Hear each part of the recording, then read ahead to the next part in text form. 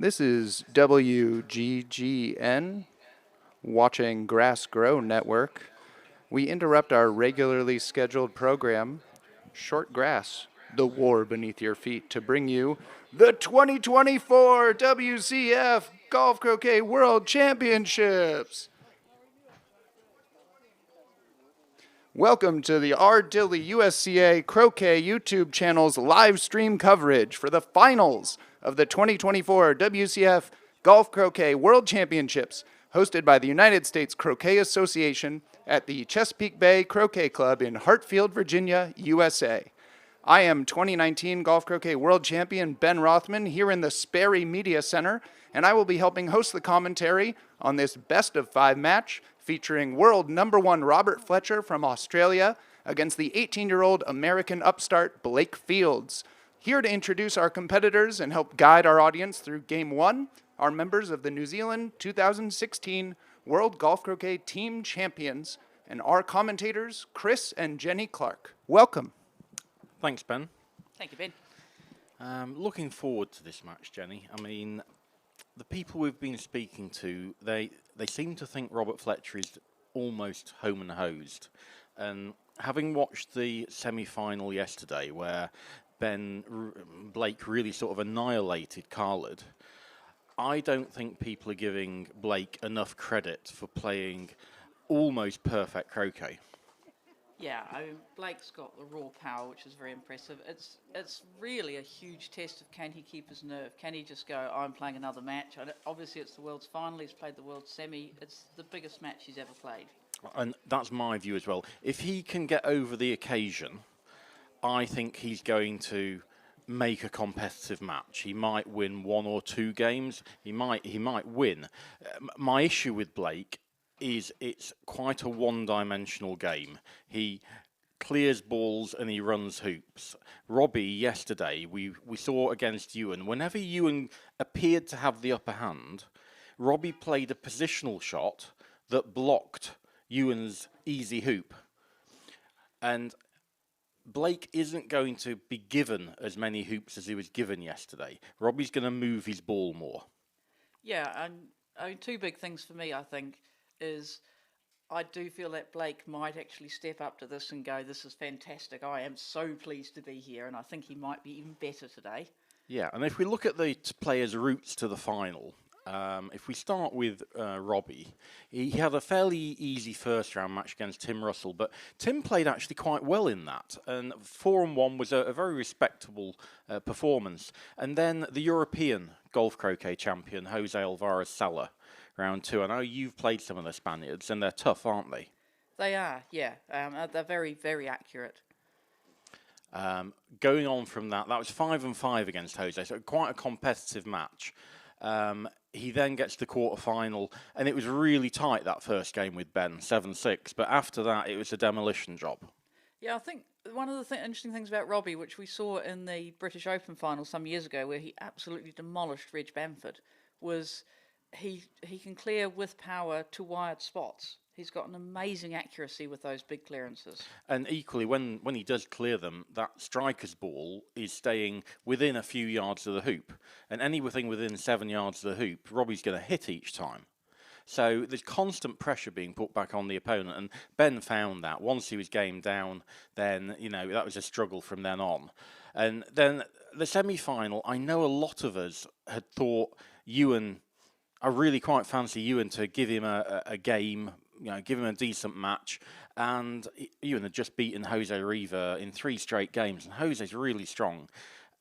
Ewan really only took him up the middle in that first game. Otherwise, it was really quite one-sided. Yeah, I mean, you look at Ewan's other games, he was really, really strong. He played very strong opponents all the way through the knockout.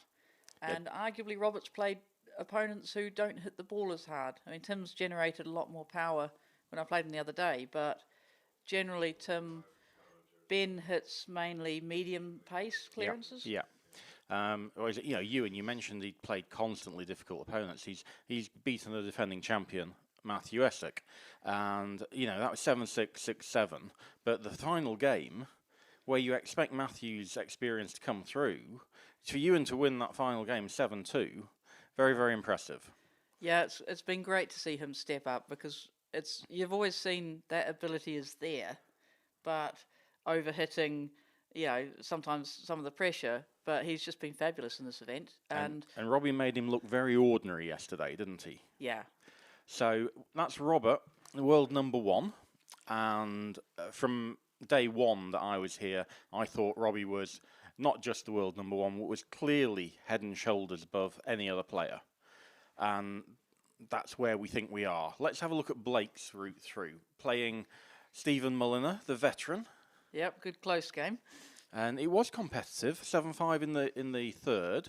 And then Ahab Abdulwahab, who had a fantastic win against Ahmed Al-Mahdi, past world champion. And again, Blake, straight games. Yeah, I mean, Ahab had to really battle to get into the knockout. He was in one of the playoffs, but to beat Mahdi in straight games is very impressive. He was playing very well. And yeah, Blake dominant. The quarter-final against effectively his coach, Brian Lozano, and really close. It was a really entertaining match. I said at the start of it, I didn't want to pick which one was going to win. It was really evenly balanced, and 7-6 in the fifth to Blake really summed that match up well. Also, really good for Blake to be able to turn around from playing that match against Brian to play so well against Khaled, because very often for people, he's beaten his mentor, he's beaten someone who's a really, really good player in a fabulous match. Very often they lose the momentum going to the next step. Very much so, and I was focused on the Fletcher Burridge semi-final, so I only really saw the third game of the Blake and Khalid Kamal match. I'm struggling to think of a shot that Blake missed off the top of my head. If he produces that level of performance that he did in the third game yesterday, I don't think this is 3-0. I think he's got a chance of being world champion. I do think Blake has a genuine chance. I mean, a lot of the talk around yesterday was if Blake plays at his top level, he might get 1 or 2 games off Robert, but you can put Robert under pressure. It's difficult, but... I'm also concerned that because it's very one-dimensional, it's very shooty, it's not very positional, that if it doesn't work perfectly, it will be 3-0 to Robbie. Yeah, I mean, Robert is a very intelligent player as well. He understands his opponents and he can play against his opponents. He can play against the game that they use. And here we see Blake in his warm-up. The players get 10 minutes each. And we've been told the lawns are 9.5 seconds. I've been commentating all week and started off writing reports on the knots list. And I said they start off about 9.5 and they get to 11. And the quarterfinals, we had a little bit of breeze. And they're actually 11.5 from north to south with that wind gradient. And that was becoming quite interesting because they were sort of 10.5 south to north and 11.5 north to south, and I think that adds an extra level of difficulty for the players. Yeah, I mean, these players are very, very good at running hoops, so they have got a bit of leeway. They can hang back a bit from the hoops with their positional play, but you don't want to leave a gap for your opponent to play into. So here's Robbie Fletcher playing with his own created mallet. These are on sale. Invictus mallets and Invictus balls, and we've actually had the first set of Invictus balls out for players to try on the practice lawn this week, and I think they look good and they feel quite good as well. Yeah, I understand there's a couple of sets might be heading their way to Egypt as well. Great. So I mean, there is a hole in the market for a really top quality ball at the moment, and they look good to me. I only played one shot with them, but it did what I expected it to do, and it sounded good. And if you look at the balls, there's no obvious seam around them. They're nicely milled. I think the reports back from England, where they've gone for WCF testing, was that they were excellent. Great. I mean, it's great that Robbie's got these new mallets, which seem to be really good. I think he's done a good job with them, but I think he's really given something huge back to the croquet community in a really difficult point in time producing quality balls. Yeah, balls are a big issue. and it would be good to see a really top quality ball that maintains its colouring, maintains its consistency in different types of temperature, and we'll need a bit more play with them to find out whether it actually does fully do that. But I was very pleased with my first look at them. So they're actually playing the final on a bit of a surprising lawn. This is lawn 11, isn't it? Yeah, I think you've got outside. You've got a couple of where is it there? Yeah, outside you've got a couple of boundaries where you can have people surrounding it, which is handy. I suspect they're going to have a couple of extra scoreboards so everyone can easily keep track of what's going on. Not sure if they'll put chairs in there because they will create indentations in the lawn, so probably only people around two of the boundaries. But yeah, an interesting choice of lawn. I don't think it's got anything special compared to the others. I think it's a little bit better. I think it's actually the best one. It's better than lawn 10, and I think it's actually been quite a good lawn. So I'm pleased to see the final on this lawn. It's a long way away from us in the commentary booth, so we'll be commentating using the screen that the viewers at home can see, rather than well, they must be, 100 yards away from us, Jan? Yeah. Yeah, and we've got a couple of shelter roofs as well. I think we should say at this stage what a fantastic venue this has been this week. I just think everything about this place is wonderful. You know, it's got 24 courts surrounded by trees, so it's absolutely beautiful. The quality of the courts is amazing. The ground is hard. In many American clubs, the ground is very sand-based, so no matter what you do with the hoops, you can still bully a ball through. This ground is firm. Yeah, no, the firmness of the hoops has been what I will go away from this remembering as the key thing about this World Championship. This is the second most firm hoop since the 2008 AC Worlds at Christchurch. And I said at the start of the week, the person who plays the best croquet will win this week, whereas sometimes it all comes down to a little bit of luck here and there. These lawns are sufficiently challenging that the best player is going to win. Yeah, you're absolutely right. And I mean, one of the things that we've been very lucky, and I've obviously played in a lot of World Championships and seen a lot of events, is so often you get these wonderful conditions. We've had it at United before, and then it rains.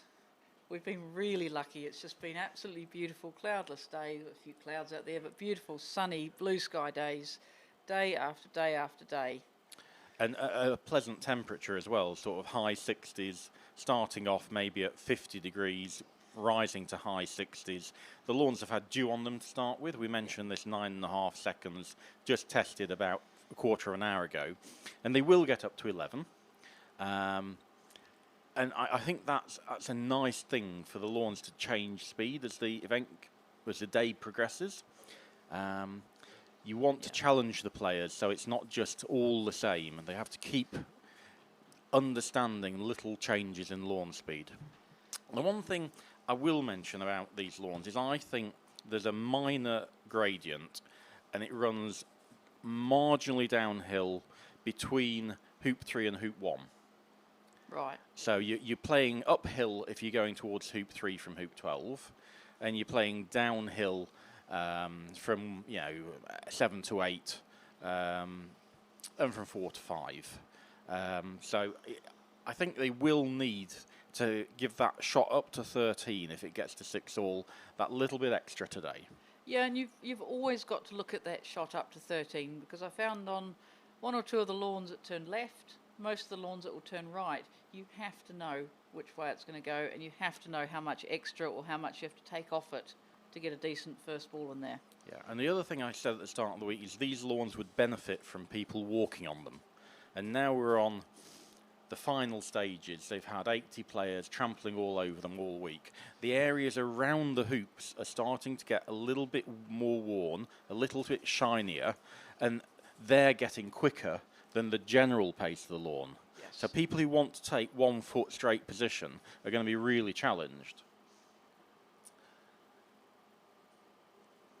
Okay, so when the players have warmed up, they'll be introduced by the USCA officials, and Damon Biden-Cope, who's the president of the USCA, Michael Albert, who's tournament director, and Bev Cardo and Tom Cooper, assistant managers to Jeff Sue, So as soon as they've finished this 10-minute warm-up, they'll be introduced, and it should be really good.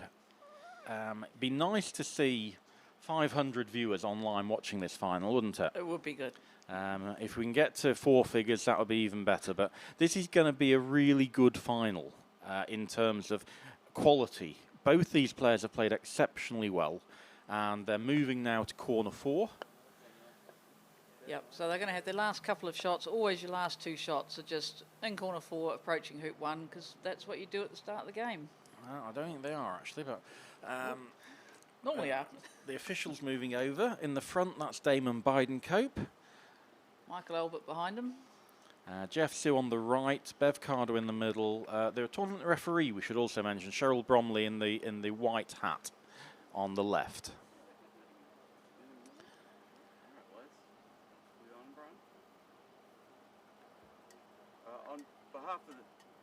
Good morning.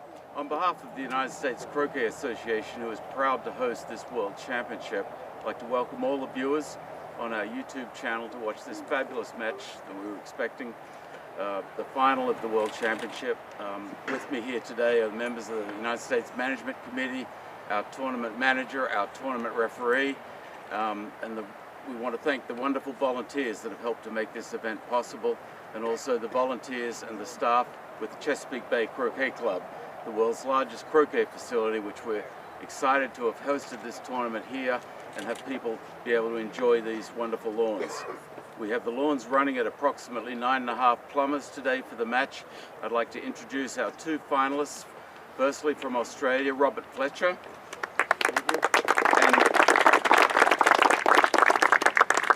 Which we're very glad has made the trip and is playing so superbly. And also, we're very proud to have a USCA member, Blake Fields, in the field as his finalist and competitor. Blake. I hope at home you all enjoy this wonderful match that we're about to see, and thank you very much for your support. Thank you. Thanks, guys. So I think we mentioned sort of experience back before. Blake has never won a gold medal in a World Championships. Robert is going for the 3rd leg of the Grand Slam. And we should say at this stage, no croquet player has ever won all 4 titles in the Grand Slam. That's the AC and GC Open Singles and the AC and GC World Team Championships. So really there'll be a little bit of pressure on Rob to, get that 3rd leg.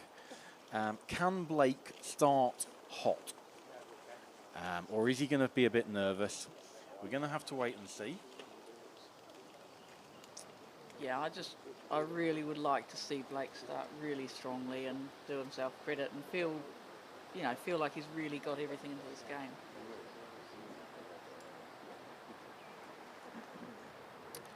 Again, Blake's won the toss, do you think? I think he might just be waiting for Robbie. I think it looks like he's won the toss. Behind we see one of the buildings here. That houses all the lawn mower and lawn equipment.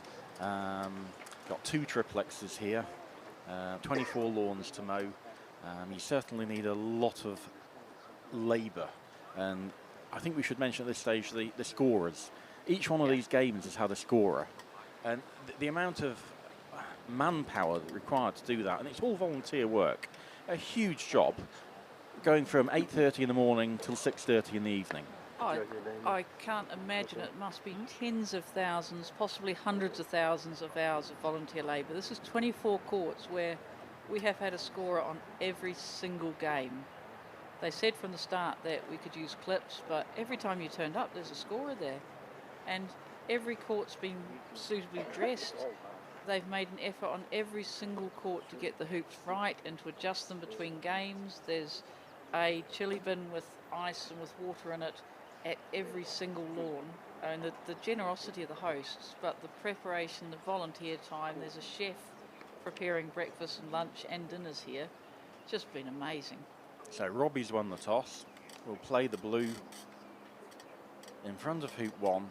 And my immediate interest as the opponent is, where is my opponent going to try and get position? Is he going to try and get 4 foot, 3 foot straight in front? Or is he going to go for 3 yards straight in front?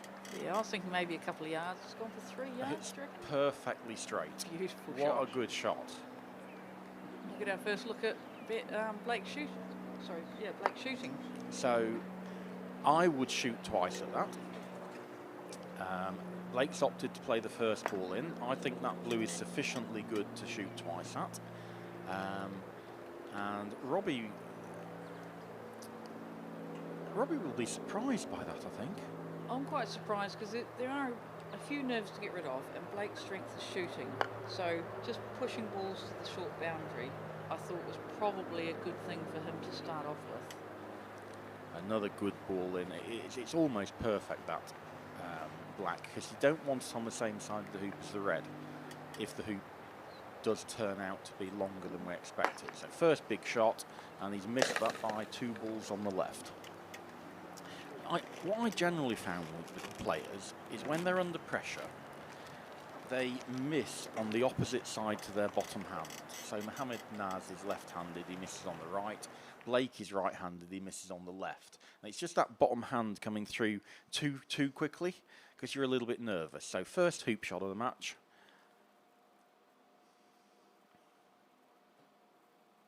Oh, that's interesting.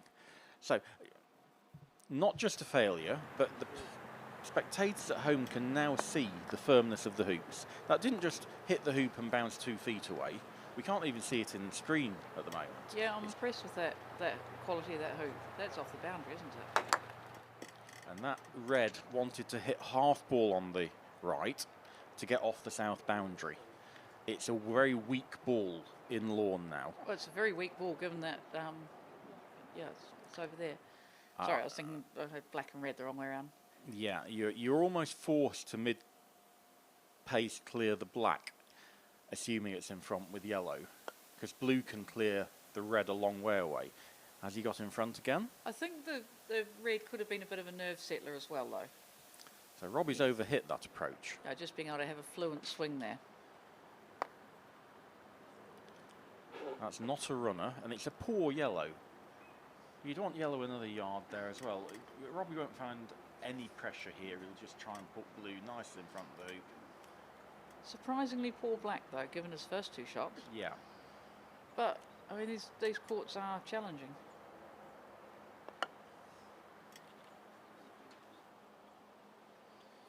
And one of the things I found this tournament that was surprising was Reg Bamford struggling to take position. Anyone who's watched Reg over the last couple of years will know that his overall game is weaker and he's missing clearances and hoops, but he's retained that fantastic ability to take position, and he was really weak positionally when he went out. So maybe there is that extra level of difficulty being created by faster bits around hoops, slight downhills, wing gradients that we mentioned. Today it's beautiful, it's still, there's no breeze. You couldn't ask for better playing conditions. And Robbie will be trying not just to clear the yellow, but to get the red in the way of yellow's shot to clear blue. This is a big strength of Robbie's. So we'll just watch the shot, and then for people that are viewing this newly, I'll just give a quick overview of golf croquet. I think he's left it open. I think that's open, yeah, to the left of red. So yeah, just a very quick overview if this is your first time watching. So you start with your 4 balls in the 4th corner, so in a corner along the bottom boundary, a long way from hoop 1. Everyone tries taking turns with their balls in the sequence blue, red, black, yellow. And it's blue and black against red and yellow. Blue and black plays red and yellow in singles and in doubles. So Lovely shot. Open. Really good shot from Blake. And everyone taking turns tries to score the first hoop. First person to score that hoop wins the hoop, scores a point, and then everyone moves on to try and score the second hoop. And there's a sequence where we move around the outside 4 hoops. So you go from the first hoop, which is the one with the blue top that we're seeing on the screen they're competing for now, forward to the next one that's actually near Robbie on the screen. And then you go around the outside of that square, or that rectangle, and then you come up through the middle of it. And you'll see that sequence as we play on. And in these games, it's the first to score 7 points wins. Look at this. Where's this going? Now, Oh, shot. that puts a lot more pressure on red's hoop. It might even encourage red to clear blue. We're playing a best of 5 today. So first player to 3 wins. And he's not being tempted by the easy clearance. He's taking his hoop on. And that's, wow. So cleanly through. He hits that really, really smoothly, doesn't he? He's got a lovely clean stroke on him. And that's already what in tennis you'd call a mini break. Yeah. So Robert had first play to the hoop. He also had first attempt at the hoop from a much easier position than Blake ended up running it from. So all of those nerve things that we've been talking about beforehand suddenly become much easier for Blake. He hasn't lost the toss and immediately gone 1-0 or 2-0 down. He's broken straight away, played a good hoop stroke, and I think that is a huge turning point in the match. You can't let the underdog feel that you're vulnerable. Yeah, I think a couple of big things happened there. Blake's first 2 shots were poor. He got nowhere near getting in front of the hoop. He missed the clearance by a long way, but then he hit that next one dead centre. Maybe he was wanting a half ball, but he hit it very cleanly. Robbie failed a hoop, showing he wasn't invincible, and then a really nice shot from Blake. And whilst we were talking, Blake's played yellow in from the east boundary a long way away, across the line of the hoop, and has not just got hoop position, but he's got incredibly good hoop position. This is now a real opportunity for him to power clear the black and get a 2-0 lead. I mentioned yesterday commentary on how high Blake's backswing is. It goes past horizontal, very unusual. And he's hit that in the middle and almost taken it off the lawn. Robbie has to shoot. There's no option. This is another thing interesting where someone's standing up to Robbie in a power game as well. Yeah. I mean, I know Ewan's got the power, but Ewan's been playing this medium-paced game, which is very accurate. But now Blake is pure power.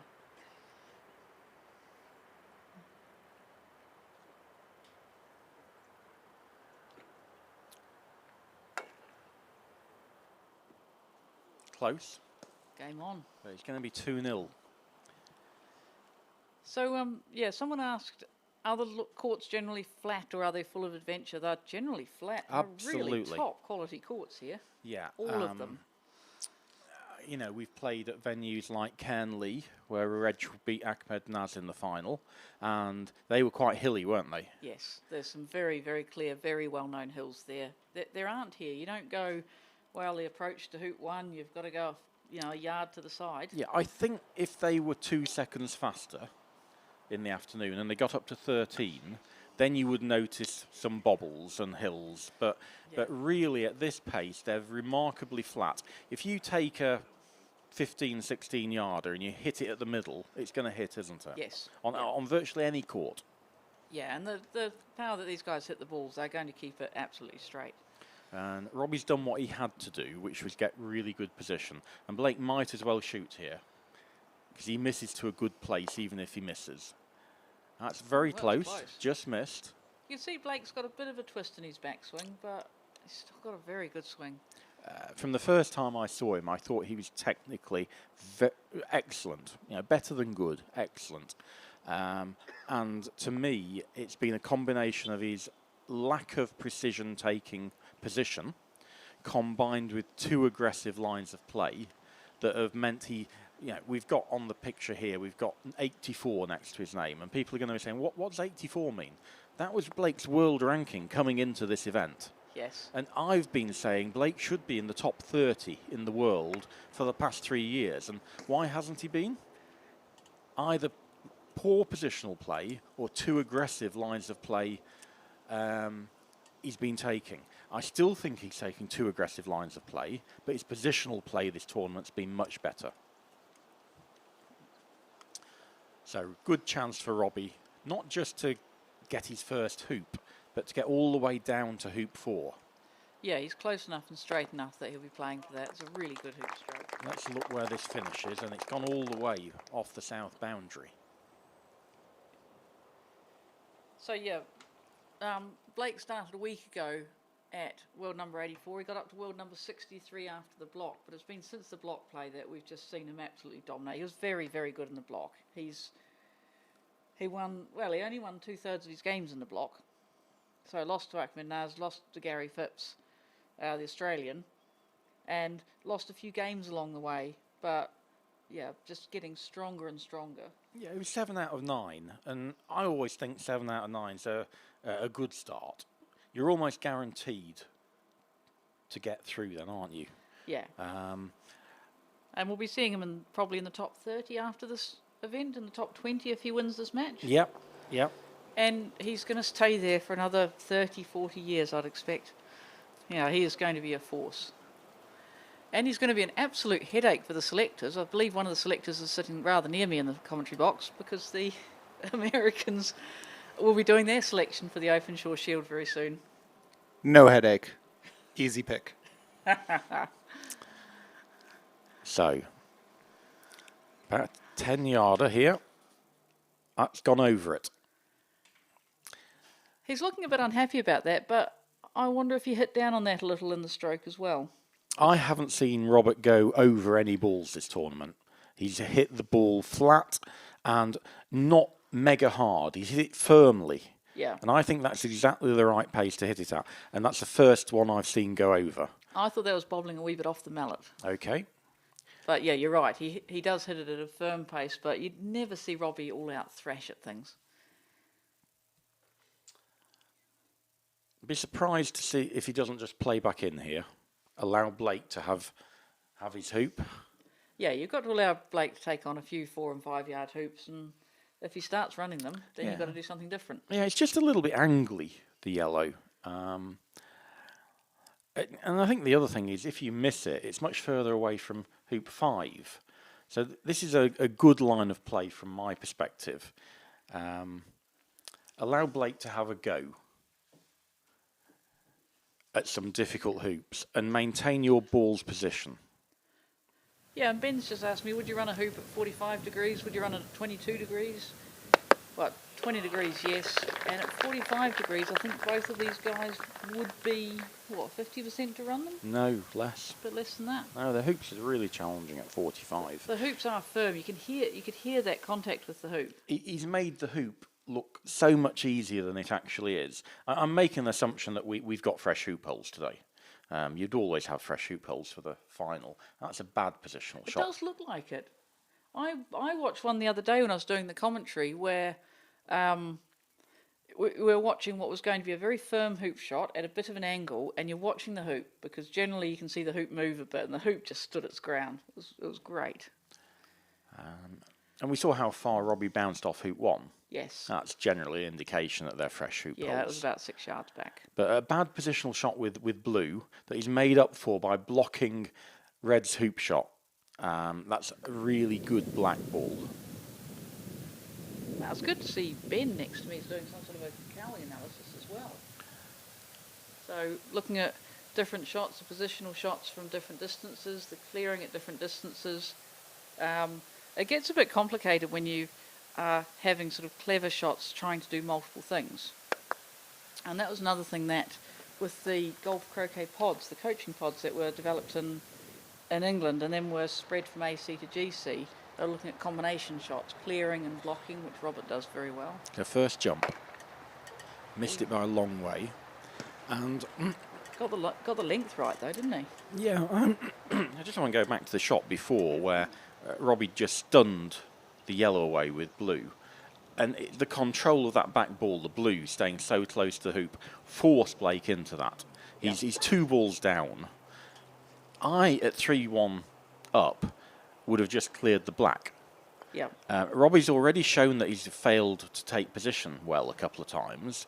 I'd have just been clearing that, and now that he's missed it, he shouldn't just run hoop 5. He should get this up towards hoop 6 as well. That's the problem, and that might have jammed. That might well have jammed. But yeah, I mean that was the reasoning for clearing black, is that black can do 2 things. It can run the hoop, but it can also get up to hoop 6. You'd have thought.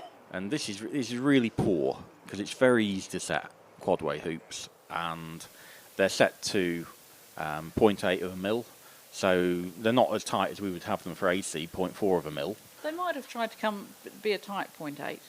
It's good to see Robbie has immediately put his foot down and gone, the balls come from there. Yeah, you'd normally put a marker down, but the players aren't carrying markers because we're not double banking. Yeah. One thing I was thinking about yesterday that's worth noting, I mean, we hear so much about these quadway hoops and how good they are and how wonderful they are for tournaments, and they're very easy to set. They're particularly easy to set if you use a clamp. Once you get the clamp right, you just slap the hoops in, particularly because you've got the dibber to get started. But actually, the origin of these quadway hoops is that Ray Atkins made them so that they could be used for competition play and for club play. So the big thing in the design was that the carrots could turn around and the hoop would go from, what, about 0.08, well, 0.8 mils? Yeah, all the way to, you know, the full 1/8 of an inch for handicap play and beginners. And I know we are members at United, and the club members use them and don't think anything twice about them. They're just normal hoops, aren't they? Yeah. But they're always set to the maximum width for club days. But yeah, one of the innovations that Ray made is he changed the hoops, the carrots, from being rounded to being square carrots, some people call parsnips, and that was to help with his design of being able to turn them round and turn them to club hoops. But that in itself has just made these hoops harder to run. Yeah, and yeah, this is basically what you shouldn't be doing with a quadway. You shouldn't be fiddling with the bottom of it with a chisel. It's not the way to set them. Use a clamp, use some sphagnum moss just to push in one side, and you'll easily get them the right width. And it's probably one of the downsides of the tournament. The referees are inexperienced at setting hoops, and you know that's something which you know could have been improved. Again, all these volunteers, all these referees are volunteers, so you know you can't expect them to do it. It would be good to have more old, experienced World Championship players as referees who are used to how to set hoops, how to deal with complex shots. I saw Blake play a sweep yesterday, and it was a fault in my opinion and Matthew's opinion and given as clean. But if you haven't seen these shots played hundreds of times before, it's difficult. Yeah, I mean, it would have been handy to have maybe a hoop setting clinic because it's something that we're more familiar with. But, I mean, look at how many refs are on the lawn. And they're not using a clamp still. We've seen some reasonably petite refs resetting the hoops in really rock-solid ground. Yeah, I would like to see a clamp because I'd like to have seen that clamp set correctly. But the number of hours those refs have put in as well. And every tournament you come up with things, you know, the impasse law was misapplied, but you don't come across that very often. Yeah. So you just need that rule book in your back pocket, whip it out. Now, I'm going to, unfortunately, not know the guy's name, but the guy on the left with the hammer, the amount of work that this guy's gone through, and hopefully Ben will be able to give us his name, he has done a astonishing number. Adam Peck. Knocking in hoops in normal conditions is a hard job. Knocking in hoops when the ground's firm at 6 lawns, and it's Ursula's son. There you go. Right. So Ursula Peck, who's been here from day dot, working really hard. Yeah, but to actually put new hoop holes, as they've done halfway through this event, into the lawns. We have a team of 5 that do it at United for 6 lawns. This is 23 because they're not using lawn 9. It's a huge job. And you need some muscles to do it, don't you? Yeah, and to be fair, actually, the 24th lawn, they have maintained at a good standard. So we've been able to go and practice on it, and obviously the hoops do get absolutely battered during the day, but we've had a lawn with quality hoops that you've been able to practice on at full pace throughout the event, which I think has been great. So I'm guessing some of the spectators, some of the people watching at home are saying, all right, what's actually happened? So black has jammed in the hoop, and that means that first of all we reset the hoop, and then Robbie has a choice. He can either leave the black in the middle of the hoop where it was, or he can have it put back to where it was before the shot and have a replay. Now, the good thing about leaving it where it is, which is what he's done, is that it's an enormously strong position. Yep. The bad thing is yellow and red were both in very poor positions. So this will allow Blake now to get red and yellow in better positions for hoop 6. I would expect Robbie to try and guard red's shot at black in the hoop by nudging it a yard further forward, and Blake will probably play onside. Yeah. So trying to block red at black here. Yeah, but like you say, red will play on side, so yellow and red have got back into the game, really. And I thought Robbie was in a position, if he put the ball back, where he could have run it back there. So he's shooting. So that's an indication that blue isn't blocking. And yellow's in front, remember? So he could win hoop 5. Close. That's a close one. Interesting comment from someone is did you spot if they put balls back in the hoop to test if it... Well, obviously black's in the hoop. We assume that the referees know which is the biggest ball on the lawn. Yeah. And normally with Dawson balls, it's yellow or black. Yeah, and you can actually see the seam on the yellow in the picture. Ah, okay. Very useful information from Ben here. He said when he was playing on that lawn against Mohammed Naz, red's the smallest and black's the biggest. So that ties in with the referees not testing it with any other ball and just making sure the black's through.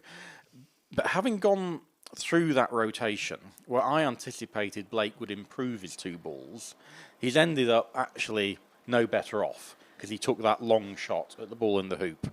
Well, he's quite aggressive, and yeah, it is potentially losing 2 hoops. I did think Ben would be enormously strong if he'd had a ball up at the peg, because the shooting's so good that having a 6 or 7 yarder. Sorry, Blake. Sorry, I'm sitting next to Ben. It's very distracting. And I'm surprised that he played yellow in there, because it's not obvious from our angle that red can hit the black. So Robbie will now play another ball directly in front, and then, assuming all 3 balls are where they are now, he'll probably clear yellow to wired. Yeah. Yeah, I mean, many people would clear yellow to get in front of hoop 7, but the quality of the shooting here is such that you do need to clear yellow to a wide That's position. yellow. That's yellow, yeah. That's not what he wants. Probably hasn't put red offside. I was thinking it probably had put red Think? offside, so We'll see where that comes back on the lawn. yeah, be close. Oh, looking at... Yeah, I'm not sure there. It was interesting, I was looking at these balls. They've got a really good shop downstairs. Yeah. With merchandise and balls and mallets. And they've also got some Terminator ball testers. And I was rolling one of the new balls around, and the dial was going nuts. These balls aren't... Yeah, they're quite variable on different axes. So we're talking about these new Dawson series. The new Dawsons, yeah. I had a yellow ball in there, and there were bits where it really didn't want to turn, and the dial just swung around. Right, it's disappointing. So Robbie's put in a blocking ball, but it's so close to blue that it does offer up a double clearance as well, doesn't it? Yeah, I don't really like this. I just think if you give them the double clearance, and this really is offering him a chance for that, you give him a double clearance.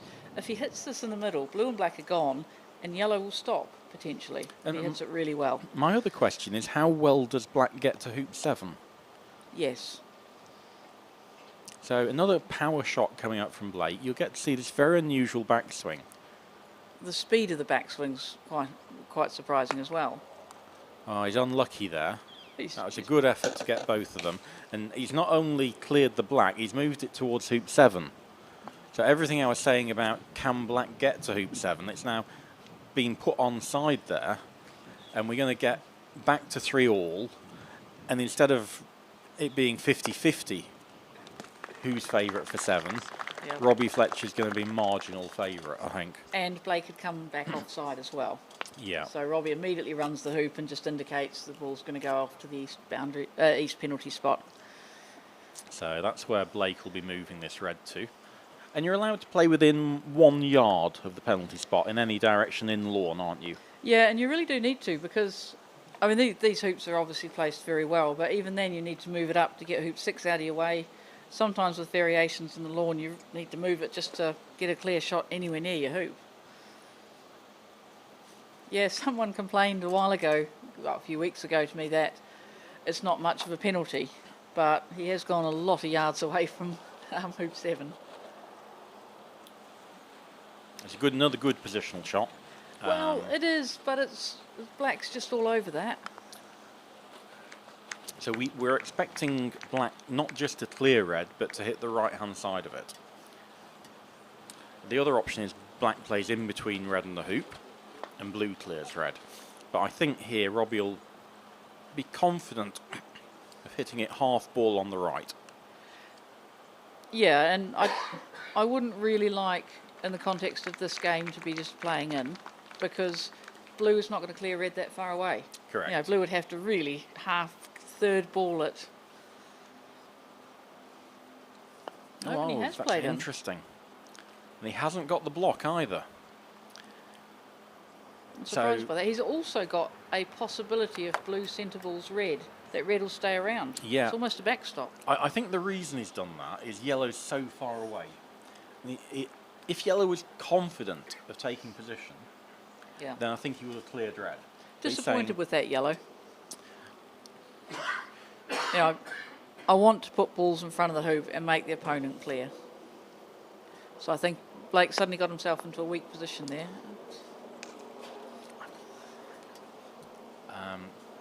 So as Jenny mentioned, there was that possibility, if you hit red, that it might go into black. And it almost went into the hoop, didn't it? Yeah, it was almost a complete disaster. But certainly the advantage that Robbie had starting off to this hoop has now vanished.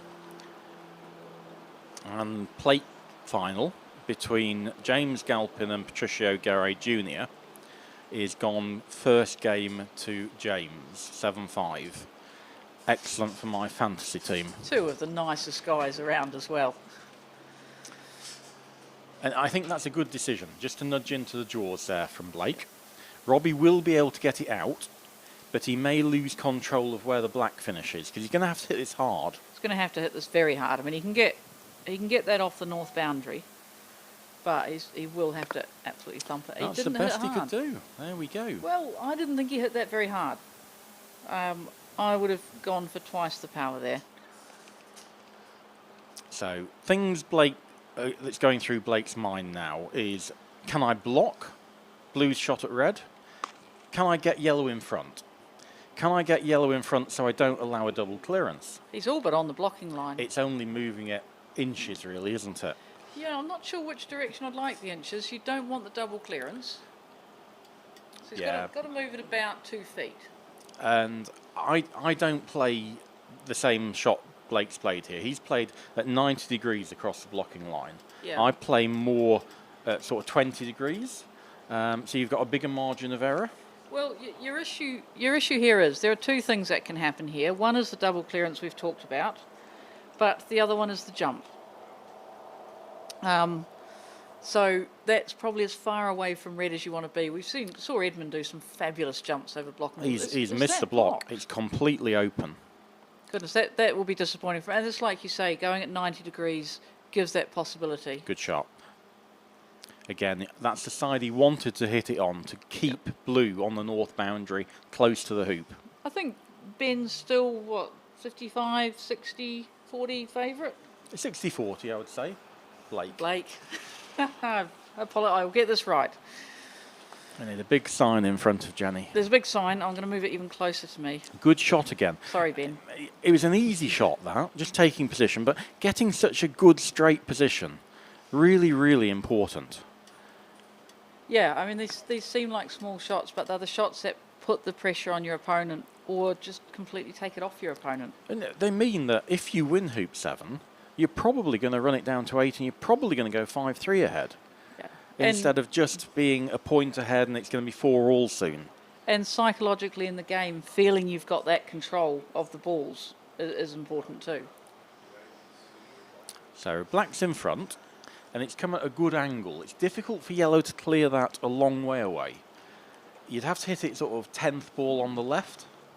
So a couple of choices. You can clear black, or you can try and play in a block on blue.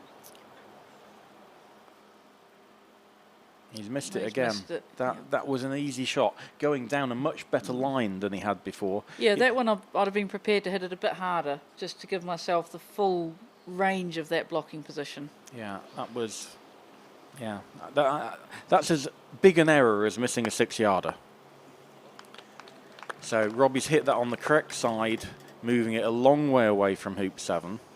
And I think Blake will regard this as a free shot at black. He's got nothing obviously better to do. He's got nothing obviously better to do, but it's moving black to the north boundary in front of Hoop 7. He's not... That's He's lost interesting. that favouritism. I don't like this at all. I don't want to give Robbie that hoop at 3-all. No, it's a very big turning point in the match if you can take this hoop. Finally get that break back to be in favour. He's looking at not taking it. Do you think that's because red's not in front? Possibly. Obviously, if red were in front, you'd think he was two balls down. You can stun this away. It's not a strong position stunning this away, because red are going to be all over the black ball. So you have to move yellow so far away that you don't think it's going to come back in front. Yeah, I mean, that's one of the reasons for clearing so far, is to make it more difficult to get that return position. And if yellow does come all the way back to position, blue's going to have to get rid of the yellow. Yes, yeah, exactly. Blue will have to clear yellow, because wherever you hit red to, red is all over black and is clearing black to a long, long distance. But we've already seen a couple of positional shots go wrong from Blake. Just needs to make sure this is in front. Red looks like it's outside the corner line, so that's over 45 degrees. Looks really, really difficult. Yeah, red. I don't think red's running this. I don't think it'll run it in the air even. That's a good shot. Excellent shot. Yeah, almost where I would have tried to play it from that distance. Yeah, I mean, it's a wee bit deeper. If blue hits this, chances are that blue is still going to travel quite some distance away from the hoop. Yeah, blue will be aiming 3/4 ball on the left. Almost protected it with red as well. It is a really good shot. I'm just loving the fact we've got a competitive match here too. Yeah, that start was very, very important, I think, to actually get Blake settled early on. He has missed a few of his clearances. Robbie's hit that on the wrong side. So, yeah, I think Robbie failing hoop 1 was really big to me. It just allowed Blake to come back into things, and a really, really good first hoop shot from Blake. And it shows that there's a level of vulnerability to your opponent. Everyone's going around saying, you know, Robbie's the best player, and he is the best player, don't get me wrong. He's clearly better than anybody else in this tournament. But he's human. Yeah. He makes mistakes.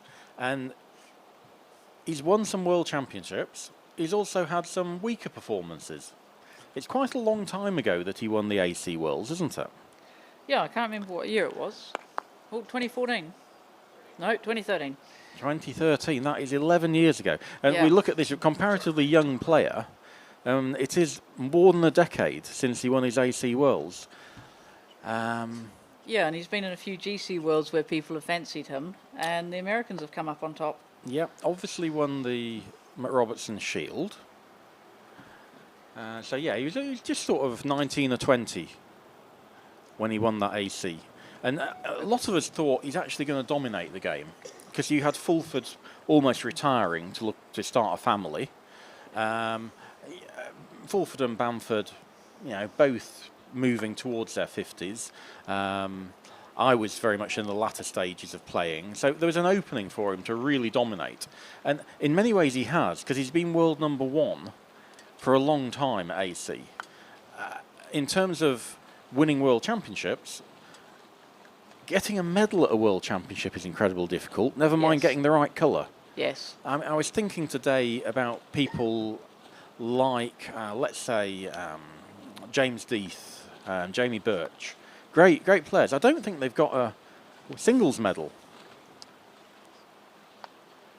Not sure. Maybe James has. I'm not sure. That was a good effort. Hit it straight into the far wire, and it's bounced back 3/4 of the way to the boundary. And Robbie needs to clear the yellow now. So a question for you, Chris. Would Blake be the youngest ever croquet singles world champion? I would have thought so. 18 years old. Yeah, I can't think of anyone younger than that. How old was Rob when he won his first? That's got the wrong outside of the wire. Outside of the wire. It was Blue was blocked the shot at yellow, which is why Blake took the long shot with red. It was a free go. I did fancy, in that case, jumping blue. I just thought that hoop shot looked very difficult, and he didn't look fully committed to me. So answering your previous Well question, done. Rob won in 1990, the AC Worlds, and he was 21, or Okay. just about to turn 21. And you were 21 when you won your first Worlds? No, I was much older. I was about 24. Okay. So both players had chances at that. I thought Robbie had the better opportunity. Blake's broken again. Ooh, Hasn't this been isn't behind good. in the This match. Is bad. This is really difficult when you overrun a hoop because you offer such a wide wiring area. If Blake can get a good shot in here, this is going to be very interesting. And I think we mentioned in the warm-up, the north to south shots, like that 7 to 8 shot, are fractionally downhill, and it plays faster in this direction. And Robbie hasn't picked that up with that positional shot. And the warm-up's really good. You get 10 minutes, so you can literally take both your balls around every single hoop on the lawn. What a good shot. Oh, no, it's just open. Just gone a ball too far. It's a fantastic positional shot. It's dead in front, but it's just gone that ball too far, so blue's open on it. And those little things are massive at this level. I'm not sure how much blue's got of it. And we should also thank the videographers. You can see one in the back of the screen now. You can see John Graney in the top right of the screen. And also we've got Brian Hovis. They've worked really hard. The video, you're standing for absolutely hours concentrating, and they're bringing us some really good quality images of the matches. This is a difficult shot. This is coming across the line of the hoop. Well, it's completely open now. Yeah, it's got a second prize there. Maybe it's the first prize. Maybe he was actually looking for that. Blake's going to take this power clearance on blue because red's still a runner. So, yeah, with yellow on that boundary, blue wants to be 3 yards short almost. Oh, dear. Oh, he nearly got it. If red had still been there, that would have been a super shot. It would have been perfect, wouldn't it? But now Robbie can middle this up to the north boundary and have 2 potential runners. Black's tricky. And also Karen Chrisley, another videographer we've had working hard. They're long days, and it's been really good quality. So many thanks to those volunteers. It's been excellent. And I think this is where Robbie has an advantage. I think he can hit this in the middle and keep blue within a few yards of the hoop. Whereas when Blake clears it, he often gets that bobbly contact on his hard shots, and partner ball goes 7, 8, 9 yards away. He has moved black out of position, so it's no runner. Yeah, he hasn't hit that as cleanly, as centrally as he wants to. So Blake is back in this, and he can bring a ball back down. But yeah, I mean, we were talking about the videographers. We're about 100 metres from the action, and there's a lot of stuff blocking us. So we're watching the screen as well, and it's really good quality footage. So viewers may think black and blue had a big advantage because they're right by the hoop and red and yellow weren't. But it was close to 50-50 before that shot. Yep. Now that Blake has put red behind the hoop, he's offered a wired spot to the black, and Robbie becomes strong favourite again. And it's a very easy wired spot to hit. And yellow will have to clear black, and then blue will have the easy wired spot. So he's in a bit of trouble now. So he's looking at 2 things, wired from red, but also blocked from yellow by blue. If he can achieve both of those, it's almost a 1 hoop. Yep. So yeah, again, it's about looking to achieve 2 things with your ball. One thing's having it blocked from red, which is great, but in the quality and standard of this match, you also need to try and protect black if you can, and then that's just incredibly powerful. So I don't know what Blake's got. He's looking at the hoop. That means that Robbie has got the block on blue, and this is, I would say, it's about 80 to 1 against. This is jumping blue all day. He's got the power to do it. This is what Edmund's been doing. Yeah, Edmund's been the best player at jumping over a ball to hit another ball, I think. He's just looked fabulous, some of the distance ones, but that was the percentage option. Yeah, Ben had a good option of just hitting red. That's my preferred option. And he might have been going for that. I mean, he's hit the side of the hoop. No, he's gone for the hoop there. He wouldn't have hit red that hard, I don't think. Right, yeah, good point. I don't think he would have missed red by that far. He's been shooting so well. Yeah, I think possibly he just didn't see that. There are so many options. So Robbie can't afford to put blue in a position where red can wick off it and hit black as well. Yeah, blue's going, well, I was going to say blue's going north of black. Yeah, level with is fine. So now Blake's in all sorts of trouble. I'm going to give the hoop up now. I'm going to go halfway. Yep. Yeah, I mean, Robert is going to run the hoop. I don't think this achieves much. Obviously, it puts blue a bit further away from hoop 9, but I don't know it does much. That's a legitimate choice because black has a failable hoop. And getting blue so far away from 9 is legit. Yeah, and Blake's got a jumper if he needs it. Yeah. Don't expect Robbie to fail this. Your average player in this tournament has only been running this hoop about 6 out of 10. Yeah. There we go. Nicely through.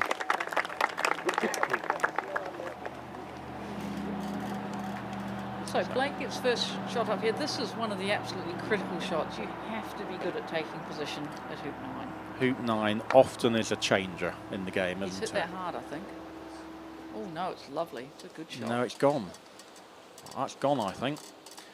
If we can get a good camera angle on that. Yeah. Is it inside or outside the corner angle? Apparently it's uphill hitting Oh, there. It's a that's- really good shot. So yeah. it has slowed down. No, that's okay. That's runnable. So you remember you were saying that it was downhill from hoop 3 or corner 3 to corner 1? Yeah. So this is having to go up a bit. So hoop 2 to hoop 3, hoop 8 to hoop 9 are both uphill. Yeah, and 12 to 13, most crucially almost. Yeah. Um, Well, 12 to 13 it'll move away from you. Robbie won't be shooting at this even if he's open, I think. He'll think black can hit it, and he'll be trying to get blue in front. And this is on the downhill line, so you should be over-hitting it if you're To be doing honest, anything. I'm quite happy shooting at yellow from there because you're going to come to that south boundary anyway. He might it's not in have the been direction open. you want him to go. I want a straight ball in front, and I want it deeper as well to protect from yellow clearing it. So I like where blue is. So it looks like we've lost our score box here at the moment. So it's 4-all to these players. I'm not sure how the plate final. Here we go. Plate final is 4-all. Is 2-1 to James Galpin. This is a lovely shot. If he's managed to block blue's hoop there, it's a lot more insurance for him. Yep. And if he'd gone a bit further, he could have blocked black at yellow. So it's a nice touch shot. It's a bit short of that blocking line, but he's got something out of it. So we haven't seen a lot of clearing from Robbie in the match. He's been quite positional so far. This is one he needs to hit. Do you think that maybe places a little bit more pressure on Robbie that he's not doing so many clearances and he's now got to step up and hit something that's 20 yards to stay in this hoop?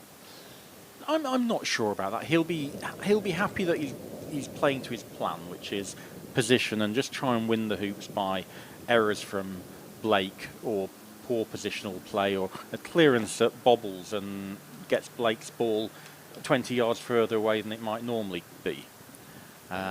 We've been asked how many ground staff they have. It looks like hundreds given the amount of work they've done, but I suspect it's only a small handful. It is a small handful. Very surprised he's letting yellow take this hoop on and not get position. I'm surprised he didn't go hard with blue if that was his plan with black. So if red's blocking blue's hoop, yellow has the opportunity to snuggle blue for a guaranteed win. Snuggle's difficult though. The balls do wander just a little bit. So, But yeah, if he gets the snuggle, this is a guaranteed win. weight's good. That's fantastic. Super shot. That is a win. You don't see a lot of snuggles. They do require a bit of touch, but generally they're from shorter range, and they are absolutely winning shots when they come off. Robbie's indicating that they might have finished in contact. No. And if they have, it completely changes their position. Yeah, I mean, remember Robbie's a former AC world champion. If he gets to play it as a croquet stroke, he's back in it. I'm not sure he would be taking this long if they weren't in contact. So let's assume they are in contact. He'll play a sort of hard drive shot, which will clear yellow a long way away. And hopefully, by splitting the angle between where yellow's going to go and where he wants blue to go to the red, and aiming halfway between those 2 points, blue will follow through into the red and clear it. Yeah, so we're going to try and clear red. You can't try and run the hoop with the stroke. It's just too difficult. But yeah, you can get yellow off the north boundary, and you can get red. Ooh, third of the way up the lawn, do you reckon you go for? Maybe. I mean, I don't think Blake would have played the snuggle had blue had an open hoop shot in the first place. Right. That's a good point. So That's just too risky in that case. yeah. There is another option. He could give up the hoop completely and roll blue up to hoop 10, but Robbie doesn't tend to give up hoops. So no referee needed here. because they're in contact. Yeah, so this is a shot where the balls are touching, so you can just plough into it. Whereas if there was any gap at all, this was dead. You're not, any shot moving blue forward would have resulted either in the ball, the blue and the yellow coming together, so a sort of Prolonged contact. prolonged contact I was looking for. But it's more likely to be a double tap. Yeah. And when we say double tap, it's usually 4 or 5 contacts at this range. Yeah. Pretty good in the background. You can see 3 of the main sponsors there as well. PFC Mallets, White Tie Croquet and Oakley Woods. Don Oakley's been here all week. Yeah, thanks very much to all those guys. Really appreciated. The one final thing about this is I'm going to hit it really hard so that if blue misses red, it gets up to 10. So that sort of yeah, blue's got all the way up to 10. So that's on side. Oh, this is a bit unfortunate where it's ended up. Oh, no, yellow's come off there. What I was thinking it looked like it had happened is that potentially yellow had gone to the north boundary with blue in its sights to smash it down to the south boundary. Yellow was always going to go east boundary.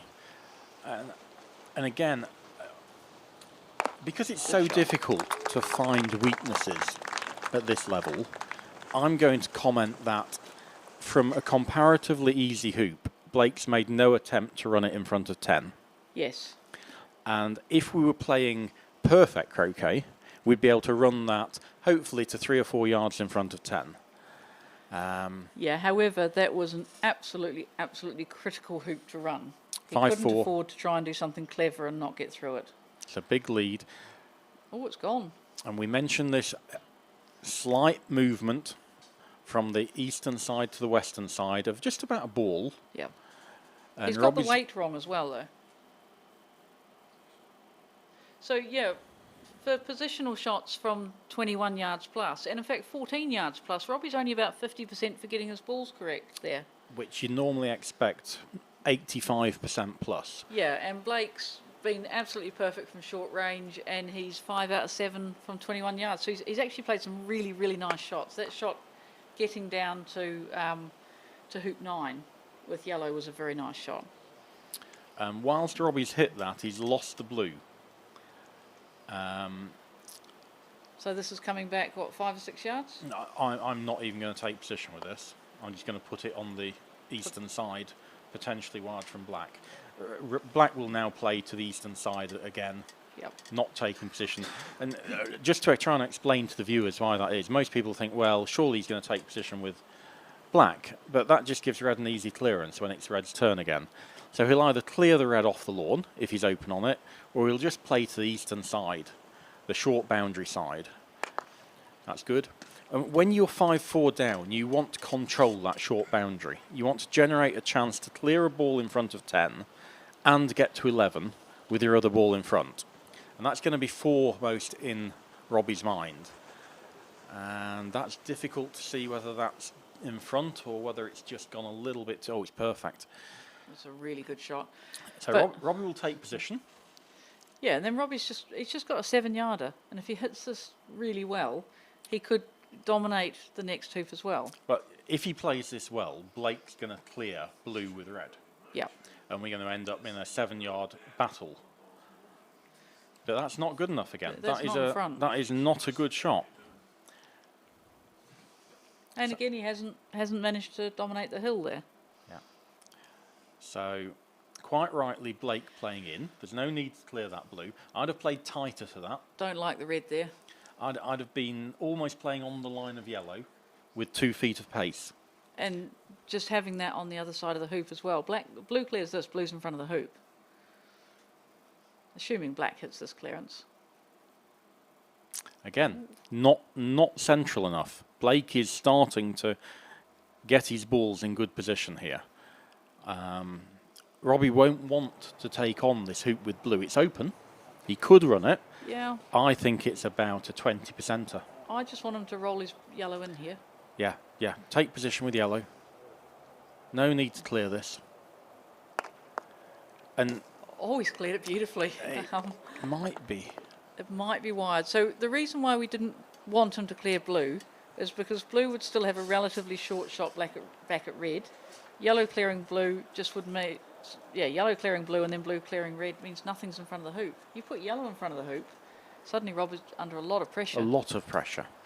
And it's those little things in Blake's game where I think he's not getting the best out of his physical ability.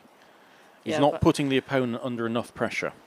Yeah, I mean, he's been very lucky with this wick here. And now Robbie's looking at it going, I've got half a ball, but I'm going to be nowhere near hoop 11 if I miss this. I think I'd be tempted to have a go at it. What sort of pace are you going, though? I'm going to go mid-pace. I think Blake is going to run this hoop. Oh, he's just taken position. Badly. Oh, no, it's rolled on. It's okay. No, it looks all right. I expect Blake to run this. It is failable, though. I mean, it was like you were saying down at the other hoop when their roles were reversed. Great picture here. You can just see the mallet in action. And the other thing, from a technical point of view, is we'd say he's lined up at fraction on the left-hand side of the ball. I thought he was lined up slightly on the side of the ball. A lot of the casting was looking at the wire of the hoop throughout the casting. So it was looking at straight at that central wire, but Blake knows the swing, and that's a lovely shot. 6-4, it's a good lead. You're guaranteed to get to 13. And also, you're looking at red, looking at Blake, going, Blake's just going to smash that back. Yeah, and if we can see this from this camera angle, round black there, hopefully the viewers at home will have seen a very light straw-coloured patch directly in front of the hoop. And that's why a few of the hoops are becoming a little bit more difficult to get good position. Blake, a rare positional miss there, and Robbie will try and play blue in to block red's shot. Yeah, I thought yellow was going to pull up there. I thought it was going to be super. And he hasn't got it. Oh, he's hit that hard. Downhill, Ben quite rightly saying, again, this east to west line is fractionally downhill. So we've got that fast backswing again. In the middle. He hit that very, very smoothly. That was a lovely swing coming through to strike that ball. Yeah. I think it is arguable that Ben's getting a little bit excited here watching this. It's great. It's great to have a World Championship in America and to have an American playing in it. And very exciting to see such a young player playing so well.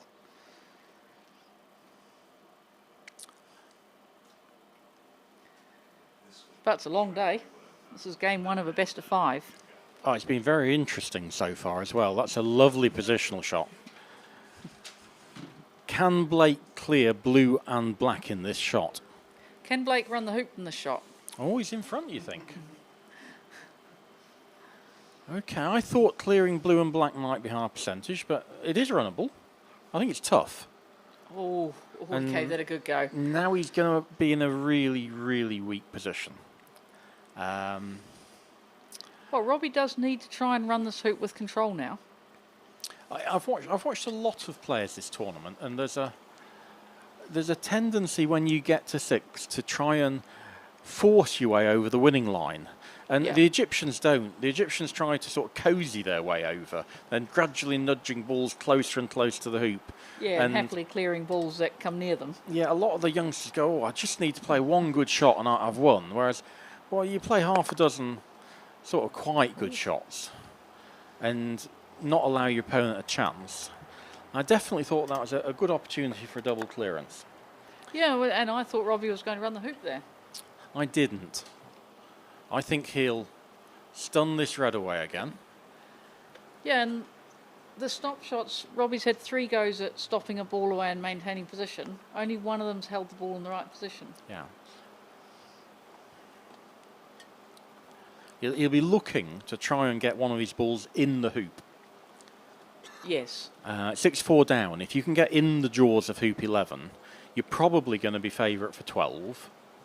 I just thought with the quality of his hoop running that he might fancy those two. They were a bit of distance though, and it's maybe foreshortened from the angle we're looking at.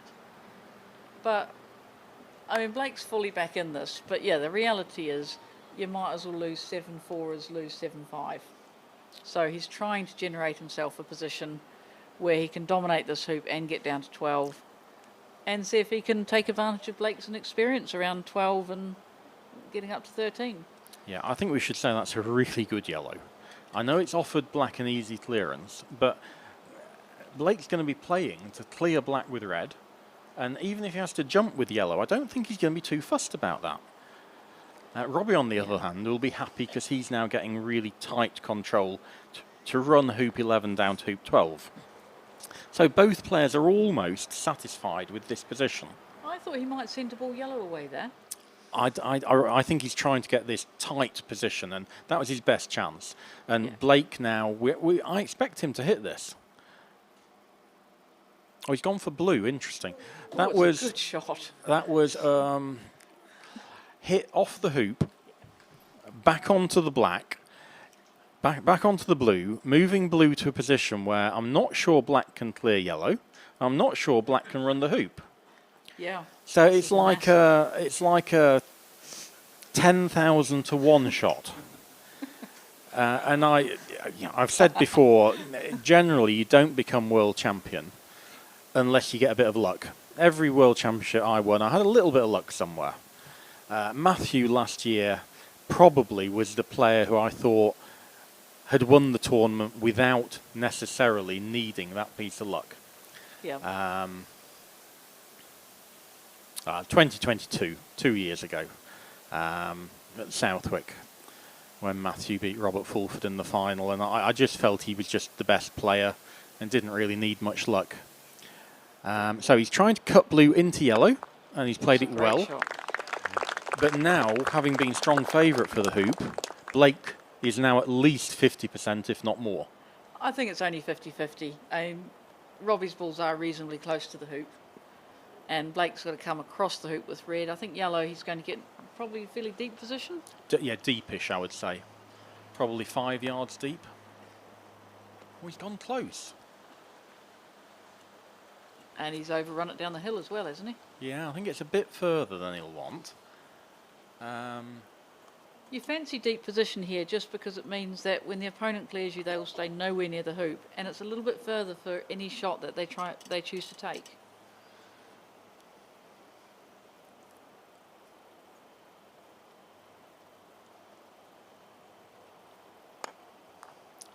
Felt the need to hit that, and he's done it very well. These centre ball clearances I mentioned as being probably one of the differences.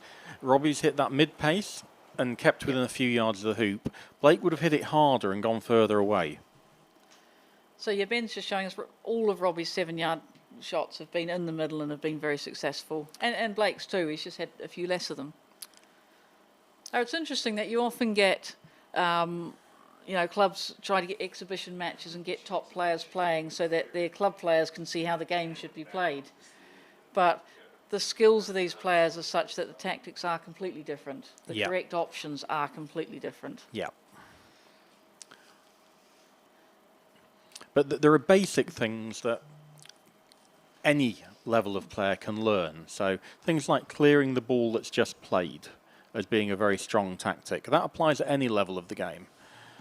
And another good positional shot there from Blake. I'm not sure whether he's blocked Black's hoop, but it's really good. Black may just be open. Robbie has to clear the red here. Needs one of those central clearances again, keeping blue within a few yards of the hoop and red all the way to the boundary. Well, if he gets red all the way to the boundary, then yellow could be a bit of a blocker as well. I think it's probably a pretty good shot. I wouldn't be surprised to see Blake take 3/4 of a ball at black here, because yellow's so good. Or, depending on the line, you can just take all of yellow on. It looks like it's gone down a different line to what I was thinking, and he's only got a quarter ball. Yeah, no, he can't shoot at that. So again, you don't need to go too deep here. Hitting the middle of yellow is powerful, though. I don't like, no, just play that back in front. It needs to be wide from They blue. are just far enough apart that chances are you'll just clear yourself. Yeah, you'll be disappointed with that red. I think playing it 2 to 3 yards deeper and giving yourself a wider area to be wide from blue would have been better. So blue can see red, do you think? Yeah, blue's now open on red, and black can stun yellow away, keeping hoop position. And then blue can clear red to corner 2. So once again, building in Robbie's favour. Yeah, But there's no rush to run the hoop with your immediate first difficult opportunity. I think he might be running the hoop. He's not aiming at the middle of yellow, Oh, he's which getting is very what close to red. I can't see what's wrong with stunning yellow away here. Very, very close to red. As the opponent, I'm watching this red eagle-eyed. No, he has done the central clearance. He hasn't got black quite where he wanted. It's probably one ball short of where he wanted. And equally importantly, yellow has not gone to the boundary. Yeah, yellow's just having black here. I thought they were sufficiently far apart that he could have got yellow to the boundary. Wow, I thought yellow would clear black here, but yellow's going to take position and red's going to have a go at black. But he's now given Robbie that opportunity to play to one of his strengths, which is clearing a ball to somewhere that it's wired.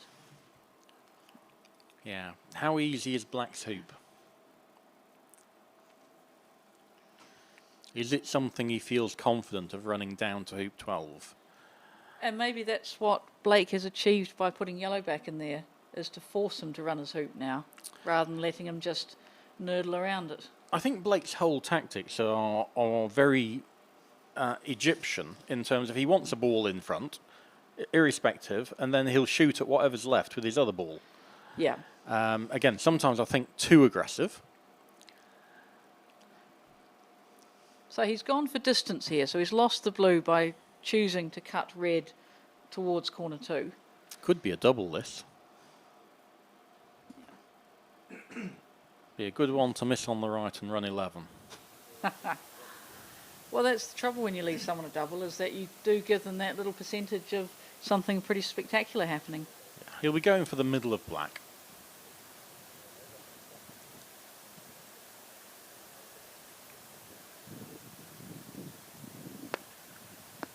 And outside of the wire.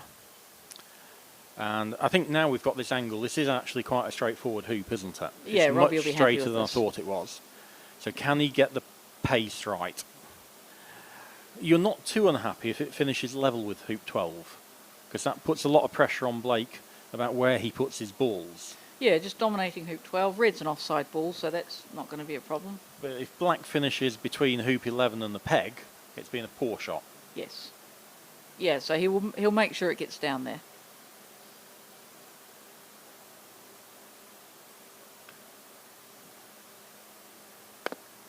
No, Ooh, that that's hasn't short. got past the peg. Now there'll be a spot in front of hoop 12 where black can't hit your ball. Yep. And that's where yellow and red need to find themselves. That's very, very short, but might have got the block. Very close to the block. Very, very close to having the peg in play there.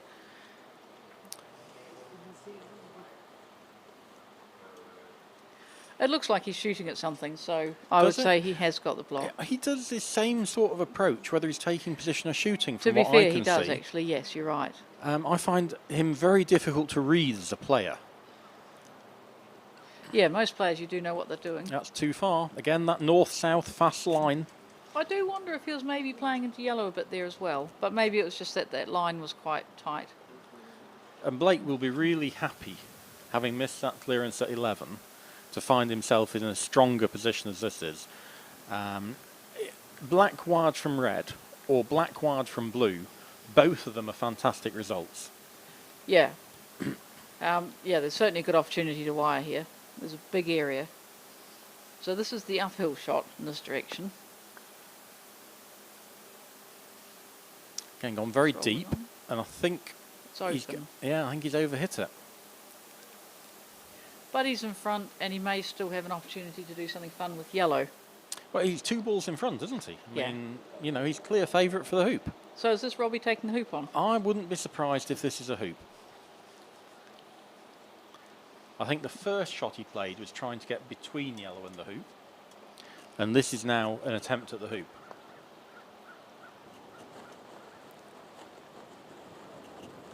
Yeah, when you're 2 balls down, this could be the only He's shot you get at the playing hoop. in. Wow. That is not very good. I simply don't want to give Blake this hoop. I mean, I don't want him to have a shot with yellow. Taking black out. Just keeping control of the hoop, saying to Robbie, you do need to hit things.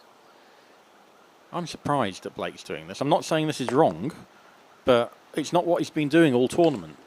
And Yeah. one of the things I encourage people to do is do what you've been doing all tournament. You've got to the final doing it. Yeah, what got you here? He's just turned down a fairly straight hoop to go game up. And played a very wibbly stop shot. And which isn't one of his strengths. The mid-pace clearance is not one of Blake's strengths. Yeah. I thought he could have hit that quite hard and kept yellow around. Although hitting it hard and keeping yellow there does offer some interesting things for Robbie to generate a very long hoop shot and have a ball at 13. That's a good shot. So Robbie's all over this hoop now. If I come out of this game and I haven't had a hoop shot to win, I'm glad the rifle centre's a bit further away. I mean, I'm going to be shooting myself if I don't get a hoop shot after this. Yeah. That's not very good either. So Robbie will take position. Well, Robbie will take position, but it'll be interesting to see if Ben shoots at something. If Blake shoots at something. He's clearing this. No, he's See? no, just position. That's good. And Blake will play position. Yep. Ben's reckoning Blake will clear blue, and it's interesting. I mean, Felix at that Worlds in Australia would just be clearing blue. He was just amazing in his quarter-final. I think he would, but I don't think Red's a runner. You don't think Red's a runner? No, I think if Red was a runner, I think clearing blue is a legitimate choice, but Red isn't good enough.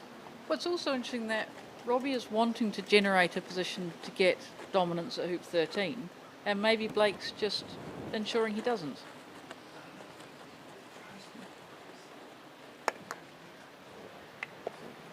So that might have something in the way. I think you Yeah, it's probably probably got creep yellow. past the left-hand side of it. But again, it's not to win the hoop. Yellow's not in front. Yellow flicked that wire and is a non-runner. Ewan has pointed out that he did have a shot at 11 to win the match, to win the game, sorry. It's not a shot I fancied him taking on, but he gave himself that shot. He's got it. Oh, that's super. That's That's super. a great, great shot. That is very low percentage, but incredibly good when you get it. Yeah, Jack, I thought that was an attempt to clearance at 11, but it's not really 100% sure. We're not sure what he was going for there. Yeah, and one of the things that he's done so well there is he stayed south of black because you don't want to get a ball up there. But what Robbie wants is a ball in front of hoop 12 and one of Blake's balls north of his other one so he can get this clearance and dominate the north boundary.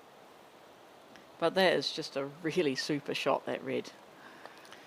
I haven't worked out what I'm doing here yet. I'm not sure he's got the angle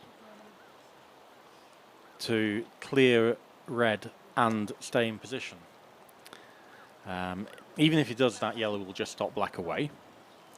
You don't want to lose black from within 5 yards of the hoop. I think putting red behind the hoop and moving black 5 yards west is probably the best he can do here. Yeah, like that. That's pretty decent. He's got him off the boundary. Got him very close to the boundary. And you can't take deep position here. That gives black a clearance towards 13. So this is a tricky choice. I'm tempted to stop blue away and hope to get yellow wide from black. You have to be careful if you stop blue away that you make sure that yellow comes a bit wider so that you don't offer a wiring area for Robert as well. So maybe 2/3 ball sending blue directly south? Yeah, the wired line from black is across a narrow part of the hoop. Yeah. I just took it in the middle. He's taken it the wrong side. He's offered a bit. Yeah. Very much 50-50 this hoop now.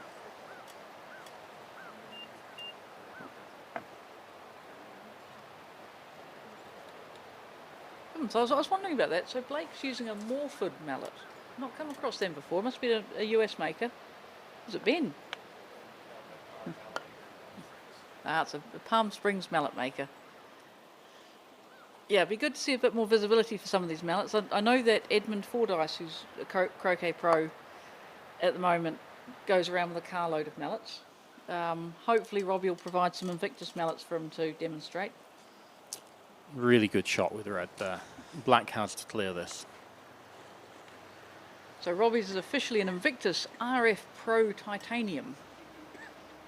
So yeah, it's a different mallet to what we saw in England last year, isn't it? Very much so, and I'm not sure whether he has a different one for AC or whether this is a bicodal mallet. The one he used at the British Open AC last year was incredibly good at stop shots. That one less so, it seems. His stop shot percentage is quite low now. Well, I was really thinking about croquet strokes. Right. And as Ben points out, he's getting himself towards 13, but is he going to want to take on that hoop with blue? Not even sure where blue is now. I'm not sure blue's open on the hoop. So it's a really good shot from Blake there. So this is the same mallet that Blake's been using since he was 11 years old. It's made by the late Robert Mordford. And again, probably an explanation as to why Blake plays Solomon grip. What you often find with youngsters who start sort of 10, 11 years old is the mallet they are given is so big for them that the only grip they can use is a Solomon grip. Yeah, and that's what Ewan started as a little joker with Solomon and has carried on. This is apparently Blake's second mallet. Okay. But it's the same type. So these are forced clearances now. This is a strong position for Blake. Look where the mallet's pointing. Yeah, it is a bit right, isn't it? And then, just as you do, as you walk up, you gradually get closer and closer to actually being good technically. Thank you. Both Robert's balls now are south of 12. In some ways, that's a powerful position because it gives you a northwards clearance towards 13. But in other ways, it gives areas of potential wired spots for red and yellow. Oh, I'd be really disappointed with that shot. I mean, Robbie is a really class player and he wanted to hit that in the middle. Oh, this is interesting. Yep. That's a good shot. Yep, that looks okay to me. I'm enjoying seeing that we're not only seeing Blake powering things away, he's playing some lovely touch. It's dead wired. So this is now blue to position, black power clearing yellow. Which gives him that clearance up to 13. So Robbie's not 100% unhappy with this. Yeah. Again, it's the sort of position where both players are vaguely content. If he's got a block there, that is fantastic. Robbie stopped and had another look. I also wouldn't have minded him having a go at blue there, apart from the proximity of yellow, just because we don't want this power clearance. It's a huge shot.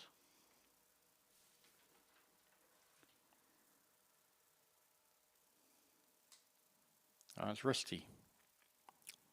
His swing for the powerful shots is not looking anywhere near as assured as I've seen it. No. Yeah, he's missed all of his clearances from over 10 yards now. I can't cope. No, I can't cope with this. This is what the Egyptians will do. But I coach all the players. I coach that you go for your hoop. That. Yeah, win your game. Take your hoop. Win your game. When you're playing a very strong player, I do not want blue to be able to hit red and get back to a 35% chance of winning the hoop. Yeah, I mean, as I said, Robert has missed all of his long shots, but... So, yeah, Ben's actually got a great stat of when players have refused an under 7-yard hoop. Now, sometimes it's a tactical reason, like Robbie wanting to run 11 down to 12, or other times it's just moving an opponent away when that was your hoop. That's another miss. There we go. That should be game one.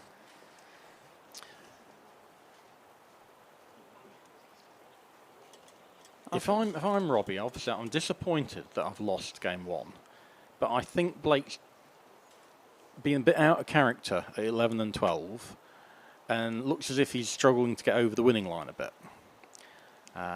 So 1-0 to Blake. But I would equally say that Robbie is actually struggling to hit the ball hard at the moment. He's not. There have been a few shots where I just thought he'd hit it harder. I just thought he should hit it harder. And he hasn't looked all that assured. It's a nice hoop. So we're going to take a couple of opportunities in this break. I think Chris will probably want... Well, I'll let you talk about your thoughts on game one first. Yeah, I go back to hoop 1 as probably the most important time, where, as the world number 1, I expect to put my opponent under pressure immediately. And straight away, he didn't. He won the toss, and he should be winning hoop 1. He took really good position at it, and then he failed the hoop, bouncing yards away. And from that, Blake immediately got into the game and the match and settled. I still don't think there's a massive likelihood of Blake dominating the match. I think Robbie will get better from there. But we are going to have a competitive match. I'd like, as the match goes on, to see Blake maintain positive attitudes towards the end of the game as well as the middle of it. I've criticised certain aggressive shots he's taken early on, and then he's taken shots where I expected it's just a correct aggressive option, as opposed to an incorrect aggressive option. And he's chosen defensive lines later on. And he's got away with it because Robbie's played an imperfect game. So game 2, for people who don't watch a lot, it's still going to be Robbie to play first, because the loser plays first in the next game, don't they? Yeah, with either of their balls, but Robbie's blue and black, he'll play blue. The loser always tends to play red. Robbie does need to find his swing pretty soon, though. I think what you're saying about Blake, about being too aggressive and then taking these more passive shots, when you're a really, really aggressive player, you get a lot of people getting in your head and in your face saying to you, you're too aggressive, you need to play, some more percentage play. And sometimes that can lead to you trying to have a more balanced game and just taking the wrong decisions to do it.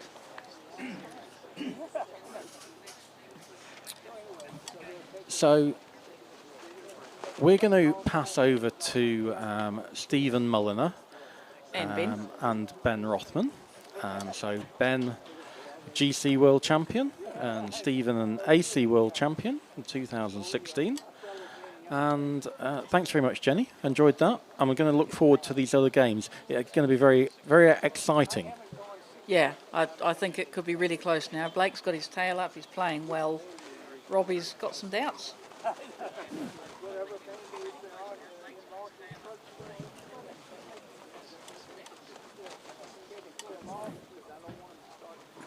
Well, thanks, Chris and Jenny. I think that sums it up very well indeed.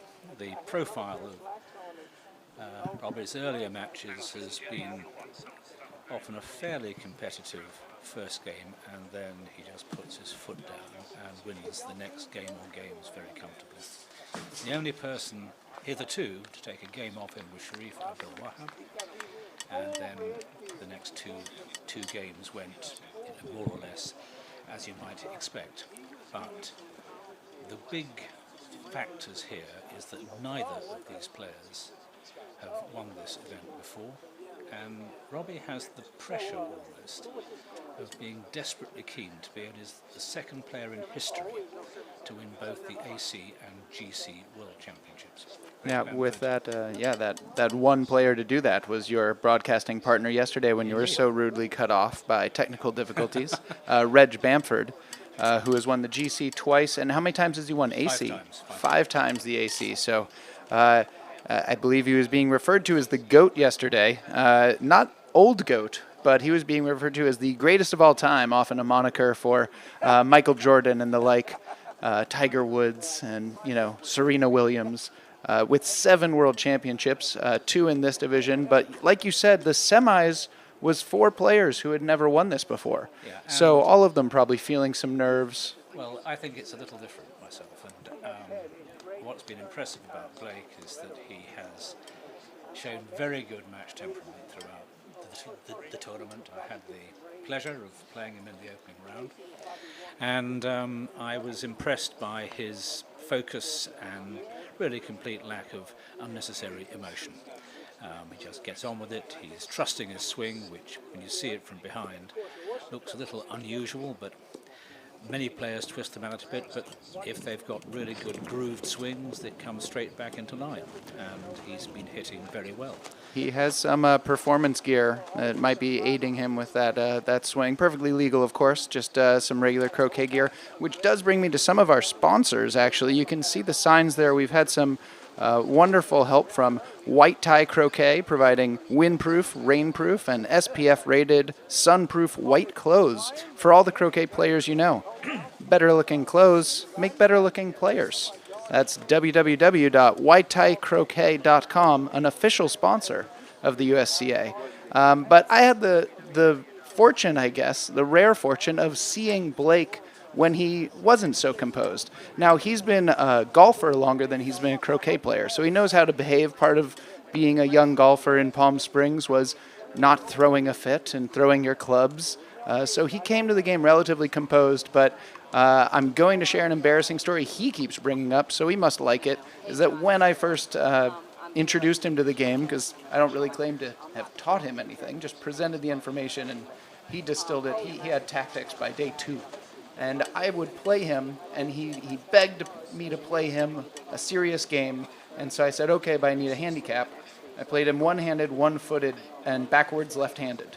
And he did get quite upset and go into, not hysterics, but a lot more emotion on the lawn when I drubbed him 7-2 in that match. But he has since gotten much more composed. That was, of course, 8-year-old Blake a good 10 years ago. And he's always been very composed. I credit to his parents, Justin and Janet, his grandfather, Steve. He's a very mature 8-year-old high school senior, and I'm wishing him all the luck. That was a great match. Didn't lose his composure there, managed to make the shots he needed to make. Yep.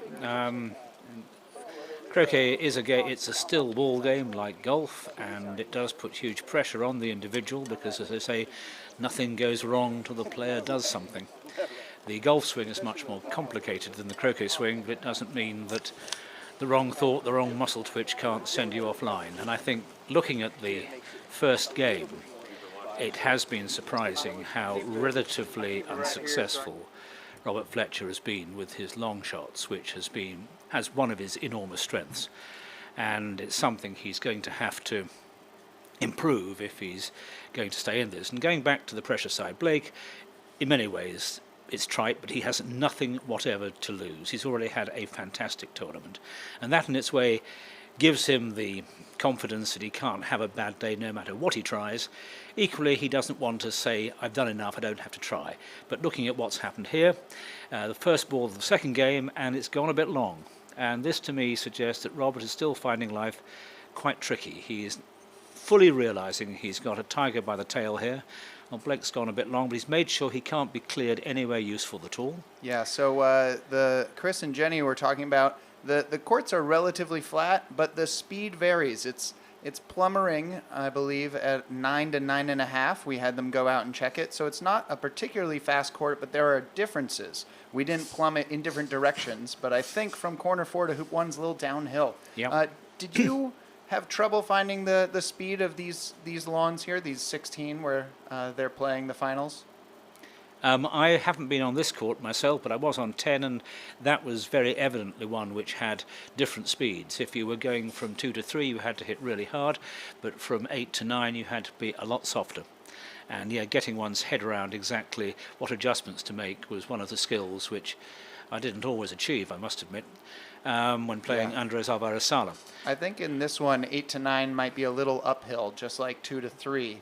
Right. But yeah, the downhill from corner 4 to 1, and as we saw, Robert fail position from 7 to 8 was a little downhill. Yep. So it looks like he's going for a pre-clear here. He's clearing the ball that just played, leaving the next ball to play here around corner 1. Well, this is classic choice. Do you put the foot down and punish it? I think he's doing that. He's going for the hoop here. Grip it and rip it. Blake trying to have another mini break at hoop 1, just like he did in game 1. An aggressive shot there, but unlike game 1 where everybody's trying to feel it out, Blake knows he's swinging well at this point. Yeah, and the point was there were 2 balls more or less in front, and when that happens, often the only chance you'll have is the one immediately in front of you. This gives Robert a chance. Yeah, and he's played that nicely, and just watching the mallet face didn't deviate at all. And he's got what I call a good policeman ball up at 2, albeit it's on the unhelpful side. He can only clear Blake towards second corner, which leaves a relatively short clearance. But nonetheless, he can now hope to build a position there, because Blake is not going to be able to have the first ball really close with nothing else anywhere near. Yeah, so looking at the stats from the game 1, we had only one 4 to 7 yard hoop shot. I think it was hoop 1 that Blake ran successfully. Robert was 0 for 2. Blake was 1 for 3. One of those being significantly angled now at 8. here we've actually that yellow was not really good enough. That can be sent a long way down the court. So if this blue comes in tightly, we could be seeing 2-0. Yeah. So he goes in really tight. That is extra tight. So what would you do here, Ben, if you're red-yellow? Well, I don't really know if this hoop is much in contention. He needs to have a jump at blue. I don't think either ball has a chance to get it out. Red's certainly too far for a reasonable jump. If yellow's going to have any chance to jump that, red probably has to clear black, and hard to tell from our camera angle, that might be a little bit or even significantly wired. I can't tell. I think it's probably open. It's just a long way. So he's got to clear black just for a chance to jump that. And I see it's about 3 yards, that jump shot. So certainly in Blake's range, but it looks like, one of the things we don't get from the camera angle, just like you folks at home, is, we hadn't seen how angled blue is. So no desperation yet. He didn't have to clear black, survive a hit, and do a 3 yard jump. It looks like red's played down in there, so red might have a chance to jump that ball. Yep. Do you like jawsing hoop 2? Well, depends where the opponents are, but certainly if there's ever a chance of peeling it and going over to 3, I'm absolutely keen on that. It's not easy to do, but just from time to time, if you go 2-0 up, then you get this great pivot point, whereas the other guy can get in front of 3 with control, which these players are good enough to get a straight position at 3. They can equalise the match almost immediately, and no matter how confident you are, if you go from 2-0 up to 2-all and then they do some useful clearing at 5, suddenly the game's changed completely, and it's not so much fun. And that's a great shot. You almost subscribe to the Kyle Maloof theory, and that is that hoop 2 is the least important hoop in the game. Because if you go for something ultra aggressive and lose, you're first to 3. If you go for something ultra aggressive and get it, you might put the fear of God in your opponent. And being first to 3 is so important, whether you're level or down 0-2, that he fancies going for ultra aggression. I think that part of that might be that Kyle's game isn't terribly aggressive, so for him it's a bit of a bluff to show early how aggressive he is. With Blake, ultra aggression is the norm. So it's possible Blake could throw off his opponents by being very conservative and letting them take shots at hoop 2, only for later in the match for them to be shocked when he plays ultra aggressive. Yeah, I think you get away with that about the first couple of years of your career. After that, people know exactly what you're made of, and you build up knowledge of all your regular opponents, and I think Blake will find it very difficult to create an image of a retiring petal. He's got at this enormously fast swing, and anyone who saw the game between him and Khalid yesterday will know just how good a shot he is when they were having these duels across the court.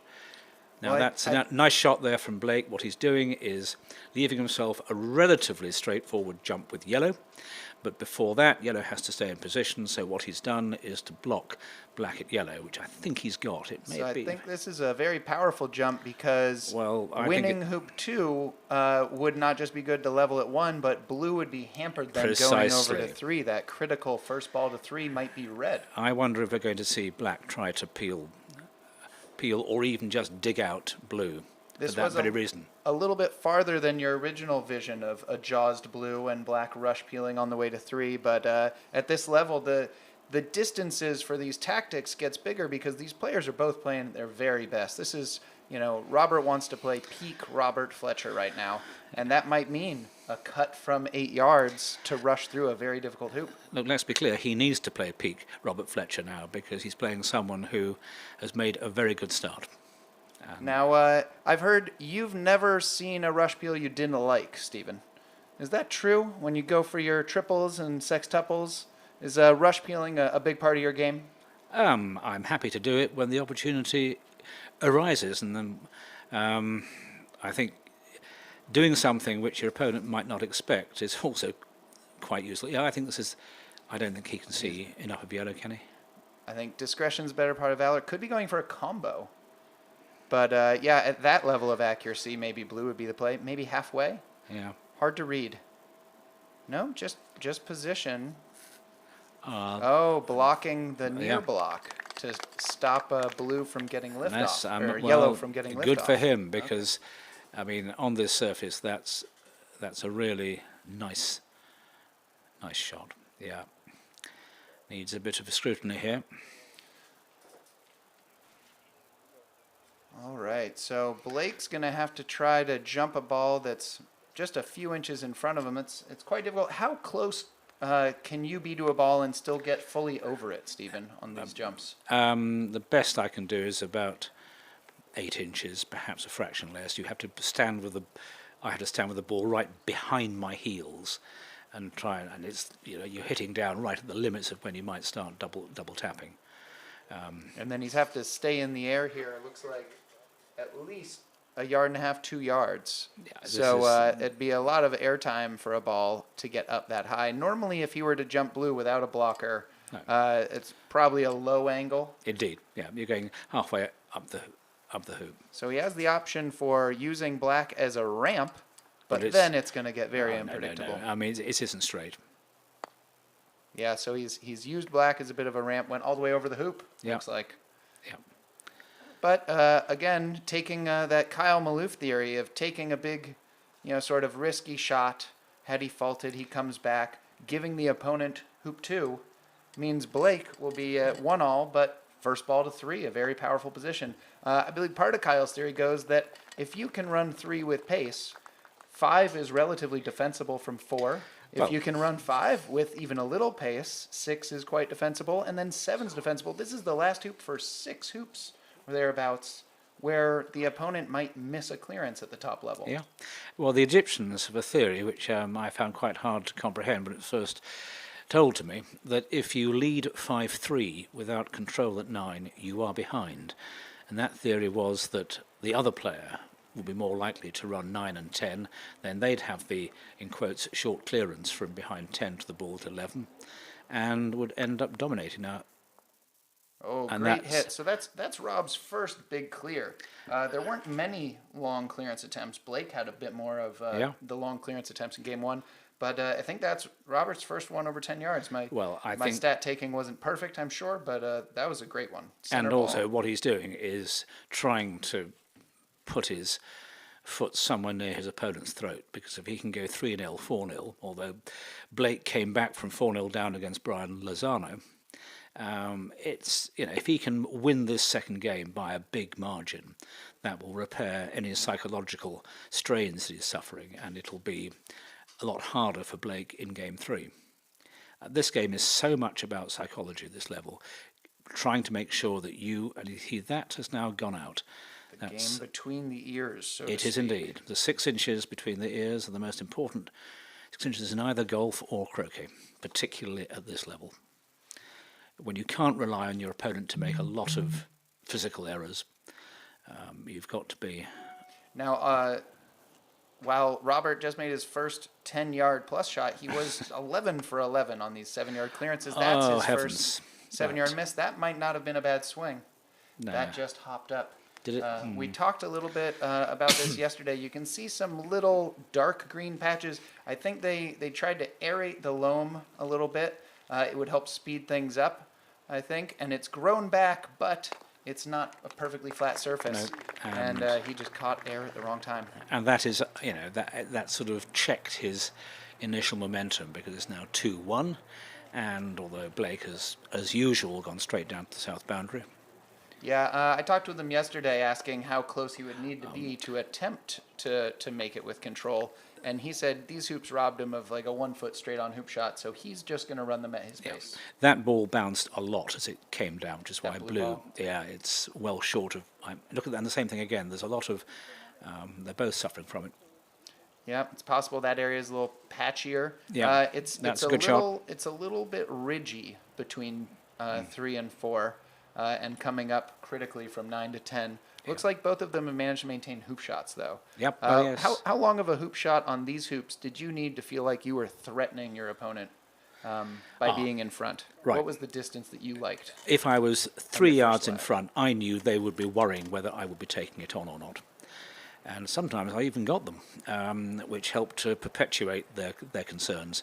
But I was very happy just to be in front, looking at the hoop, preferably fairly straight, and leave them to do the thinking, which would often lead to an error. I mean, An error in those 6 inches between their ears, possibly? absolutely. Oh, That's a great clearance from Blake. I mean, 10-yarder, nearly center ball. He even stayed on the short boundary. oh, the psychology of this battle is amazing, because I say Roberts, the pressure on him is that he's very keen to be the second Reg Bamford, if you like, and to win both, which is very hard to do. I'm willing to bet he'd beg to differ. He wants to be the first Robert Fletcher. No. But in sense, But yes, in terms of can't beat accolades. Reg. Reg was the first person to do the double. So, and this is Another long one. He's and hit. this So this Rob could be has boiling found up into a his range. fantastic. that was response. nearly 25 yards? Absolutely. Yep. Maybe maybe more. Yeah. Well. So yeah, I think part of the understated thing you talked about Khalid Kamel yesterday and Blake having just a big heavy hitting game, but I feel like one of the less flashy side of Egyptian play and Blake's play is the position game. One of the things Yeah. that Chris and Jenny mentioned is that Blake played a better position game than Robert. Robert had some good blocks and short positions, but from long position, getting a runnable 2 to 3 yard hoop shot here, I think Blake was relatively dominant. I think people forget how much time he spent thinking about GC tactics. He's not just a very big, heavy hitter. Robert's tactics are very good indeed, and I was talking to his elder brother Greg. He feels that Robert's big strength is his, he calls it strategy, I think it's more tactics, but he knows exactly where to put the ball, and most of the time he's putting it exactly where he knows he should put it. And for other players, they may know roughly where to put it, but they're not so good at getting it there. And it's this ability to find a particular point, not just somewhere generally over there, but you need to find a point on the court that you want your ball to stop. Unless you do that, your onboard computer is going to be dealing with rather messy data, and you'll get a very messy outcome. Yeah, I find that having a precise spot to aim at, even when you're at a lower level and not successfully finding the ball stopping at that spot, it allows you to calibrate your touch because you're not aiming for a range. You're picking a spot, and you can tell if the court or your swing is doing a little too much, little. Ben, when you're playing AC, when you're playing a croquet stroke, do you not look for particular spots for both balls? Yeah, certainly. Usually relative to hoops on the big shots, where you're trying to be, a yard or two on a certain side of a hoop. So it's less individual blades of grass the way it might be in GC. Certainly, when I'm doing a peeling break, I found, hardly to my surprise, that if I actually saw a blade of grass in front of a hoop, there was much more chance of actually landing on it if I had identified it than if I was simply saying I want to be about 2 feet in front. I think this is how your subconscious works. Give it precise guidance, and there's a chance at least it'll give you exactly what you want. But the general somewhere over there, you will get somewhere over there, but it might not be terribly useful. Anyway, this is interesting. We've now got, that's gone a bit far.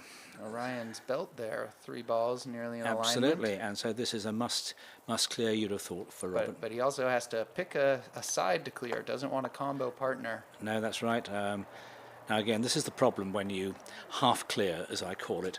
You tend to clear yourself as much as the opponent, and if they're the ones who come back next, absent your partner ball being in position, you've lost the initiative. This is incredibly important when clearing balls that are inside you near a hoop.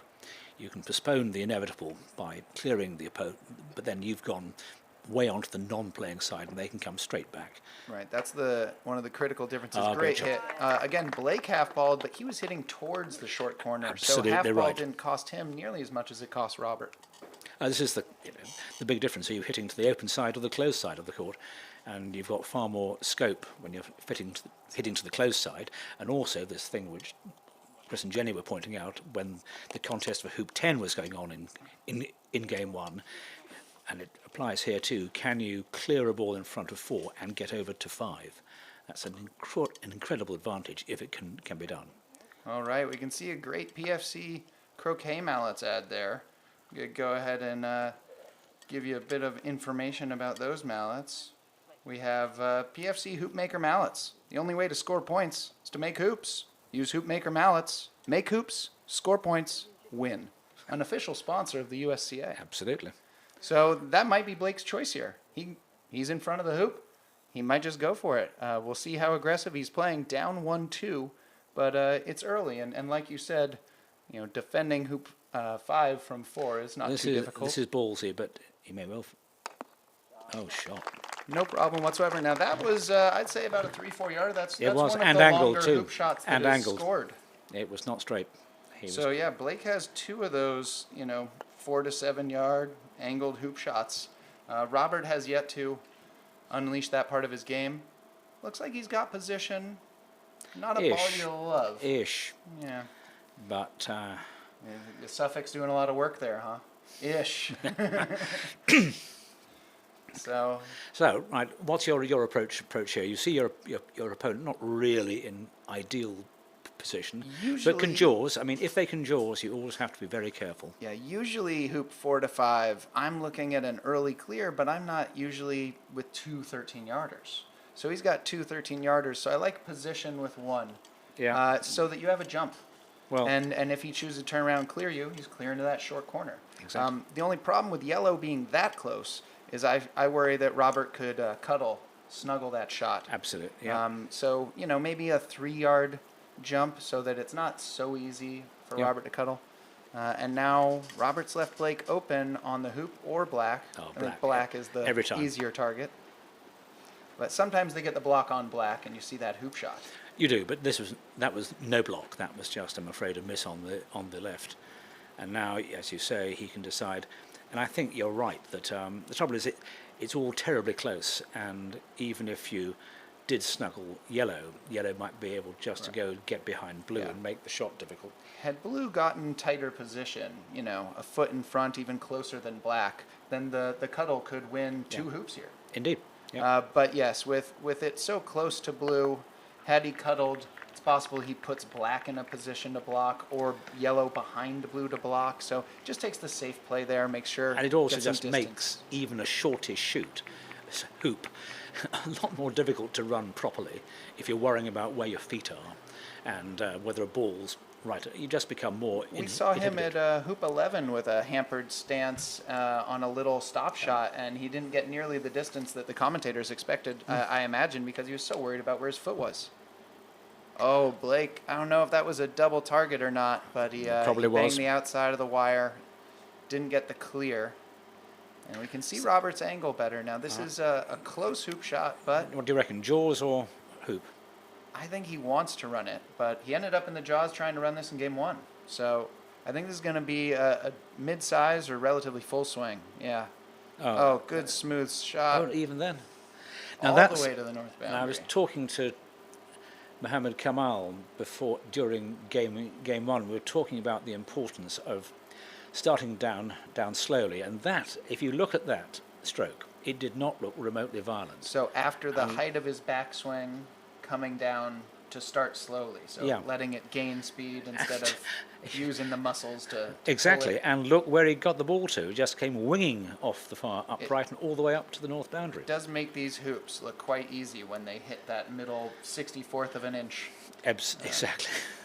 So But also Blake- it's much Blake more- a little short, but he's got a chance at a promo. It's a little long, but I think that's red is frustratingly open Yeah. to blue and not really runnable at 6. Not at all. Um, And this is where you can begin to see the psychological balance in the game change if Robert gets 4-2 up. And then I'm looking forward to the battle around 7. Now, he's trying. So just trying to get a nice straight. Ooh, see the curve there on the court. So that was a little uphill. Yep. There's also that ridge there, kind of going north to south between 3 and 6, going all the way down between 4 and 5. So you saw yellow came right up to that ridge and back down into nice position. Yeah. Not blocking black though. So, see, is this going to be a full swing where you see Robert's power? Ooh, got some hop on red. And look where it's getting to. And that didn't look to be hit particularly violently. And there might be a bit of wiring going on here. So that was a good 10-yard clear, at least. And it looked like if red had been headed at black, it was airborne. I've seen that a lot this week. It's really hard to predict, certainly hard to achieve combo clearances when one of those balls is going to be in the air. Oh, Blake taking no time and not missing by much, No, but I just leaving hope Robert he that 4-2 doesn't chance. begin hurrying. He mustn't hurry. No, he's not. I think he's going for the stop shot. Okay. Well, he was, he ended up with 3 pretty good stop shots near the end of the game, but when he tried them this close to the hoop, he wasn't maintaining position in game 1. So here again, he got the stop shot, but no position, didn't even flick off toward the hoop. Might have had a jaws off possibility. Yeah, but anyway, very good to see. Resets where Robert's got control of hoop 6. Yeah. No, it's Do you reckon that these are longer battles at the middle hoops? Oh, definitely. I mean, the thing which I'm looking forward to seeing the very careful stats at Jeff Sue, who's handled a very difficult job very well indeed, to see what the average length of matches are. My own sense, having, I think, been at every World Championship barring 2013 from 2002 to 2000 onwards. So you missed the Robert Fletcher AC Worlds, that 2013? Or the GC Worlds I'm in talking Cairo? the GC Worlds in Cairo. I'm just talking Okay. GC. Gotcha. I think the length of play is increasing. Oh, this is a bit sad. I think there are 3 things happening. One is the players are getting better, so there's much more competition around hoops. Secondly, I think in this particular case, the conditions are tougher, so it's possible for people to generate a good position but then fail a very tough hoop.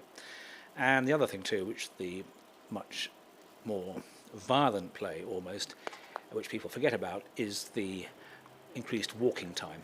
You have to go and get and you see here at least we've got ball people who are doing a wonderful job. I mean, the volunteer effort of this event is the finest in the USCA's history. Yes, you mentioned Jeff Sue, who has been doing yeoman's work, managing 80 players on 23 lawns over 9 days. Yes. And please give that man his flowers. It has not been all smooth. A lot of the block play went late. There were peg downs. There were problems trying to get hoops reset. And Jeff has managed it all relatively happily with a smile on his face. Missed there from Blake. Great, but thank great you to tribute. Jeff and all the volunteers, his assistant managers, Elaine and Lee, Yep. and the referees. It really has been a team effort here in Virginia. No, it has. So this should be 4-2, Robert. All Yeah, right. and again, the hoops are not. You can come off you missed that near upright by nothing, and you come pinging off the far upright, and that gives the player a lot of confidence. So we've had a game of runs here. Robert getting 2-0 up, and Blake getting 2 in a row, and now Robert 2 in a row again. So we're seeing that when one hoop leads to another, you can, when you make it nice and smooth, you can win that second battle as well. Yeah. How often do you believe in the tennis theory, where the first ball to the hoop is winning the hoop and the game stay on serve? Or do you think it's more of a game of runs? No, I think these players have been playing to their strengths, and so they've been less concerned. For most people in this tournament, they very soon got the message that if you could get tight in front of a hoop, blocking the next person to play, you were in a very strong position, because not everyone is a surefire jumper. These 2 players are very good jumpers, so there's a lot less guaranteed profit from taking very tight position. So you are seeing plenty of tight position, but not as much. They haven't had to rely on that as much as, shall we say, people with more normal skills. That's a surprise. Yeah, He I wanted to- certainly relied on jawsing a lot. Yeah, So yeah. usually after a missed hoop shot, bounce Exactly. back to 6 inches Exactly. in front. And That was one of the good second prizes. You could go for a hoop, and even if you didn't quite get it, yep, and that's black dispatched to the east boundary, leaving yellow in charge of 7, and as the And runs that you were talking about and might well happen a again. great half ball there to get red down toward 8, Even while better. also sending black about as far away as you could. Yeah. You know, barring corner 4, I guess. Yep. No, it's this is something that the Egyptians, who in many ways, not surprisingly, given they were playing top-class GC before the rest of us, they'd call it turning the corner. It was a way, particularly when trying to dominate 9 when you were contesting 8. But it applies at any pair of hoops. Can you get yourself into a good position at the next hoop? Now here Robert has got this 25-yarder at least, ball bouncing furiously, but he hits it. He hits it. Brilliant shot. Wow, great shot. Yeah, Robert seemed to have a little bit of luck or just skill that he hits at the right pace where sometimes the ball's bouncing all the way down and it lands just before contact, getting a nice clear contact.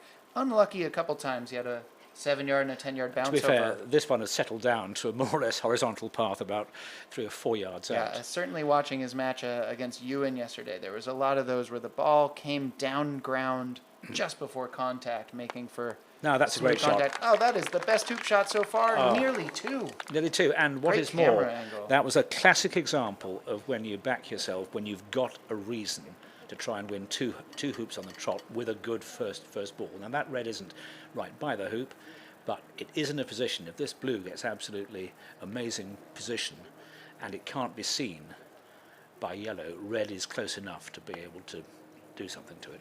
Yeah, and yellow flicking off the stanchion makes that wire more difficult because usually if you run 7 down to the boundary, you've given them straight on as a wired But position. look at these two. But So yeah, so getting wired position would have left him a nearly 45-degree angled hoop, and these hoops have not been very kind to that unless you're maybe within a yard and Exactly. going for a jump of some sort. well, what he should be doing is taking position with this and then clearing blue with yellow, which, as you say, he can easily see. That is his Egyptian style of tactics, but he's forgotten the uphill. Oh dear, yes. So he fell victim to one of the little hills on the court. It's dispersed over a wide area, so you don't often get like such a curve that you see the hill, but you can feel it in the pace and see it here in these expert players when they are missing the pace. Robert had a little bit of probably right to left as we're viewing it. Which he allowed for, and has got a And so perfect he adequate managed to get position. possibly even a block.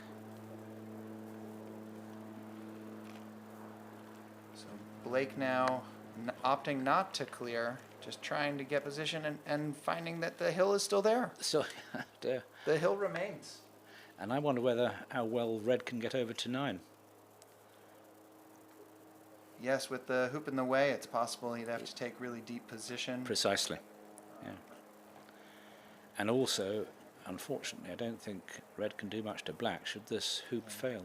Yeah, if Robert were to fail this, Blake has a combo option, but he'd be sending his own partner ball flying at the black ball, or a jump option where even if he hits black, he's likely to have red go halfway down I the doubt lawn. black will go all that far. But now he has to make that decision. Now So you we- can see the dirt kick up around the hoop. So they're vibrating a little bit, but they stay so firm in the ground here. Yeah. Have you had, where do you have this kind of firm ground that you play regularly? Because this is relatively new for us in America. It depends on the weather. Well, that's a really good shot. He made the best of a very difficult position. Robbie may now think, well, he's got nothing to lose. He can give this a whirl. But blue again may find it difficult to get a good shot to 9, particularly if he has to clear red. Yeah, against a top player like this, I could be goaded into trying the jump shot with yellow. I'd have to get a closer look at it. If it's 50 degrees, I think that can run on a jump. Okay, well, The problem is it has to be a near perfect jump into the far corner like a soccer goal, like trying to beat the goalie. that's just a very nice example of cooling everything down. He would have liked another couple of feet on that to make Robert's chances of getting easy position less. So it's stop shot against stop shot. And a good one where he got the right side of the ball, so mostly center, but he trickled off to the right to get good straight position, really forcing Robert to hit him here. And Robert did not get the stop shot, which he would have greatly benefited for. You see some bouncing there. Do you think that was his mallet angle or just the court took it away from him? I would think the latter. And this is the uncertainty. The reason why these conditions are such a good test of players' all-round abilities, and in particular their ability to remain focused and calm. It's because you can't rely on the surface. If I think back to Southwick, the year you won, they were lovely surfaces. You could trust them completely. Yeah, the year that Matthew won, same venue, 2022. It was even quicker. But it was a lot drier, so the hoops were more difficult. Yeah. But yes, still relatively flat, even with the speed having ticked up. Flatness is why it's the smoothness of the surface. When you know you can trust the ball to run absolutely true, it gives you much more confidence than when you know there's a bit of bobbling around. But it's the same for both. Well, that's interesting. He's come up very close to... I think he's blocked the wrong ball, although he'd Yes. be glad to not be that close to red, as it would stymie his own hoop shot. Is Robert going for a jump here? No, he's up the top of the man. Okay. No. He was open. He went for the 7-yarder to try to 5-3 lead. bounce back after Blake's 7-yarder. Yep. But this But is, yeah, that's Robbie's 0 for 3 on those 4 to 7-yard hoop shots he's taken. Blake had the one spectacular one at hoop 7, and he had a spectacular angled shot. Oh, that's a but he's terrible missed an easy one. That's terrible. He had the chance to really get the psychological hammer going because, and he will. The only good thing is that it is physically impossible to move both yellow and red. Absolutely impossible. Yeah, that's happened to the best of us. These hoops, again, so firm that you need to not just hit the middle of it and hit both stanchions, which some courts in America, that's about all you need to do at pace. Here, you really do need to hit the middle 32nd of an inch at least. Sometimes, if they're set tight. I think you need to miss the near wire, whatever the near wire is. If you're dead straight, I appreciate both of them are equally near, and you have to be right in the middle. But I mean, this is interesting. How much can he do with this? His foot isn't impeded, but yeah. No, that actually was very. I mean, the trouble is we can't see what the gap is, and that was actually a very well played stop shot. Black is in exactly the right position. Yellow will just come back into position. No reason to do anything else. Possibly fractionally on the east. Yeah, so hard to tell if red is Ooh, more that's or swinging, less that's than swinging, 45 that's swinging. degrees. Yeah, you see that movement there, a little ridge downhill towards our left, and that's how Blake failed position a couple times. Yep. There is a hill. It's not aggressive, but it's there. Yeah, so again, I'd be tempted to look at a red clearance, and again, if it's uphill from corner 1, it's downhill from corner 4. That's what got Robbie at hoop 1. Yeah, it's gravity for you, and. As the Englishman Newton found. Yeah. It's quite consistent in most cases. As you say, now this is interesting. I could be tempted into a jump here. It looks like he's just going for jaws. And that's given where the other balls are. Yeah, had Robbie been level with the hoop, that where overhit blue of blue was, he could have cleared. But now he's only got really jumps as the option.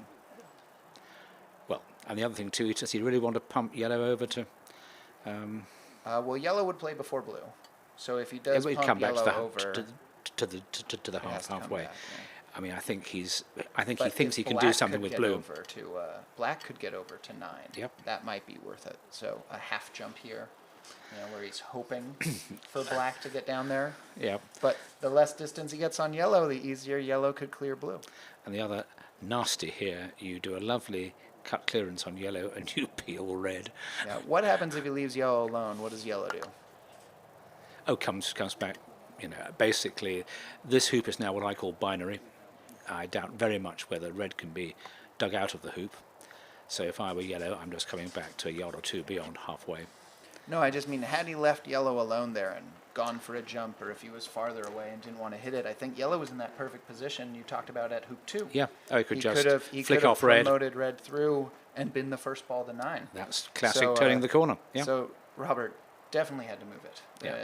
Wasn't in position to consider. Now, I much wonder else. if we're being misled by the camera angle, because he is definitely, you see, hopping away. I think he was just trying to hit blue, but you see how it hopped even 28 yards down the Yeah. way. Yeah. At Blake's pace, it could hop anywhere along that path. Now, this is an absolute classic. It's well worth Roberts taking two risks. One just failing, the other is actually peeling red, which would be really unlucky. But if he can get this jump, he'll have a stranglehold on this game, because red will be able to do nothing. So it's been high risk. 5-3, if the player with 3 can go first to 9, that is what we call the honeycut gambit, where Danny likes his chances down 5-3, first to 9. Oh, rather than he's peeled 4 it. all. That. But Robert, very unlucky He there. was trying to jump with quite a low one, and it didn't get off the ground at all. And it was a good direction, because look what's happened. Yeah, it was I'd love to so see- well centered. Blue scored as well, but the rule is, of course, if nearer both ball balls scores. go through, near ball at the beginning of the shot goes through. We've got a little replay there, and yeah, you see blue only gets off the ground as it hits red. I thought maybe he was hoping to smash it into the wire and out again.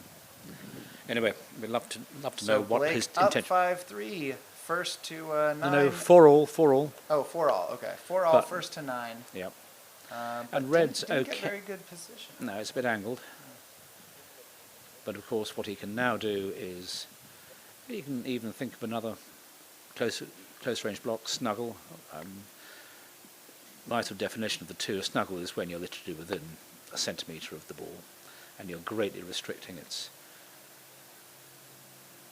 See, that's curving away to the south, isn't it? Yeah, so uphill and a bit left to right for players. Might have saved him position with yellow, otherwise Yep. he would have been short and 2 angled. Yeah, so just position, so our eyes are not deceiving us. Red is not very runnable. It's just coming in there. He's found the hill. He's figured it out. So Robert has played a little extra oomph while Blake suffers from coming in short up the hill. Blake's saying, fine, if you want to have a 5-yard slightly angled hoop, be my guest.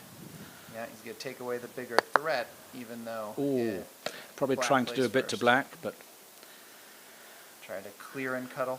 yep. Or no, clear and it was a sort of double clear attempt, given how close red got to black. But so, first So- opportunity to re-establish a lead. Again, Robbie is 0 for 3 on the 4 to 7 yard regular hoops, but Done the there's best his there. first one, runs it clean. Great shot. But right behind the hoop, more or less. So 5-4 up, and this is getting down to So that fascinating. was one of our first clean hoops. Yeah. 4 balls in, 1 clearance, and then a clean hoop shot. We haven't seen that too often. Nope, and because that looks quite close to the wide line. I'm not sure, but Well, we'll see if it's truly dead wired. You might see Robert Fletcher try to hit it, but that's a pretty deep hoop shot. Yeah, that is south of hoop 6, so that's at least a 4-yarder. yep. But Robert has seen not only the hill going to now our right, but he's hit it too hard. You can see a bit of the contour on the lawn from this angle. Look at this. He's going to get a bump. Oh, the unintentional promotion. Very cute from the 18-year-old. Now the trouble is that yeah, I'm not sure that black can see much of yellow. Did he take it to a wired position with that promotion? Yeah, the trouble. On accident. No. As Clarke was saying, it takes a little luck to win a world championship. That would be a great example right there. It must be that, because look what Roberts has done. Just to Yeah, miss. Robert can't even have a swing at And the it. trouble is that I don't think red's in a great position for freedom of action with yellow. I mean, he may be okay, but Yellow was at least 4 yards, so he's probably still looking at a 3.5 yard hoop shot. Looks like he's going with discretion, trying to stop and take control. Not a great stop. Looks like from our booth we can see he's a yard back, so that's at probably a 45-degree angle or more for yellow. it looks a bit horizontal to me, to be honest. Yeah. And then red is about level with 6, so that's a 3.5 yarder with maybe a little angle. You can see the Mo stripes. It might be one Mo stripe to the side. But We'll see what Robert goes for a block if he doesn't respect those hoop positions. Yeah. If he really thought Red was going to run that, he'd just smack it, wouldn't he? Yeah. So he's put a ball in there. Well, this is simply Goading saying, Blake. indeed, exactly right. You know. Jump to level. Might not be blocking. Might be a nice flat shot to level. Oh, I think it's a flat shot, but you know, as you say, it's about 3-4 yards. Oh. No problem. And that is a telling blow because it's demonstrating to Robert what Blake is prepared to try. And it's one of Rob's first attempted blocks this game. Which he he's overdid. missed it. He was doing a lot more blocking in game one. He was, you know, about 2 for 4, 50% on his blocks and, you know, attempted wires. That was his first one so far. We just haven't had, he hasn't had close control. And look at that. Come down the hill. They're still figuring out the topography here. That'll make this an easy decision for Blake. Well, this is potentially pivotal for the match.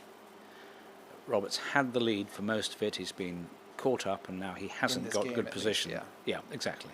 Well, no, I mean up 2-0, up 4-2, exactly, and now 5-4. Now fives, and giving Blake control here, where Blake doesn't even have to hit the 10-yarder.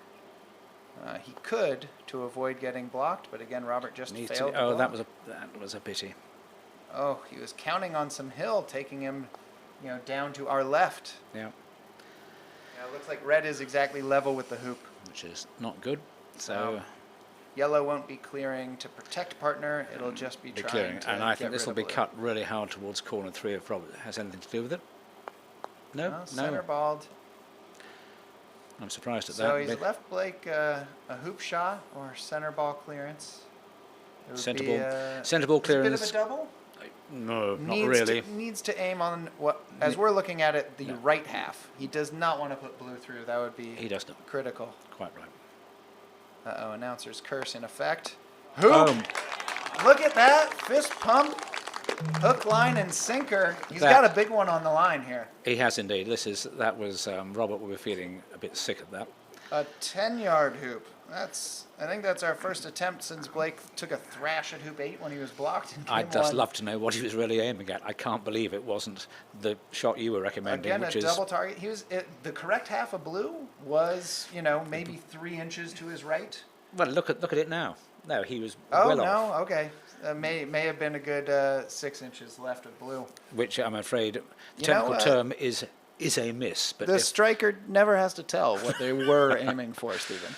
They don't. Sometimes they. Oh, look at that! And Robert's just come off the wire. The hill was going to take him right anyway, but flicking the wire didn't help. Blake has what, a 5-yard hoop shot with yellow. And, yeah, this is huge. If he can navigate the lawn, so the problem is if he aims at yellow, he needs the court to take him to the right of it. If he aims left of yellow, he needs it to not pull him into his own ball again. Oh, he's Snuck with past that. it, but relatively conservative. Yeah, no, I mean, in terms of the match as a whole, this is going to draw upon all of Robert's mental composure and his skills. He's now in trouble. It's one of the best paced hoop shots Blake has had, where he got down past the peg to control 12. Of course, instead of this being from a yard, he ran it from 11 yards on an and angle. now he's been given a bit of a little 10 yards. helpful bump. And I mean, Goodness. in the previous Possibly game, a block on blue. This is all of the luck is falling away from Robert right now. And now having, if he's blocked on blue, then Blake might just have a go at position or the hoop. Yeah. Well, no. Yeah, I think blue must be blocked on red, so he's not even bothering with it. He's just going to go for the win now. Jeez, Blake finds it, turns on the heat. This is, runs away with game 2 there from down 2-4, down 4-5. Just runs the last 3 hoops in electric fashion. This is hotter than a cigarette. Thank you, Ben.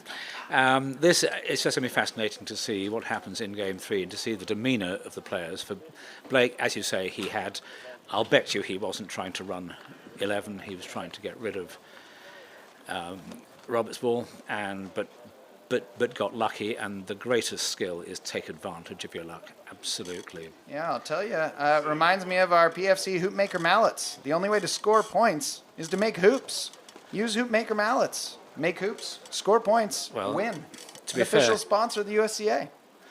Blake, however, plays with the Morford mallet out of Palm Springs. But one of our other sponsors, Oakley Woods Mallets, Blake has let me know that, as the Morford mallet heads won't last forever, I think he said he is going to be moving on to a Predator head, which is one of Oakley Woods mallets. Oakley Woods Mallets. Don Oakley uses various woods to make mallets. It's all in the name. Oakley Woods Mallets. Featuring the Arrow mallet at www.croquetstore.com, an official sponsor of the USCA. Yeah, what I'd love to see is some way of measuring the sort of moment of inertia, or the torsional moment of inertia.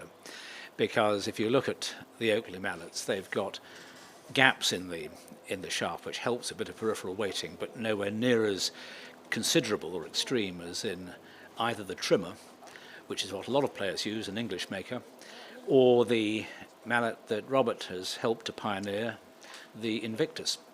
And it's all about, look at this. The last time I saw this sort of this may be my equipment. Fault. So yeah, Robert plays with the Invictus RF Pro. I assume those are his initials. It is his mallet that he makes, the RF Pro titanium version.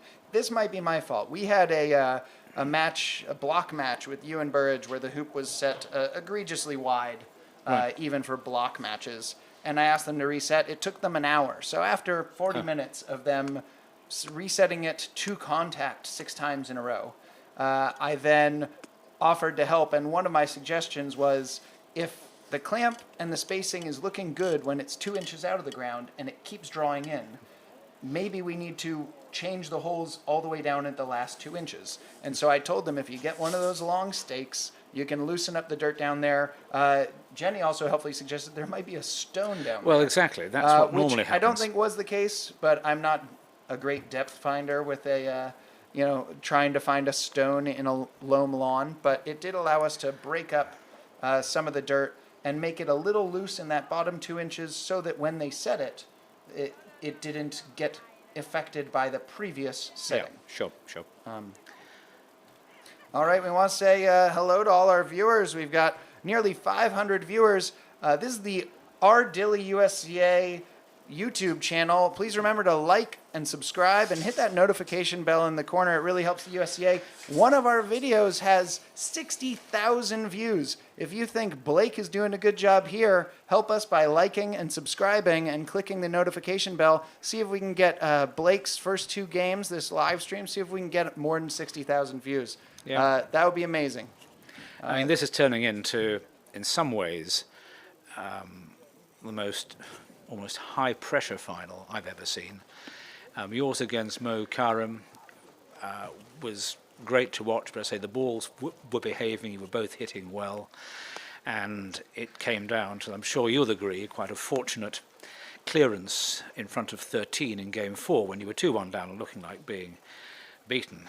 3-1, you both cleared one of his balls and blocked the other, which he didn't appreciate. And his jump failed, and then you took that game. And then in the final game... he had to miss a 10-yarder for me to really have a chance there. Yep. At 11 and 12. You can see Blake was pretty loose there, talking to Sharif Abdulwahab, the one of the godfathers of golf croquet here in America, and just standing up there, Muhammad Kamal, Uncle Chemo, as Blake calls him, because after I left the desert, Muhammad Kamal has done so much of the honing of Blake's demeanor and his tactics. Why Chris Clarke says he has such Egyptian tactics, he learned from the Egyptian players. Our expatriate Egyptian American citizens, Muhammad Kamal and Sharif Abdulwahab, who have really popularized the game here before the USCA ever accepted it as a tournament game. Yeah. And so they brought it along, and they were both playing this week, Sharif making the knockout. Muhammad, I think, had a number of wins, but didn't make it out of he might have been a tiebreaker. Maybe not, but he's had a good tournament. He, in fact, just provided the cup for the USA versus Egypt test match. Yes. The Kamal Cup, a big old silver, it might be a shield, I'm not sure, but we called the tournament the Kamal Cup.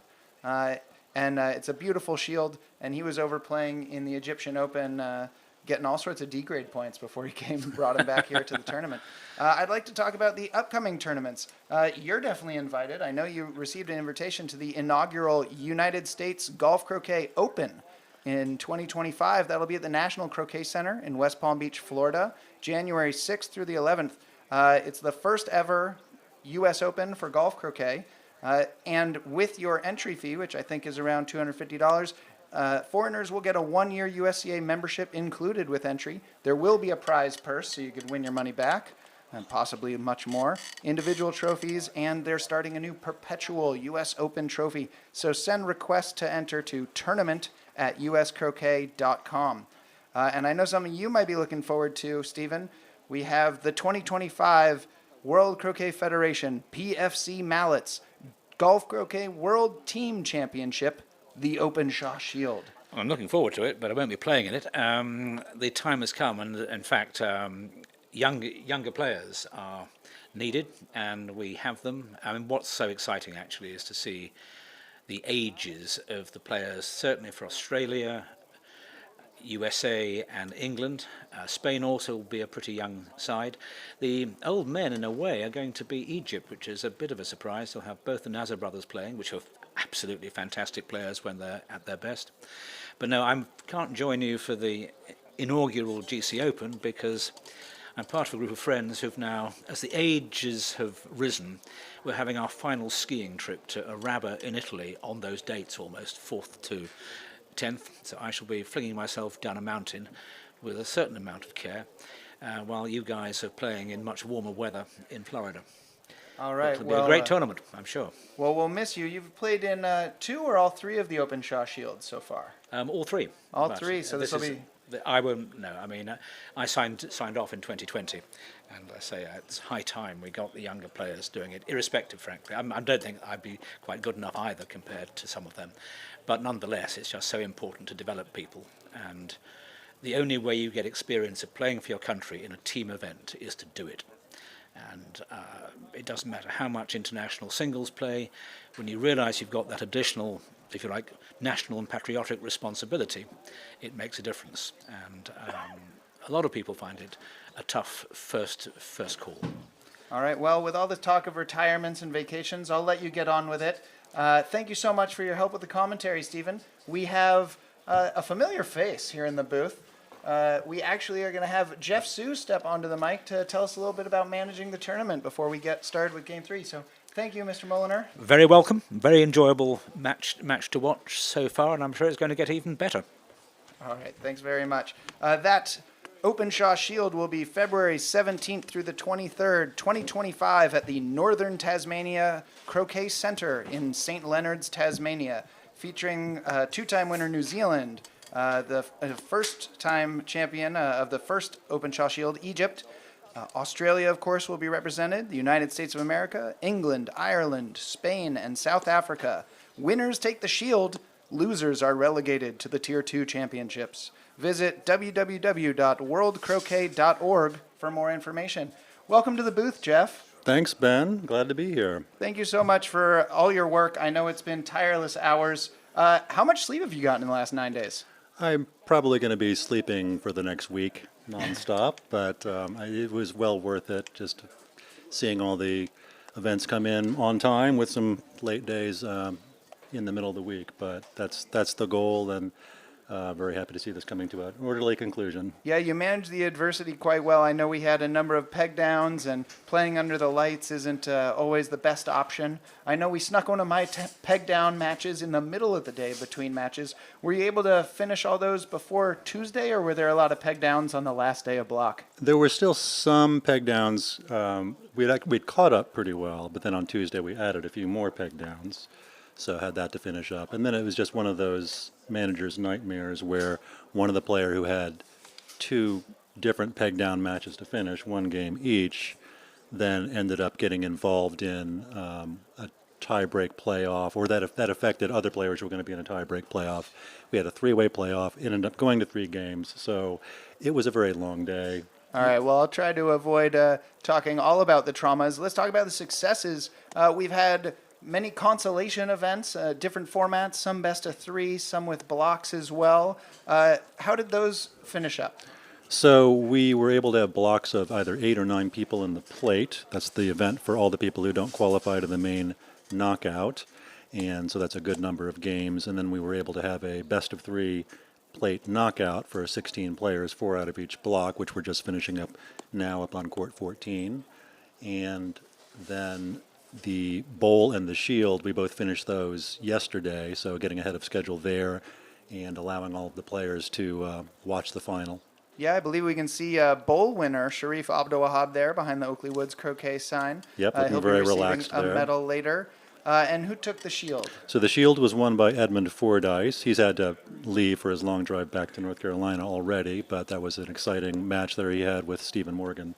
Okay, great. And in the finals, you can see on the screen we have James Galpin of England won game 1, but Patricio Garay from my block, a very worthy opponent.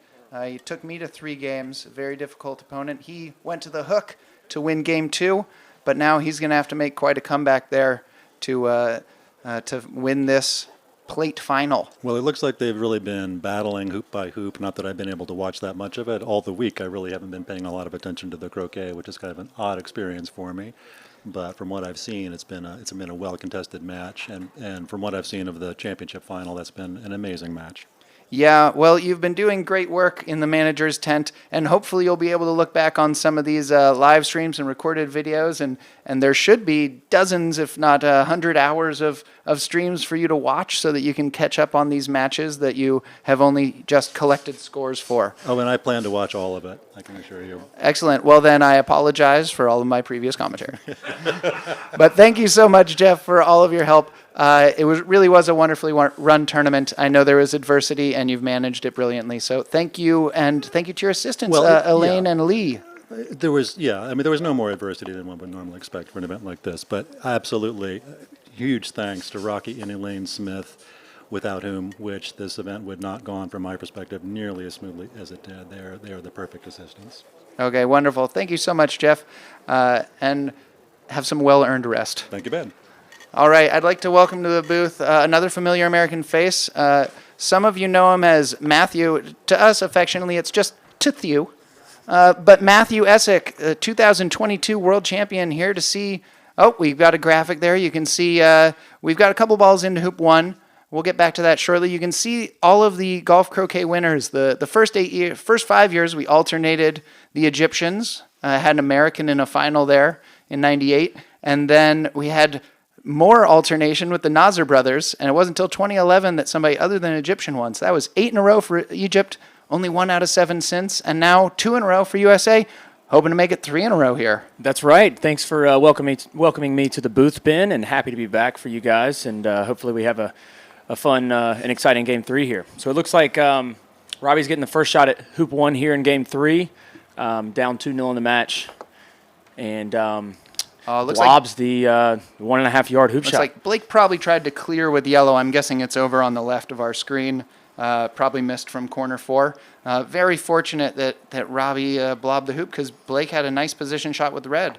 Again, playing that Egyptian strategy of, even though blue had good position, he just came into position with red, really banking on that clear with yellow, and benefiting because Robbie had an unfortunate swing. You think nerves are getting to him in Game 3? You know, I don't know that it's nerves, Ben. I just don't think his, obviously he missed the hoop there, but his position play so far today has been it's poor, really, is the only way to put it. Would you say, is it trash? No, I wouldn't say to that extent. It's just not been...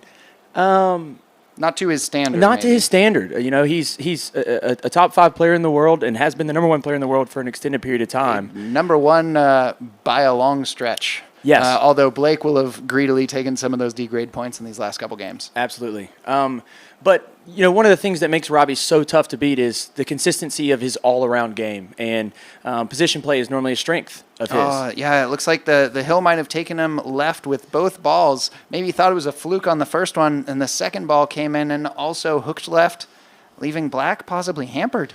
Yeah. I don't know if Blake doesn't even have to clear those balls. He's just going to leave Black alone, get 2 balls in front. This is very similar to Hoop 2 in Game 2. That's right. We had Blake with this close sort of jump thing. We'll see if Robbie goes for a similar, using Black as a ramp.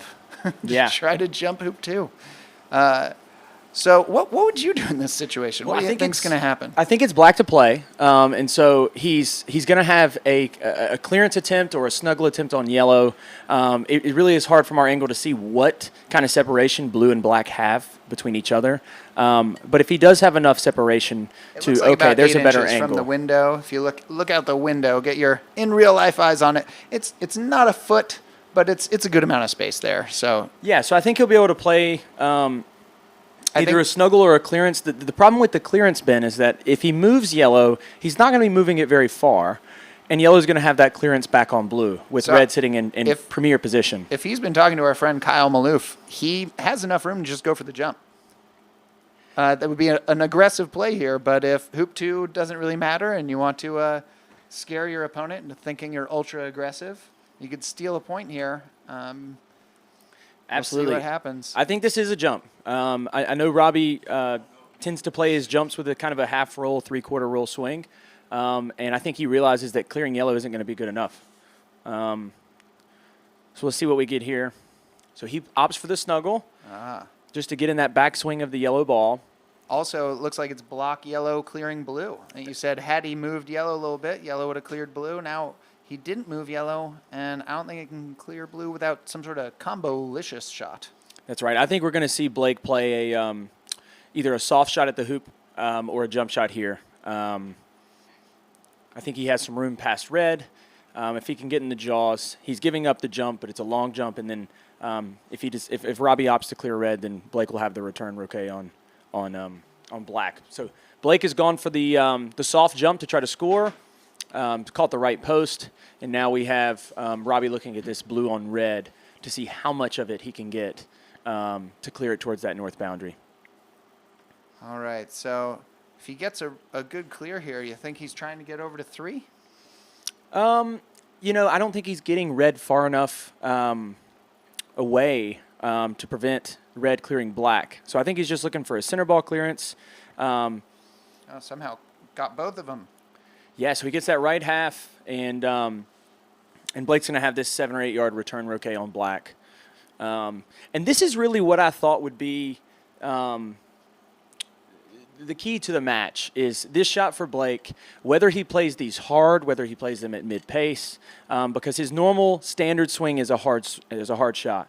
And that's a great mid-pace clearing. If Blake can hit those mid-pace clearings well, just like that one, he's going to be a really, really tough opponent for the rest of this match. Yeah, that's a part of his game we haven't seen much. He hasn't had to have those gentle 7-yard clearances. I think partly because his position game has been so strong. He's always been in position on those, so he's been going full bore most of the day. Yeah. So what do you think? Is Robbie just going to clear here and try to stay in contention? Absolutely. I think Looks like it was at least 7 or 8 yards. Sometimes Yeah. the camera angle's deceptive. That's right. Maybe that's a 10-footer. And I'm sure after blobbing one from a yard and a half, the aggressive line of play there, Robbie wasn't interested. And he's just playing it safe, taking the clearing, and he's going to have to hit a couple of center ball clearings to get back in control of this hoop here. So we're going to see a mid-pace battle between these two for the next couple of shots, and we'll see if Robbie can get that center ball to stick around. So he's gotten the right half there, which is good. He's maintained the short boundary position, and we're going to see Blake come in here and probably a set by black just because of how strong that blue position is, clearing red to the long boundary. All right.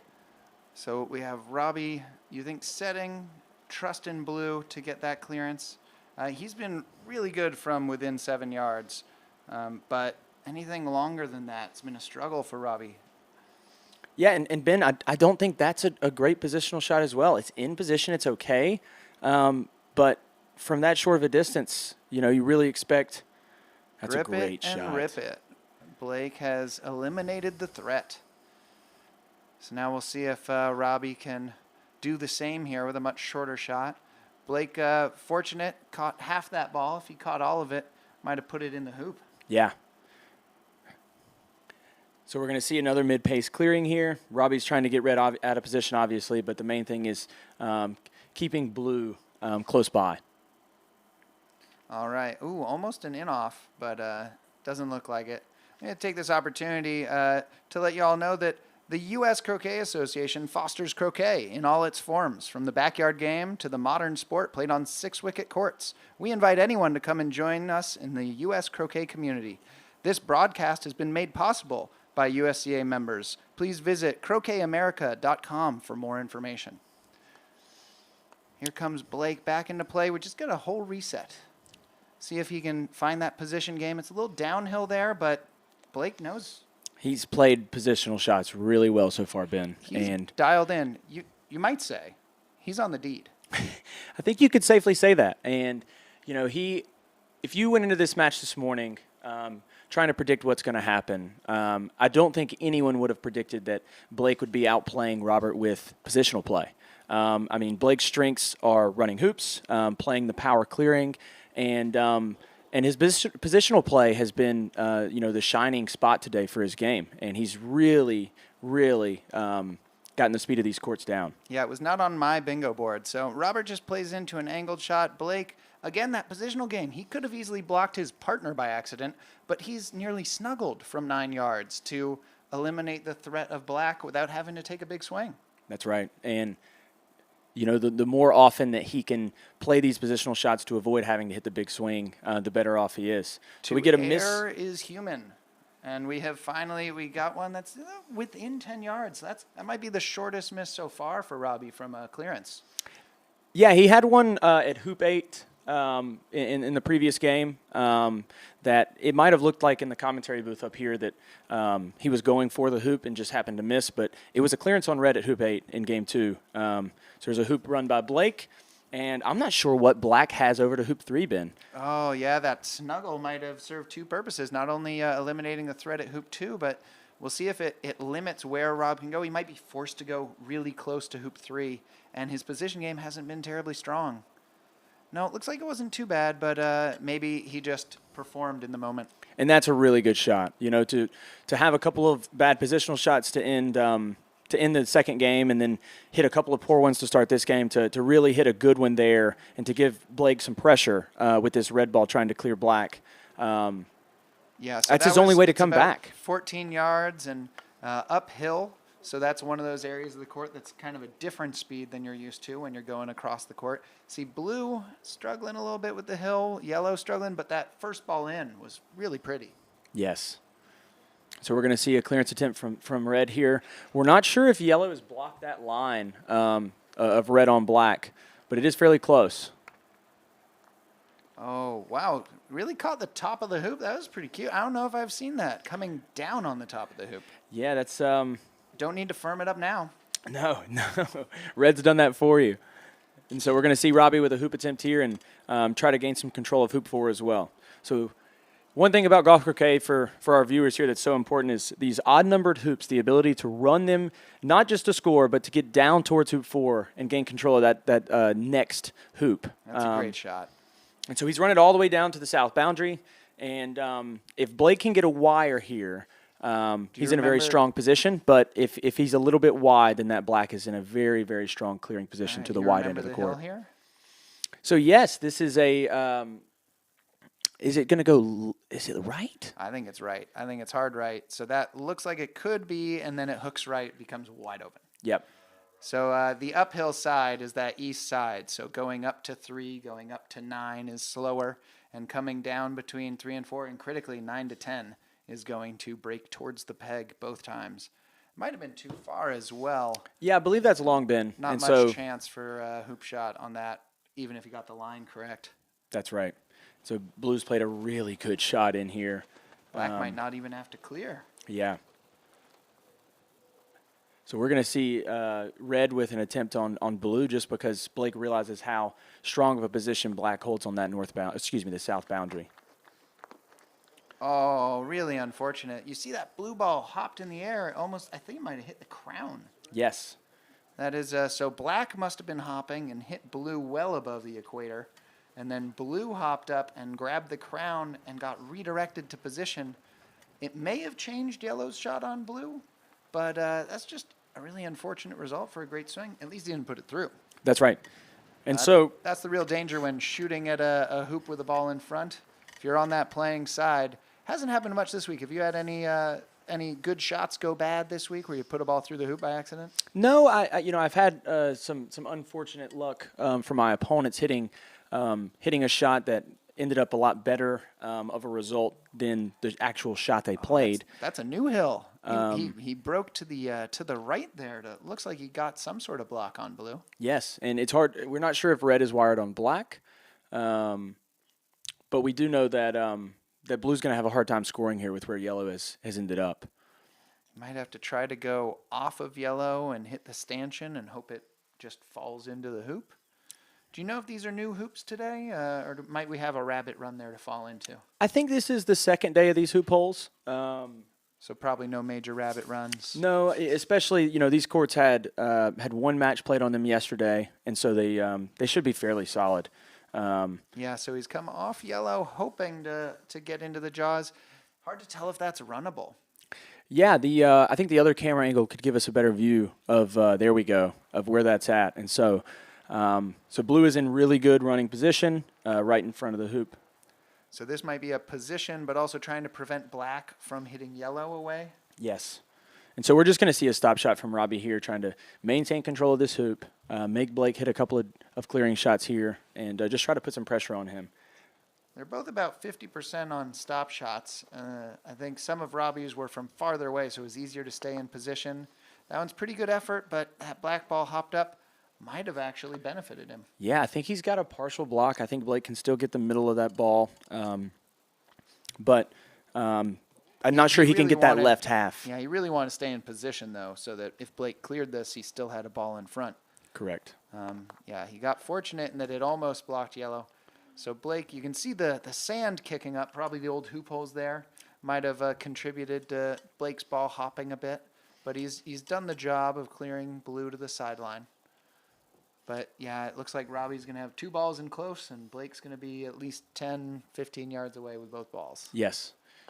And I think this is where Robert was doing well in Game 2, or certainly Game 1. When he made his hoops, they were all very short hoop shots with total control, and Blake was being more aggressive, although quite successfully. yes. And, I think Robbie had a lot of control of that last match until hoop 8. I think, 4-2 up, Blake makes a great 7, and then Robbie ends up peeling Blake through hoop 8 on an attempt to wedge it out. And, obviously he gives Blake the hoop, but the first shot to 9 is really what turned that match around. Was it not in the jaws? It was in the jaws, but there was an opening that Robbie thought he could get that ball out. Okay, so he was trying to hit it on the right half so it would hit the left stanchion and bounce out on these firm hoops? That's right. And he just, I think the spot that he hit was a little bit left of where he intended, and it ended up peeling the ball through, giving Blake that 8th hoop and the first shot to 9. And All right, so here this total control, 2 balls in close. Blake had one go at a clear and missed. And so Robbie has leveled Game 2. And now with the short Game 3, the short hoop here to protect. What do you think? You think Robbie's going to try to clear this red? I think it depends on where red ends up. With red being that good, we could see a pre-clear from black, but I really expect a set from black and a plan to clear with blue. He's just going to trust the 10, 12-yarder? Yeah, and even though Robbie's missed a couple of these 10 to 12 yarders, he's a good enough player that has to bank on himself to hit this 10 or 12 yarder at this point in the game. Well, now it is a 10 to 12 yarder solely for defense. That's right. And so Blake's played the pre-clear, played it well, and now this puts a lot more pressure on Robbie, knowing that he's not clearing for offense, he's clearing solely for defense. What pace do you think he plays this at, Ben? It's been deceptive watching it from up here because he's got such a nice, smooth, controlled swing. It doesn't accelerate very fast the way Blake's does, but it comes through with some power. We saw some 10-yard clearances put a ball to the far boundary. So I think we're going to continue to see Robbie's he's got his swing in a groove. So we're going to see a big back swing, but it doesn't look violent, but could put the ball on the sideline. Yeah, so that was almost got an in-off, and look, almost all the way to the sideline. So he's not getting it the height of the backswing to where he might need performance gear. Yes. He's just getting it up between his legs without it touching his body or legs at all.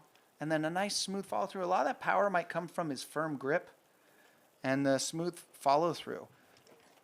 Yeah, so that was a really handy ricochet off to hit the hoop. Obviously, would have been nice to get in and off, but keeping Blue close by there. If Blue misses the hoop, Blue's probably north of the peg, and Blake setting up with Robbie having 2 balls a long distance away. So this changes the context of the hoop here, giving Robbie a nice, easy clearance on red, and he's come up short again with this black ball. So this is still uphill, I think, from the west boundary, and yeah, that's really unfortunate. That's going to cost Robbie several clearances, I think, or he's going to have to give Blake that jump or a jump shot here. Yes. If he just blocks. And knowing how Game 2 ended, it's going to be interesting to see how keen Robbie is to give Blake these jumps. And so it looks like Blake's played yellow in here, and I want to take a moment to talk about Tim Murphy with Croquet Scores and CroquetScores.com. Are you looking for croquet scores from a recent tournament? Look no further. Tim Murphy has created a resource for finding GC, AC, American rules, and even ricochet croquet scores at www.CroquetScores.com. All right, so Robbie here is opting to play the block, and he's going to go for this block on red. We talked about those failed positions. The cost is he's going to be giving up a jump here, it looks like, unless he changes his mind. That's right. And so let's say that he gets this block, Ben. Do you think that red plays the jump immediately, or does red play a clearance on black? I worry the flattening out of the camera, it depends. If yellow is 3 yards in front and red is 5, and that's more of an angle than it looks like, then I think red would just clear black. But it looks like Robbie has changed his mind. Yes. He's going to take the ball that's the bigger threat, even though it has just played. Yes. He's going to leave red. What I'm guessing, again, hard to tell with this camera angle. It's got some angle. So yeah, that peg down there, that would represent 22 degrees for a short hoop, but that's less than 20 degrees here. Maybe a 5-yarder, 20 degrees. But Blake has missed. So the bet paid off. The wager was good, and Robbie has made up for that failed position, I think. That's right. And I think Blake's fortunate there to end up that close to the hoop. He caught that near post. Normally you're going to get some pretty hard ricochets off that near post, and it's really bounced straight off the center of that left post back to a position that's maybe not runnable, but it's in reasonable position as far as clearing black, taking out any threat in front of the hoop. Yeah, so you can see there that the tactics, even at the top level sometimes, you're just going to allow them the shot that you want them to take, and you have to accept the risk-reward. What is the risk that your opponent makes that shot, and what's the reward of letting them make that shot? And so he has benefited, but now it looks like Blake's got some good control again. We'll see what he does. Is he going to clear red to try to limit Blake's chances at moving black? Knowing by Robbie's swing, anytime you see those casts, you're going to see a clearance, and that's a fantastic center ball clearance from 14 yards. That's one of his first long clears, certainly of this game. Only his second 14-yarder of the match. So a great time to dial it in. That's right. It's 2-all, 14-yard clear. But if Blake can hit this 13-yarder, he's got a ball in front. Again, those Egyptian tactics where he puts a ball in front instead of pre-clearing often. Oh, but he's missed the 13-yarder, giving Robbie a great chance for a twofer here. That's right. So he's got a great opportunity to not only score, but take position towards the next hoop and take control of that sixth hoop. And so one thing I think you mentioned there is an interesting thing to talk about as far as AC versus GC.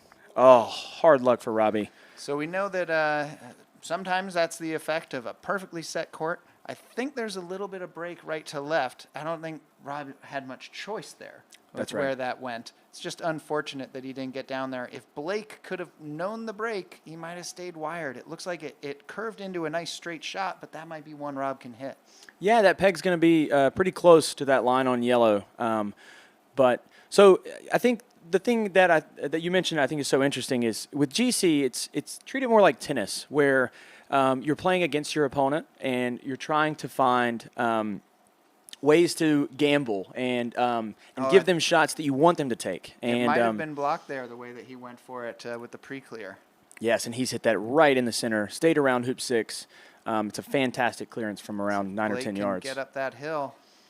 Nope. Falls a little short going uphill there. Yeah, you can see some of these tactics, they'll play at any level. The difference is maybe shorter distances. So the clearing that these players do from 10 to 15 yards regularly, you could see similar tactics at a lower level, but more at like the 5 to 10 yard range. Oh, that's a good shot. He's kept from falling off the hill, so he's the first ball that's a real threat, and blue really has the drop on red. So Ben, what distance, for two players of this quality, what distance do they need to clear each other away to have the opponent miss more often than they're going to hit? Where's the critical distance for these two players? All right, so yeah, that critical distance being where your opponent's at 50%.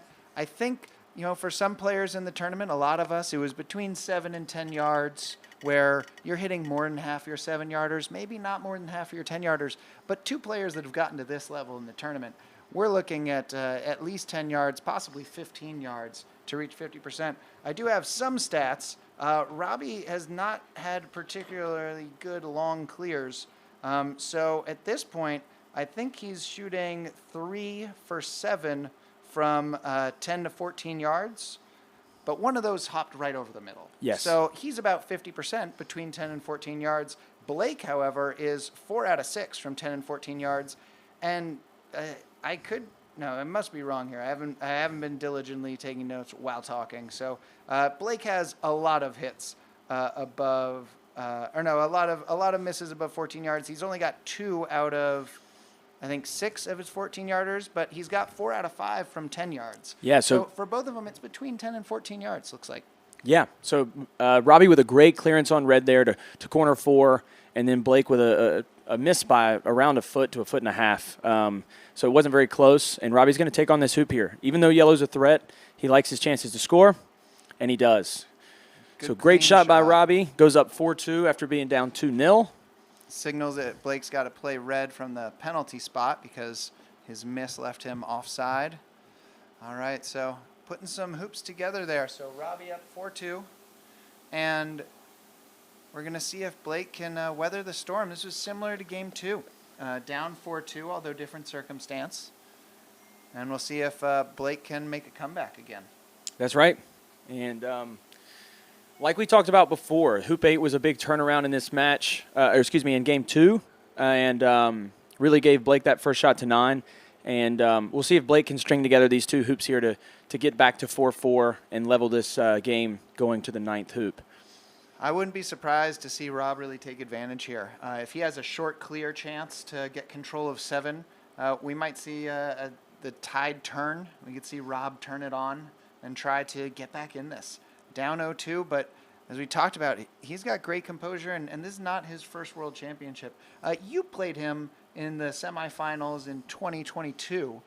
What did you do to kind of keep your foot on the gas to keep him from coming back?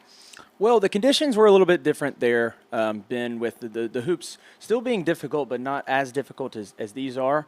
And, I tried to put pressure on Robbie by posing the threat of running hoops from a long distance. It's that position game.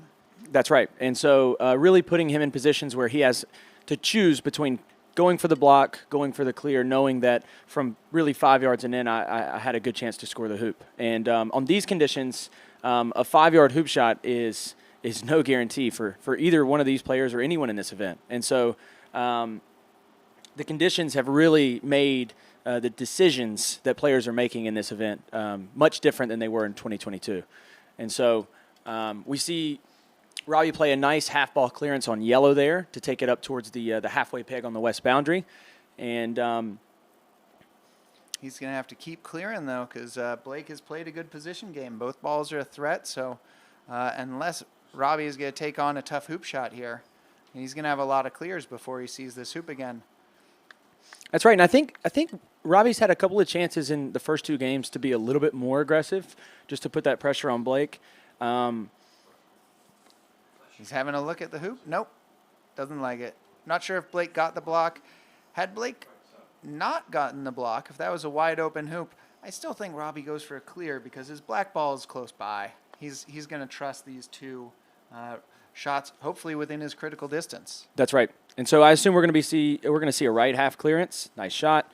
And he takes control of that west boundary.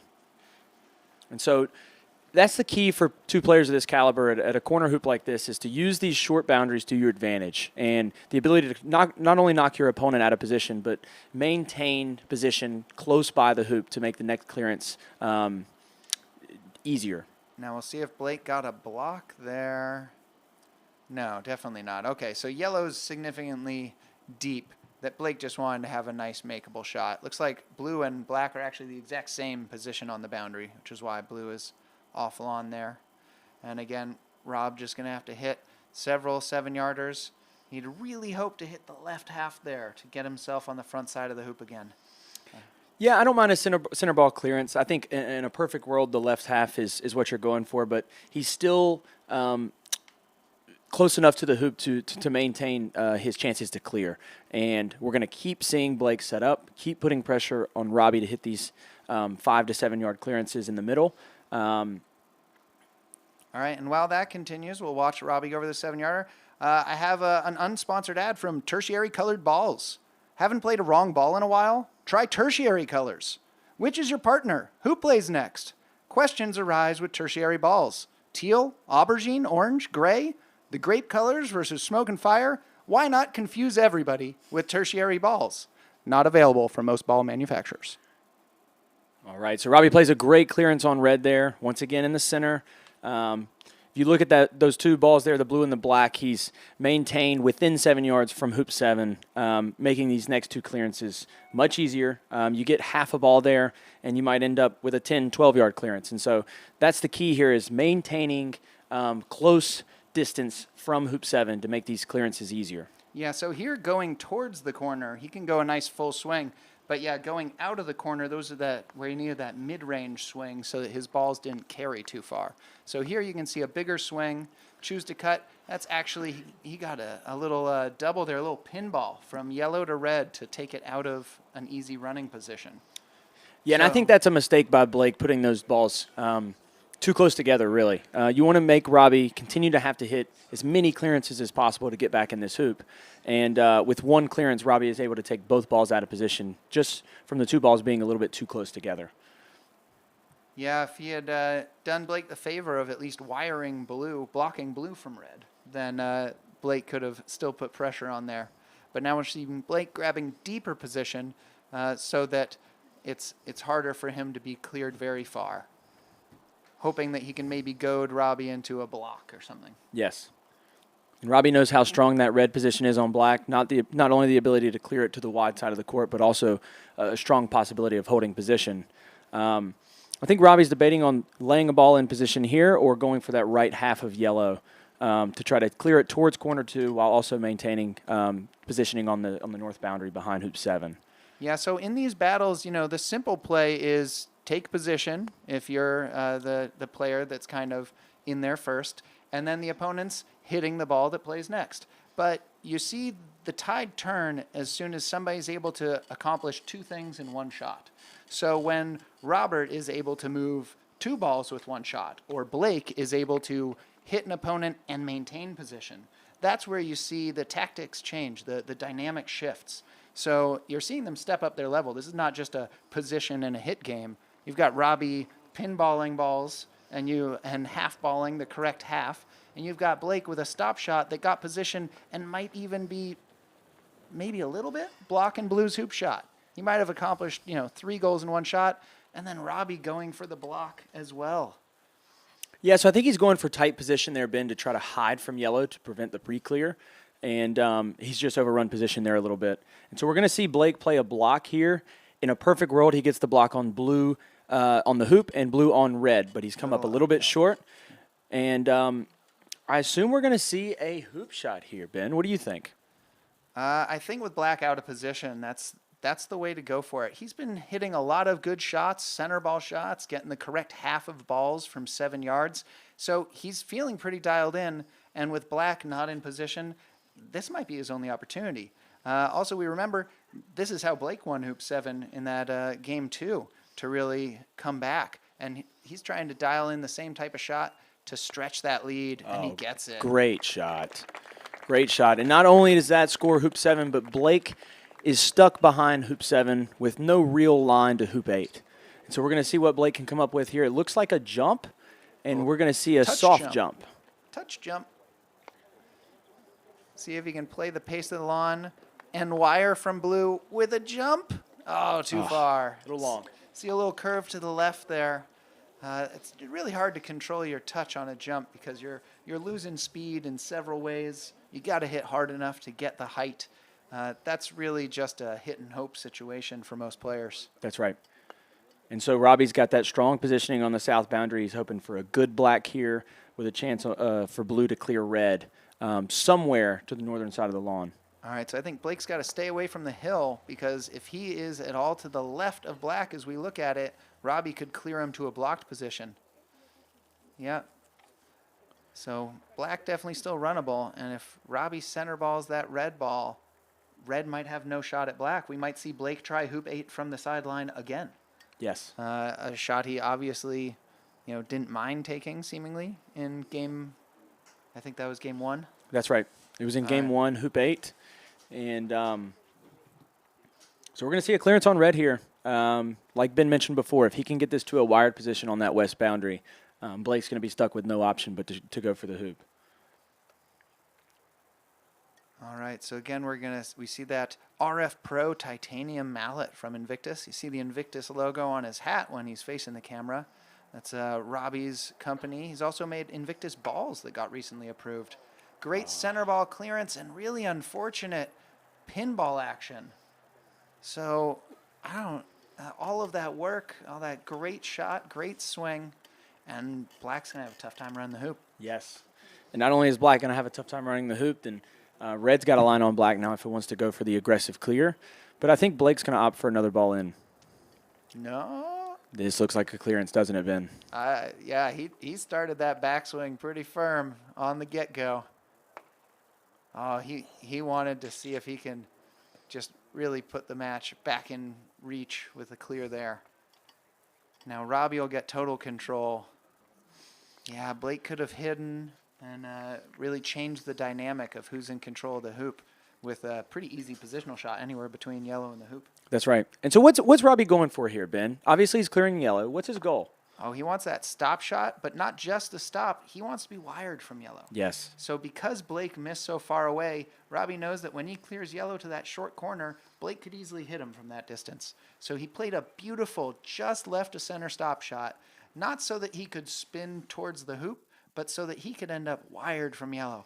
Really great play. One that, you might have some familiarity with, rushing balls in AC, but it's just a particular skill, doing two things at once with one shot that has given him total control of this hoop. That's right. And so we're going to see around a 20-yard clearance from Blake coming up here. Robbie's just trying to throw a second ball into position, maybe get a block on that red ball that's on the towards corner 4. And it looks pretty close. I think that's a really good shot, Ben. Yeah, so there is a possible combo with them blocking that close, but from, 16, 17 yards to hit a center ball to get a combo would have to be a spectacular shot. That's right. And yeah, Blake, having missed the 10-yarder before, he's going to search for his swing for a little bit here. And Robbie's going to see if he can take advantage and steal a game here while Blake is treading water. That's right. So what does he do? Why is he not taking the shot immediately? So with yellow in this position, if Robbie misses, then yellow gets to steal the hoop from Robert. And I really fancy a hoop shot here myself, but the safe conservative play is to play a nice stop shot clearance on yellow, possibly get the block on yellow on blue, and then you're taking a hoop shot with no consequence. If you miss, there's neither one of Blake's balls in position, and so it forces Blake into a clearance with no hoop shot if he hits. I think I would be playing the score here, and I know he's ahead, but 6 points is so powerful, I'm shooting that hoop every time. Same here. I really want to be the first to 6, even if he gets to be first to 9. Even if it causes me to miss, then Blake gets 3-5, and I'm first to 9 with a good chance at the 6th point.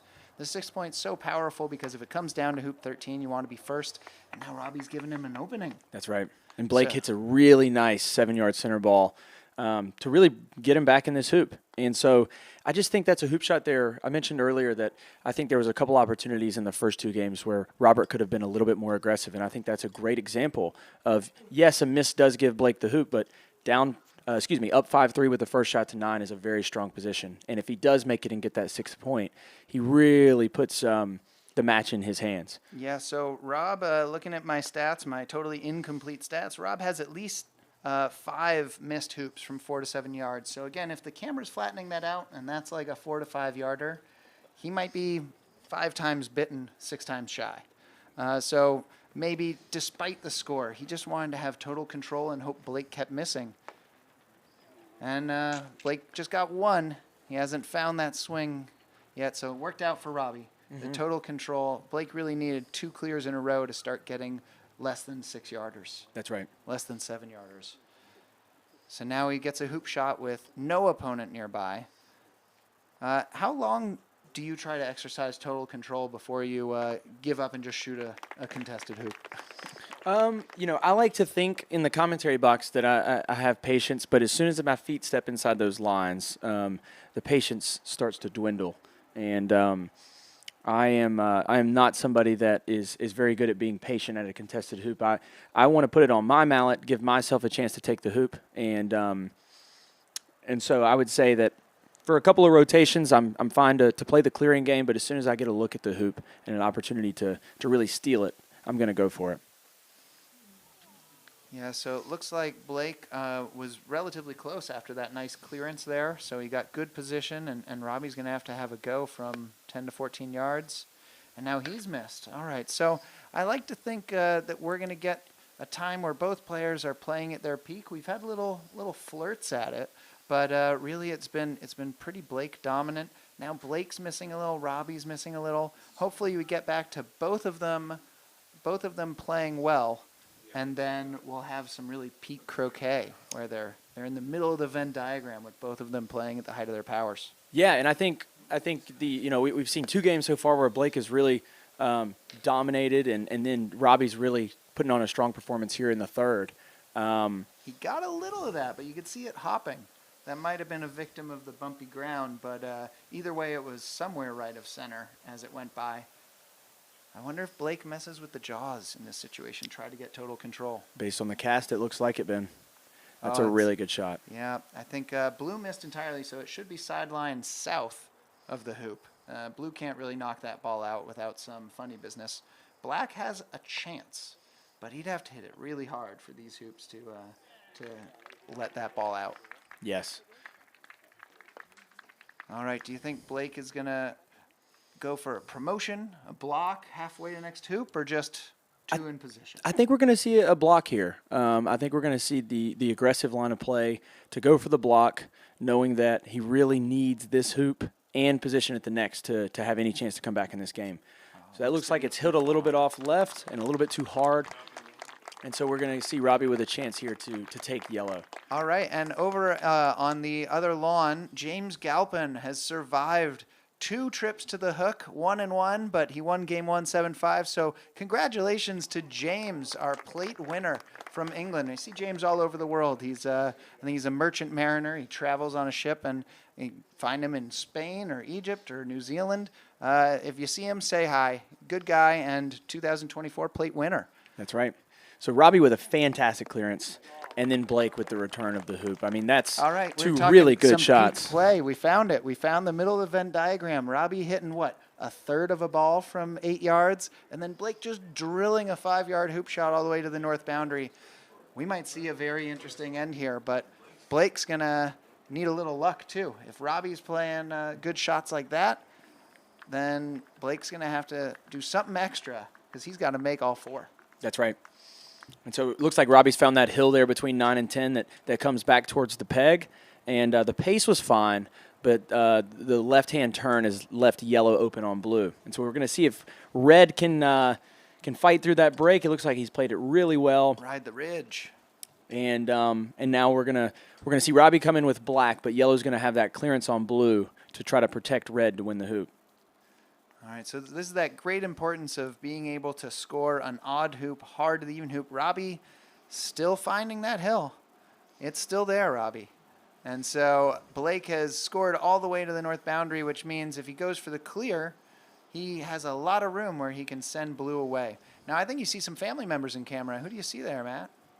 Yeah, so there's looks like my grandma Becky Essick and my uncle Brian as well. They both made the trip up here to watch, and they've really enjoyed their time so far. So looks like Blake has gone for the 9 or 10 yard clearance, missed a little bit on the right hand half, and Robbie's going to have a nice stop shot here on red to hold position and get red towards that east boundary. That's a really good shot. Similar shot he did to Hoop 8. He's really found those stop shots where he gets the half that he wants, so he trickles over closer to the hoop and still retains position.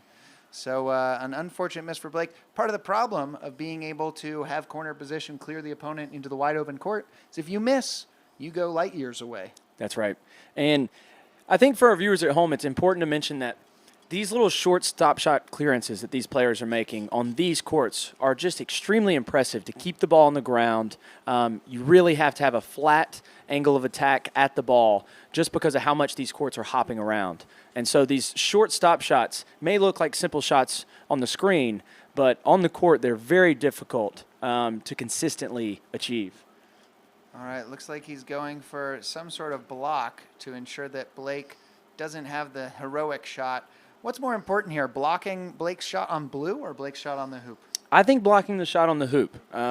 You don't want, with this much control, someone to steal the hoop from you. And Blake has gotten blue from, what is that, Ben? 25 yards, 30 yards? 28, probably 30, because 28 from the south boundary, but he added some angle on it. So, yeah, we're looking at a 30-yard clearance there from the 18-year-old. Hitting your age and distance is pretty good. A little bit harder to hit your age on a croquet court. Is that right, Ben? The corners are still in play, Matthew.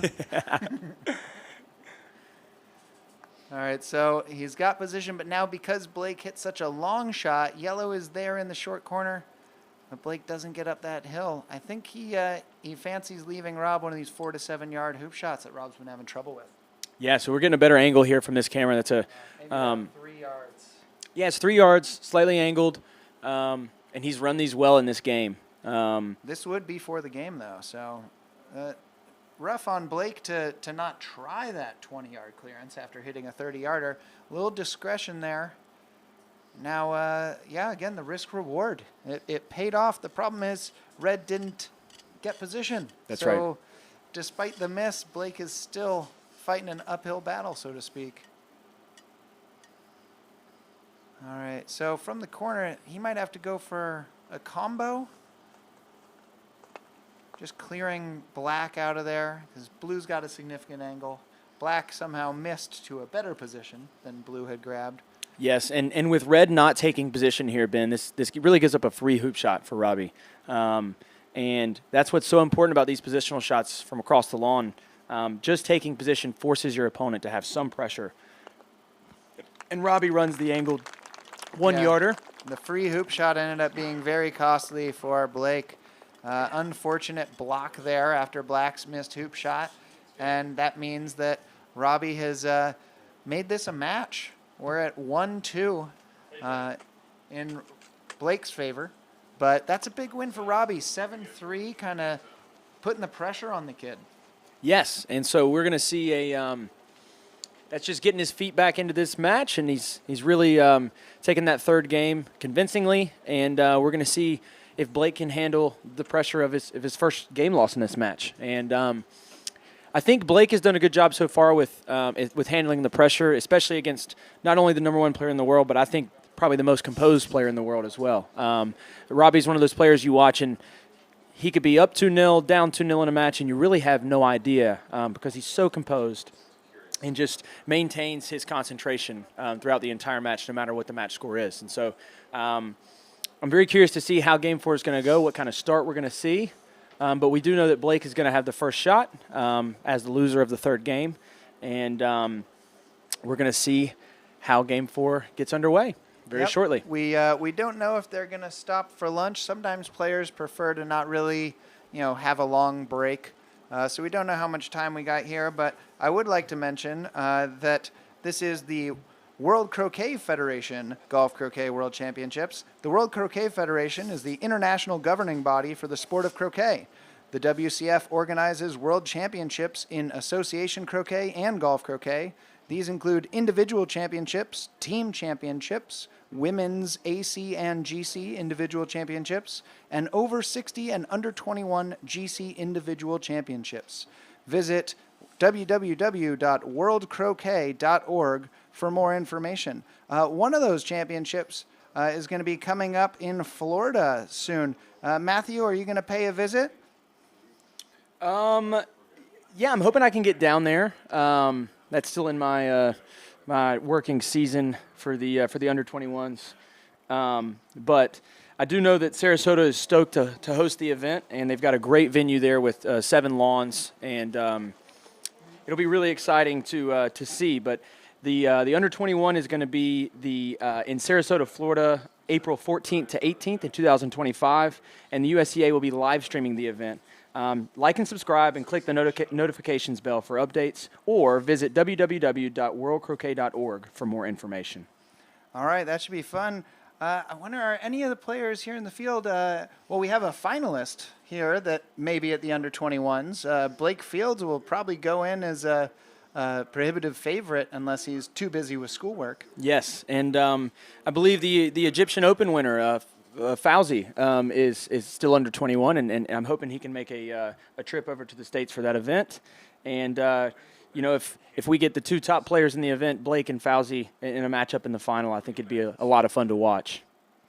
All right, well, we're going to take a little bit of a break, but we're going to hand it over here to 2 young players who are experienced at the under 21s, I believe. We have TeKiri King and Sam Cuthbert. Thank you so much for joining us, Matthew. Maybe we'll get back on the mics if this goes a little longer. Yes, thanks for having me, Ben, and looking forward to the rest of this match.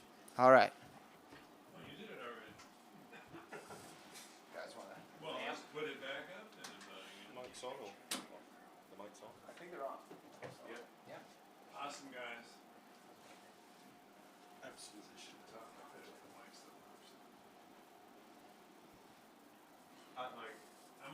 All right.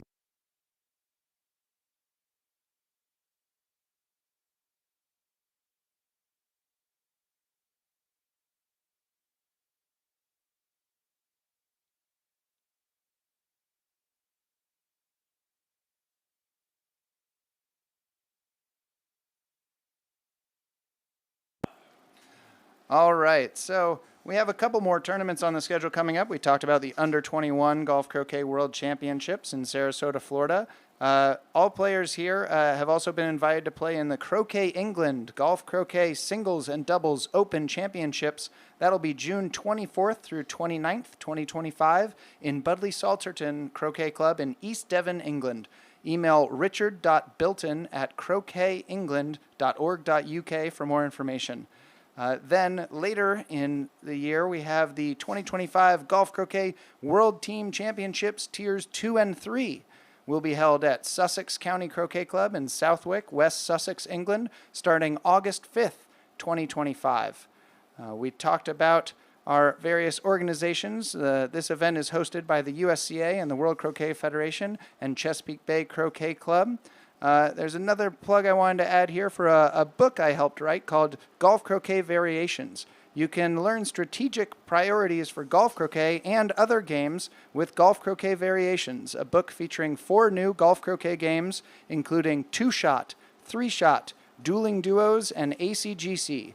There's a random hoop order, either ball rules, and no offsides. Available on ebook from Google Drive. Email howard@sosin.net. That's SOSIN.net for access to his ebooks and videos of the game. One more spot here for painted chalk lines.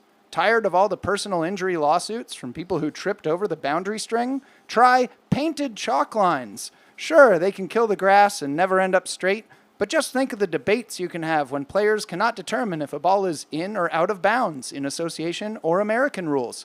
Painted chalk lines. They're not perfect, but it's just a game anyways. Brought to you by the people who are tired of untangling and winding up boundary strings.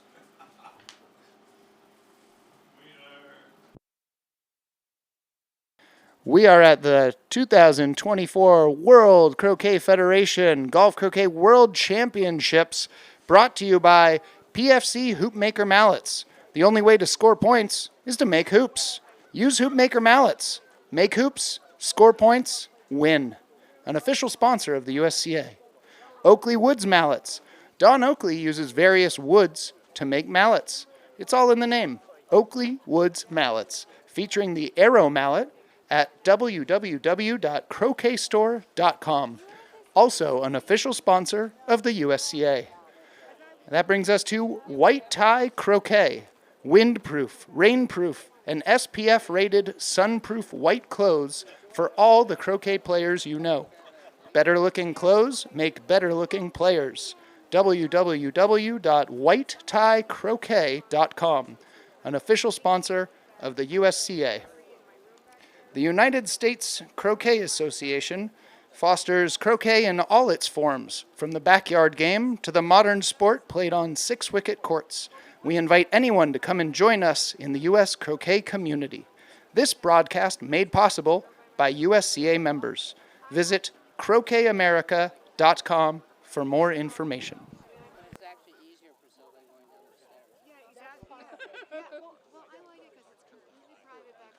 Katoa no mai haere mai to the 15th WCF Golf Croquet World Championships final between Robert Fletcher from Australia and Blake Fields from the United States of America. We are about to kick into Game 4, but the current score is 2-1, with Blake taking the first two games 7-5, 7-5, and Robert kicking back in the third 7-3. I am joined by Sam Cuthbert from England and Addison Matthews from Australia. Welcome. Thank you. I appreciate being here. It's a pleasure to commentate an event like this. So we're currently in Game 4. Looks like Blake is about to hit off with yellow for the fourth game. So very crucial point of the match here. So this can go either way. So keep peeled and someone will come out on top eventually. So right, so here we go. Start of Game 4. Blake Fields play yellow with his first approach. Plays across into nice position, slightly long, but in good position to clear anything which Rob might put in. Slightly angled, but I don't think that's out of Blake's range. Do you think, Sam? No, he's been running hoops brilliantly this tournament. I mean, the first two games of this final, he barely put a foot wrong. Rob, someone that's looked like he's been walking through this competition with ease, really being given a tough time by the young American. and that's a really good position by the blue as second ball in, putting pressure on Blake to either run the hoop with the first ball or clear with yellow. As red comes in, red's another really good position, really controlling the fate of what black has to do. Now you've got to feel that black's got to take a clearance shot here. I mean, yellow seems to be all over blue, with red in nice position to take the hoop on the next rotation. TeKiri, you taking the shot here with black? I would say it's not out of Robert's range whether or not he's been quite consistent throughout the tournament with these clearance shots, so I wouldn't put it past him. Yeah, and looking at this, it does look like he's going to be lining up a clearance. Now he's been mostly consistent with these, slightly off in game 1 and 2, but no mistakes there. He's cleared red, not the perfect result, but he's forcing Blake now into either a very strong stop shot or to take on the hoop. Blake is choosing the more conservative shot and just middle balling it, staying around in the hoop. What a perfect shot that was. Yeah, nice shot there. No longer in hoop running position, but still in front of the hoop with nice control. Addison, that the shot you'd have played? Yeah, 100%. I mean, in this event, I mean, in the final, you want to always play the safe option. The players have been very consistent at capitalizing on errors, so you really want to play safe and really want to make your opponent make the first error as we see red come back in for a positional shot. Yeah, and that's a really nice position by Blake. Tight into the hoop, really giving Robbie something to think about here, whether he's just going to put one in and rely on a 7-yard clearance or whether he's going to take it out early.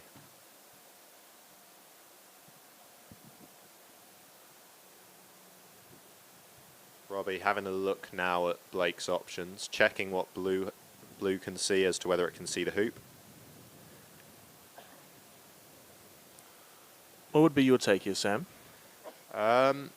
Here, given Robbie's skill at 7-yard roquets, I'd potentially be looking at playing a block on blue here.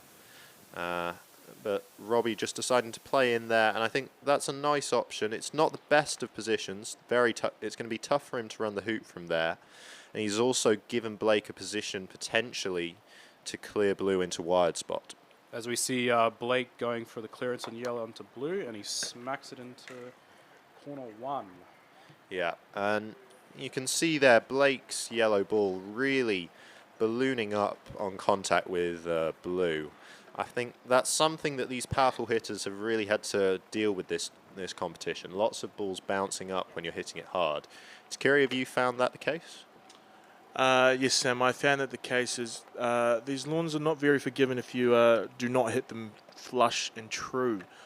Any sort of topping of the ball, any sort of hitting on top of the ball, it will bounce, as we have seen from many of the competitors here over the past 9 days. As we see Robert going for clearance with blue onto red, shoots, and he's cleared red. Yeah, nice shot there by Rob. Hits left-hand side of the ball, sending Blake off towards the east boundary. But Black not in perfect position, so may not be seeing a clearance here from the young American. Possibly not. But if it's runnable, blue's already halfway down the court, so it'd be really big advantage for Robert heading into hoop 2. Yeah. Seeing what he does here with Black, if he potentially goes for a jaws. Yeah, Blake does opt to position there, and I think this will force Robbie into taking really tight position with the hoop here, or potentially having a go.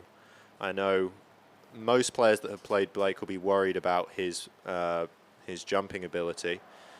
So Robbie not taking the risk will give Blake a 7-yard at the hoop if he wants to take it with red. Not quite the result I think Robert was hoping there. I think he was trying to do a bit of a cut and push him out of hoop running position and put himself into a hoop running position. But I think there for me, he's hit that on the wrong side of the ball. Yes. Would have wanted to push it more into corner 1, leaving himself straighter with the hoop. As we see Blake taking a really tight position here with yellow. So slightly overrun there. Not quite wired from blue, so Robbie's probably going to have a shot back at this now. As Robert goes through his routine, really consistent routine, and looks like he's going for a positional shot back in front of the hoop, possibly getting between yellow and the hoop. And that is not a good result. That is a really poor result. Stuck on the back of the wire, leaving Blake with a simple jump with yellow if he wants to take it. More importantly, leaving blue hampered on its approach up to hoop 2. Addison, you're from Australia, so is there anything you can tell us about Robert and how he's any sort of tournaments that he's won over there?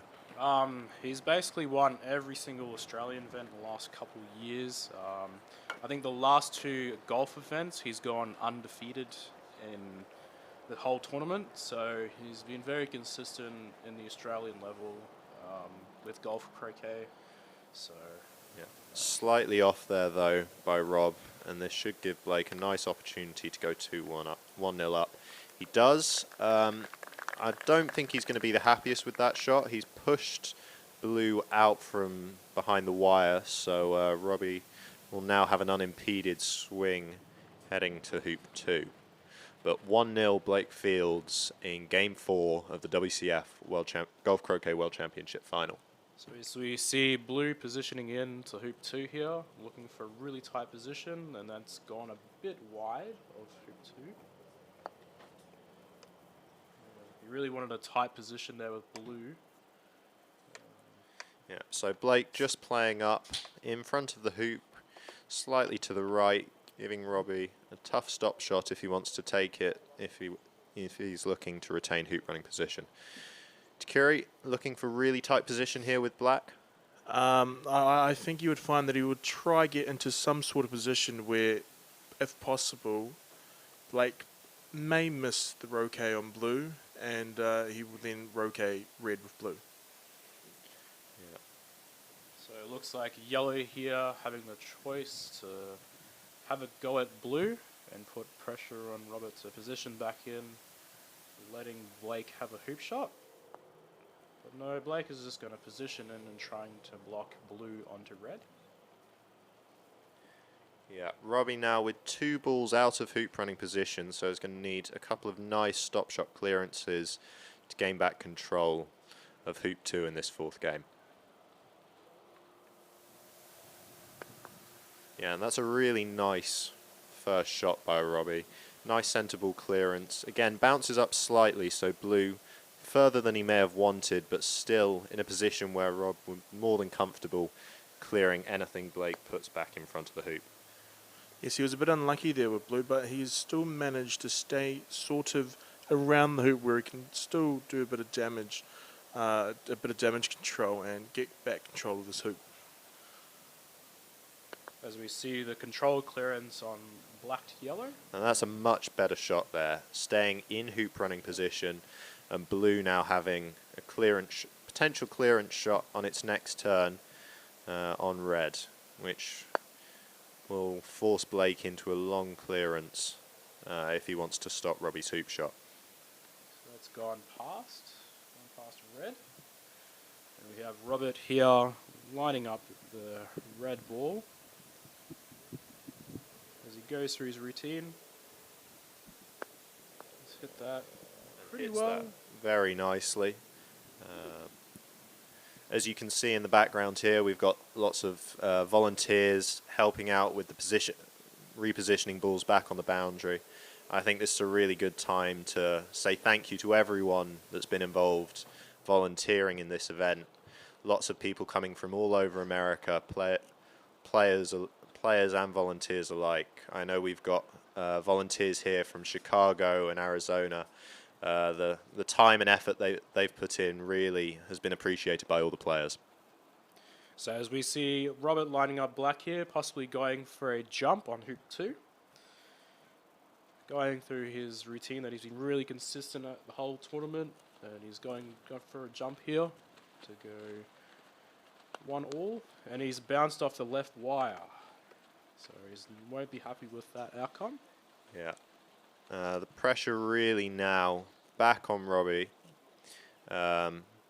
Blake looking now to take wide position from black, giving him real control over hoop 2. He's looking at it from our angle here. It looks like he may have got it. Robbie really having to check.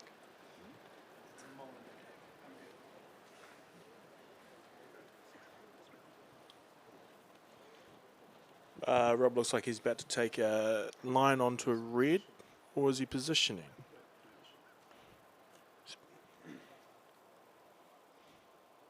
Now, even if he had got that block, given Blake's jumping ability, I'm not happy with that shot. I TeKiri? possibly would have roqueted red, possibly. Yeah, not fairly hard, just middle pace, just so I stay around, because like that, it's just going to go through. Yeah, Blake's not only his hoop running, but his jumping ability is he's really shown it off in this competition, and Robbie would have had to get very tight position to stop Blake from running that hoop. And with Blake running that hoop, it is now 2-0. As we see black positioning over to hoop 3. Being the first ball over is pretty important to hoop 3. As long as you secure that really good hoop position, you're in a lot of control because your opponent has to hit. And he has done that. Robbie probably 1.5 yards out, but straight in front of hoop 3. Probably forcing Blake into a clearance with red. His second ball slightly long there, but Robbie will be hoping for a miss here now. So as we see Blake shooting with red, and he gets black. What a shot. Yeah, that's a really nice shot by Blake. And again, his red ball just bouncing up on contact with red, despite hitting it relatively in the center of the ball, red actually going further than the ball he cleared. Addison, question for you. How have you been finding the lawns throughout this tournament? They haven't been overly bad. Some of the courts are similar to the courts I play on in my home state of Queensland, Australia. But the hoops, yeah, they're definitely tough. I think we've all had very fun experience with these hoops. The ground is very hard, so you have to be very accurate to score these hoops, or even do a jump or do an in-off. So you have to be very accurate because they're very hard on the ground. They have no tolerance whatsoever for movement. So Robert here, it appears Blake with his yellow ball may be blocking the black ball, but Robert's going to have a look, and he's going to look at his options for maybe a possible hoop run here, or he may just jaws it. Yeah, I think given Blake's jumping ability, the jaw's not necessarily his best option. And a player of Robbie's quality will be seeing this hoop and thinking he can run it solidly enough down towards hoop 4, and he's done just that. Nicely done, yes. Yeah, that 2-1 now to Blake Fields in Game 4 of this 2024 Golf Croquet World Championship final. So as we see red positioning down at hoop 4, and that looks like it's gone a bit past the hoop, and Blake would not want that result, being the first ball down. So we're going to see black come down, hoping for a really good tight position on the left side of hoop 4. Plays down now, bouncing slightly as it comes down, but that's a really nice position. Slightly deeper, forcing Blake into a tough clearance with red if he were to take it. Going any closer, you've got to feel that red just takes the simple stop shot to TeKiri. Yes, I believe Robert has done maybe a bit too far for my liking, maybe a bit out, but considering where red is, yes, that was most probably a good shot. Whether or not, what would you do with blue? Possibly putting another blocking position in from red to black, giving black a one-on-one clearance with yellow. So we'll see what Robert does here if he decides to do that, or he's going for his clearance. So he's going for a clearance. So he centers yellow. Nails that centre ball. Really good shot there by Rob. Obviously, the current world number 1 at both AC and GC. His general rocaine skills, you've got to feel, is one of his strengths. Yes. He has. I bet he has a lot of strengths he likes to use, but his rocaine is definitely a powerful tool he can definitely use to change the course of any hoop. So it's the right shot that he took in his mind. So it came off pretty well. Now, red coming back into strong position here to TeKiri. Would you be looking at taking the hoop shot on here, or are you playing a clearance? Well, if I can see it, I wouldn't put it past, but maybe just a little half ball clearance, which Robert has done. So yeah, it's like he almost read my mind. So as we see yellow coming back into position here. Yeah, and that's a really nice position there for yellow. Slightly deeper, not giving Rob an easy stop shots. So we'll see as to whether he takes this clearance on or opts potentially for taking wide position from red to TeKiri. I'm more favourable to a possible centre ball onto yellow and sticking around the hoop. But that's a brilliant shot. Centre balls it. So Rob has his titanium Invictus mallet, which is his own company, available at mallets.com.au. Also, this company has also created the new Invictus balls, which are recently approved by the WCF.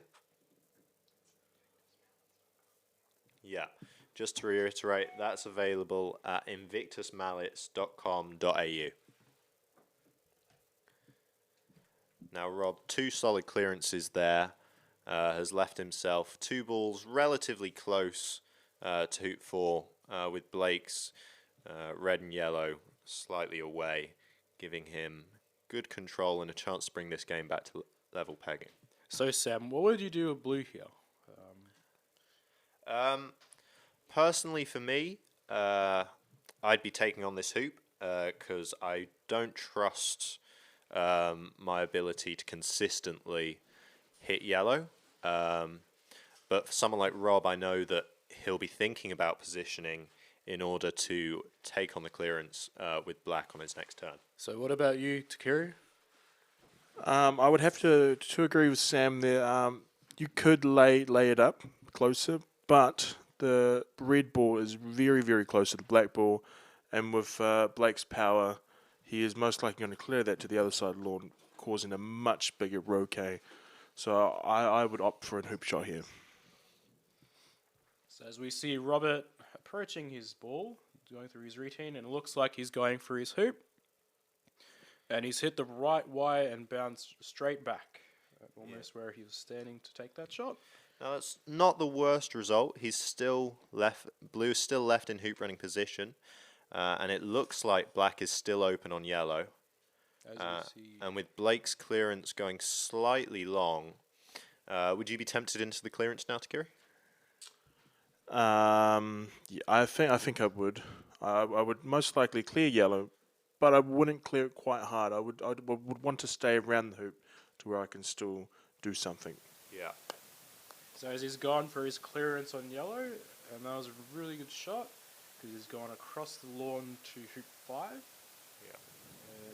And blue is still in a decent position to run the hoop. And black looks like it's really in front of the controlling area of hoop 5. So a lot of pressure on yellow to hit him and hit blue. Yeah, this now really a must-hit shot for Blake. Solid contact with yellow here, forces black back on side and into position for hoop 4. As he goes for the clearance, and that's a lovely clearance. Yeah, great connection there by Blake, sending blue up towards corner 3. Blake wearing his new performance line, BFGs. It's about performance. We just had Ben Rothman come in for a promotional gig there. He's our main advertisement guy. He's the guy that you've been hearing on all the sponsors. Good old Ben Rothman, the ad guy. And also former 2019 world champion. That's right. So he's good at croquet, but he's also really good at ads. So if you need him to sponsor your product, you know who to call. Now Blake looking like he's just going to take the stop shot here. This seemed a really angled hoop if he wants to take it. TeKiri, how would you go about trying to run this hoop if you were going to take it on? With red? Yeah, with red. If you I don't think I would take that on, really. Considering that Robert's also pretty good with his jump shots. Yeah, the chances are you're going to bounce out from that angle. Yeah. Unless we saw yesterday with Edmund Fordyce, who we like to call the Edmund angles. So as we see black coming in for a position here, but red is in a really strong position to clear out of the lawn. So really controlling that short boundary here as Robert goes for a really tight position on hoop 4. Yeah. What do you think about that position, TeKiri? Slightly deeper, but still red really all over that ball if he wants to clear it. Well, it all depends on where blue ball is. There is a possible chance to clear the red onto the south boundary into a possible wide position, if that's maybe what Rob may go for, or considering that yellow didn't quite get that position, possibly lay another one in and block red from black. So just seeing what Robert goes through here. So as he goes through his routine, just deciding what to do with this shot with blue. And it's something to mention, all of these players, and most of the players at this championship, seem to have a set routine that they go through every single time they play a shot, just to kind of get comfortable and make sure they're confident and ready to play it. Well, yeah, one that was quite noticeable was Clarke. I believe the Americans call him the John Wayne stance. I believe he stands with one hand almost like on his pistol, ready to draw. Yeah, so everyone has their same routine that they follow just because that's how they get into it. Yeah, and a good block there by Rob. Blake tries the combination clearance to get 2 in 1, but doesn't quite get it, leaving Rob a really good opportunity to bring this game level at 2-2 in what could be, if Blake was to win, the final game of this World Championship. So Black's just run that hoop, but if you look at red, it's still in a really controlling position over near hoop 1. Yeah, over at hoop 1, but the way Blake's been hitting, you feel that that red ball is over anything that Rob puts in front of hoop 5. So possibly red might go for a clearance on blue when blue positions in. Yeah. So, leaving black one-on-one with yellow. So as we see blue coming in here, and that looks like a really good position here. Well, as Ben Rothman likes to call it, the pre-clear. Yeah, that's a nice position for blue, and Blake opting not to take the clearance on here, putting the pressure on Robbie to nail this shot with black. TeKiri, would you have taken the clearance on with blue here? I would have looked at my options, and depending on how I'm playing, I think I would have more opted to possibly get the wire in between black and yellow. Yeah. Now, that's a really good shot by Rob, sending yellow up towards hoop 6, and giving Blake probably a 15-yarder to pull himself back into this hoop. And we all know Blake's performance over this World Champ. He's been hitting these quite consistently, and that is possibly one of the reasons why he is in this World Championship final. Ooh. Not quite on that one though. Missing on the left-hand side. A slight commentator's curse there by TeKiri. And Rob, you've got a feel now with a chance to take a 3-2 lead. And from this range, you'd expect him to run this up towards hoop 6. Addison? Yep. So as we see Robert going through his routine here, and he goes straight through all the way down to the opposite boundary. And that's a nice shot there, looking just to secure the point, not bothering with control, getting that 3-2 lead after going 2-0 down. Chris Clarke would not be happy with that hoop run, I must say, Sam. No. Personally, I quite like it, being 2-0 down to pull it back to 3-2. It's a nice lead to have. And Blake positions one nicely in front of hoop 6. Not quite able to get the wired spot, though, from blue on the boundary. So as we see Robert positioning in with black coming in, hoping to get a really tight position here.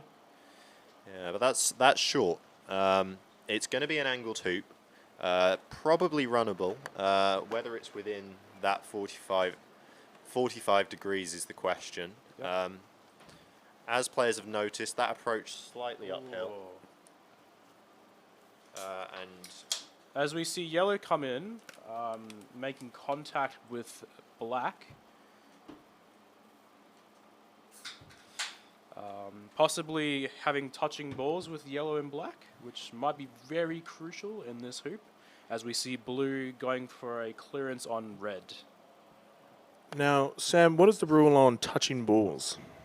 The ruling on touching balls, if the balls are touching, then the players can play it at a straight line. But these look slightly separated, so if Robbie's going to want to play black, he's going to have to do it at a slight angle. So with that shot with blue, Robert has hit the hoop and bounced off. As we see red taking a hoop shot, as we have a really good angle of Blake here, and he's bounced off the left wire. That's not the result Blake had wanted. And that, I'd say that's not been typical for Blake this tournament. No, it's well, as you would notice, Blake was in the first 2 games. He took really early leads because he was quite consistent with those hoop runs that he has had. But this is some of the first rejections that we have seen from Blake, showing a bit of sign that he's human. So as we see Robert playing black, they must be touching balls, and he's just playing a stop shot. Yeah, and that really demonstrating Rob's AC Oh, skills, yeah, and that what a is a shot. brilliant shot. Not only stopping nicely in front of hoop 6, but also forcing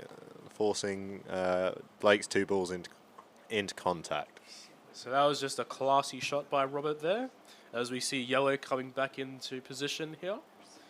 So for this shot with blue, we might see Robert just positioned in front of the hoop here, putting pressure on red to clear black. So Robert just going through his routine here, just positioning in, hoping for another tight position. And that's a nice shot there by Rob. Just 2 balls in, forcing Blake into a long clearance now. I think. So we look at red here going for a clearance, and he's missed on the right-hand side of black. Looks like he's gone between Rob's 2 balls there. So Black now with an opportunity to make hoop 6. So Robert starting to gain the ascendancy here, but it looks like he might go for a stop shot on yellow here, and that's the way he looks like he's standing. I quite like this shot. TeKiri, what about you? It gives you complete control now with 2 balls. I would have to agree. It gives you complete control over the hoop where you can almost dictate what happens around here. Yeah. But with Blake's power clearing, I'm not too sure if you really have control of the hoop. Yeah. Blake just choosing to play back in there. And Robbie.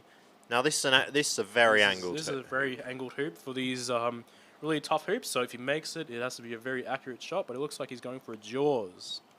Dun-dun. So And that's a really good shot on these hoops. To be able to jaws a ball from that distance is really a difficult skill. But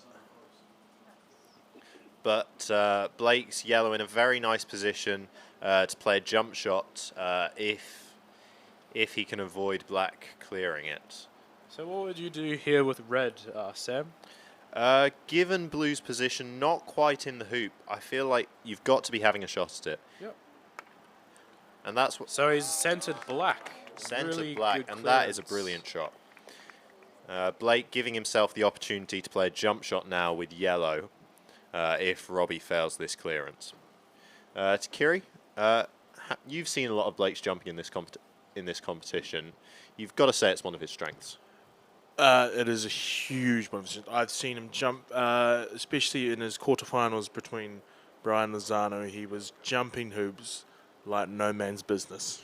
Yeah. So if Robert misses here with the black, Blake Fields will be faced with a 3-yard jump with yellow to go 3-all in game 4. As we see Robert lining up here. And goes to the hit. Mid-pace, center ball, really good clearance. Yeah, and that is a brilliant shot there by Rob. Not only clearing yellow out of hoop running position with the jump, but also keeping Black near to the hoop to deal with anything that Blake might put in later rotations. So Blake really pressured here to go for his roquet on blue with yellow. As he lines up, he's hit, and he's hit it out. And that really came out at a really odd angle. Yeah. It seemed like he caught Blue on the top of the ball there. Yes, well, it did look like it, didn't it, Sam? But I would like to say, yeah, that weird angle, these hoops are very, very tough, and you will have no idea what angle they will come out of. Yeah. But yeah. So Robert just coming back in here, getting a really forward in front position, and he looks like he's left red open. But red's just going to come in here for a positional shot. And red's gone past, looking for a tight position. Yeah, that's a poor shot there. Really, that was a chance for Blake to try and regain a little bit of control back at hoop 6. But you feel Rob can now put another one in without any real pressure on him. If he can get the block from yellow, even better, which it looks like is what he's done. And that could be a very good shot. So Blake here lining up with the yellow. We're not sure what he can see. but he might need some relief here. Yeah, he's slightly impeded there by the fencing in the background, and Robbie allowing him just to bring it in slightly, so Blake's swing is fully unhampered. So as we see the scoreboards here, as Blake's just rotated in and smashed Black. But Yeah. the bad thing with that shot, it's hit Black over to hoop 7. Yeah, that's really unfortunate for Blake. Not only has he missed the ball he was aiming for, but he's pushed Robbie's ball onside over towards hoop 7. And why is that onside, Sam? Well, the onside rule says that when your ball is halfway over to the next hoop, but put there off one of your opponent's balls, it's legal. If you put it there yourself, then it's illegal and has to go to one of the offside spots. So as we see Blake positioning in, and that is short. That's not the result Blake has wanted with that shot. Yeah, at 4-2 down, Blake really needs to try and get this hoop to keep the deficit at 1. You feel with Robbie's experience, if he goes 3 hoops up, he'll be happy just to trade hoops with Blake and secure this game 4 win. So as we see Robert positioning in with Black, controlling the boundary there. So as we see Blake here shooting with yellow, and he's missed on the right and bounced over the ag pipe and scared the spectator. Yeah, and that seemed quite a significant miss there by Blake. Yes. We've seen him miss a few so far this final, but nothing that significant. TeKiri? Yes, there was quite a substantial miss by Blake. One is wondering, is the pressure of the championship final going to get to him in this game? To be honest, I don't think so. I think Blake, with 1 or 2 good shots, he'll jump right back into the form we've seen him playing at throughout this entire tournament. He's a player. While this might be his first appearance in a World Championship final, he is not by any means inexperienced. This is his second World Championships, and he's also competed at 2 under-21 Worlds. I think that the situation won't be getting to him. It might be more that he's not putting himself past the bad shots and focusing on them slightly too much. So as we see Robert going in for a clearance on red, and he's just missed it and hit the right-hand wire of the hoop.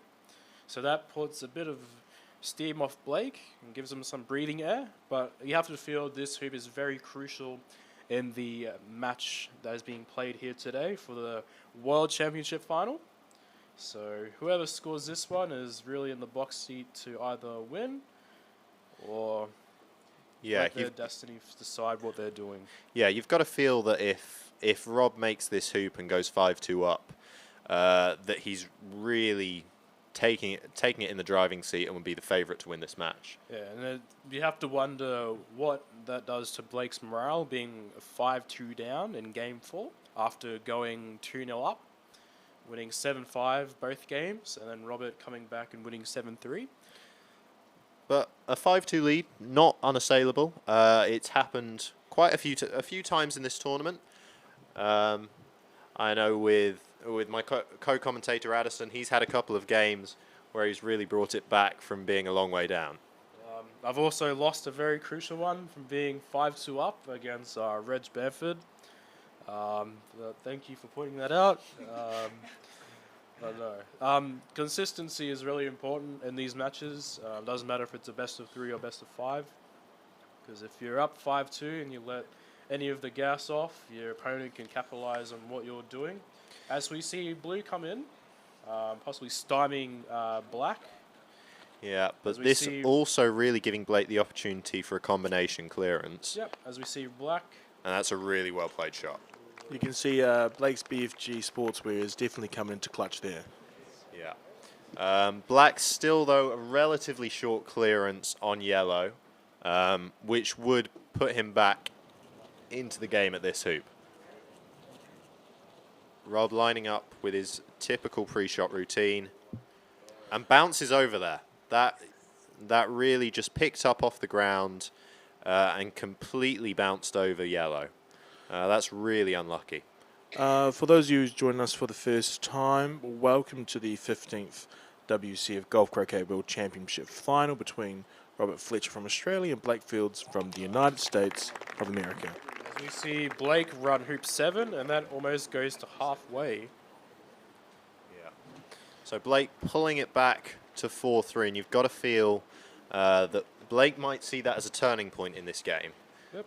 As we see Red in a really commendable position there from the roquet on the previous turn by Red. So a very controllable position with Red.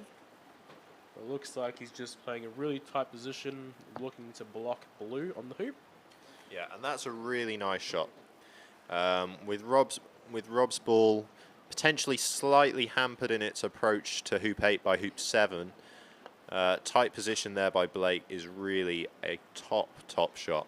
I think that's something in his play that's really improved over the past couple of weeks.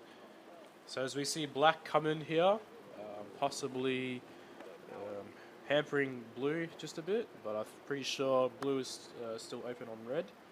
But I'd like to give a shout out to all the Australian crew that are watching from Australia. It's either 4 a.m. or 5 a.m. in Australia.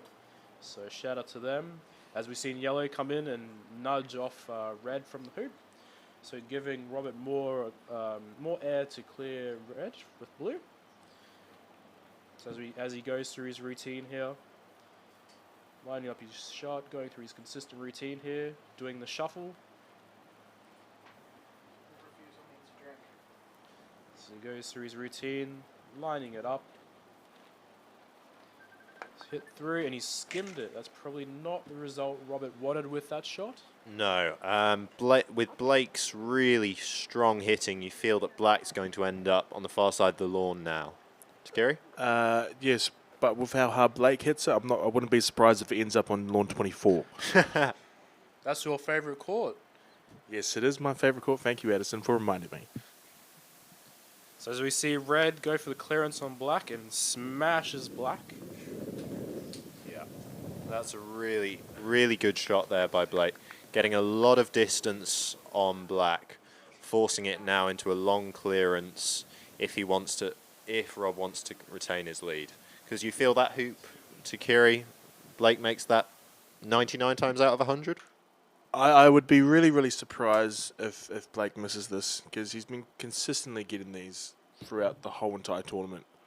So Robert here, most likely going for a clearance near corner 3. He's about 1.5 yards out of corner 3. So he's got a really long clearance to make on Yellow if he wants to stay in this match. But it looks like he's going for a positional shot with Black. So maybe he might be wide by the peg on the Yellow. So he's just going back and front here. Yeah, forcing Blake into taking this hoop. But you'd think, giving Blake these odds, he is a very good favourite to run this hoop, to go 4-all. And he runs the hoop, smashes it, and you see the dust flying up from around the hoop there. So the score is now 4-all, but Robert has the first ball over to hoop 9 with Blue. Yeah, this a really important shot. Rob will be wanting to get nice tight position here. So hopefully he can go 5-4 up in this fourth game. And that's gone. That's long. That's not a good shot. Rob will not be happy with that. Really handing Blake an opportunity to get back into this hoop.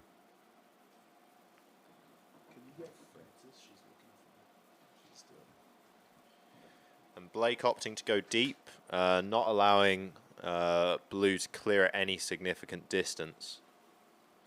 TeKiri, that the position that you'd be putting Red into? Yes, I would be taking the short boundary and having the corner control. Because the likely chances is if you put on a long boundary, Robert will put you on that long boundary. Yeah. So as we see Yellow come in here. And Yellow also going slightly long. So really Blue with very limited options here, especially on these fast lawns. You feel like he's got to take either tight position or try and get a blocker on either on red's shot, either at the hoop or at black. So it looks like he's going for a block on the hoop here, a really tight position in, And does that nicely. forcing Blake to really be aggressive here. Is Blake going for a jump, you reckon, here? I wouldn't put it past him. And he has. And he's missed. Missed. And given how Blake has been jumping in this competition, I'd say that's a rarity. TeKiri? Yeah, most of the time, Blake has either hit the hoop or he's gone sailing through and claiming that point. Yeah. We saw some really brilliant jump shots in his game against Stephen Mulliner in the round of 16 and his game against Brian Lozano in the quarterfinal. So as we see Robert choosing what to do with his options, looking at every decision possible that he can make with the black here. So most likely it'll just be a really controlled clearance on yellow to the boundary. Would you be thinking about playing the snuggle here, Addison? Possibly, if that's a percentage play here, giving yellow nothing to do, giving no other option for yellow just besides to play out from the snuggle. So that might be a real percentage play for Robert here, and he's very good at positioning, so wouldn't put it past him. You've got to feel that even clearing yellow, you only clear to the short boundary, and the way Blake's been hitting, I would expect him to make that shot. Yes, 100%. Yeah, so Rob playing the snuggle here, and can't quite tell whether he's got that. I think he possibly has and may have to do a little jump over the edge of the ball.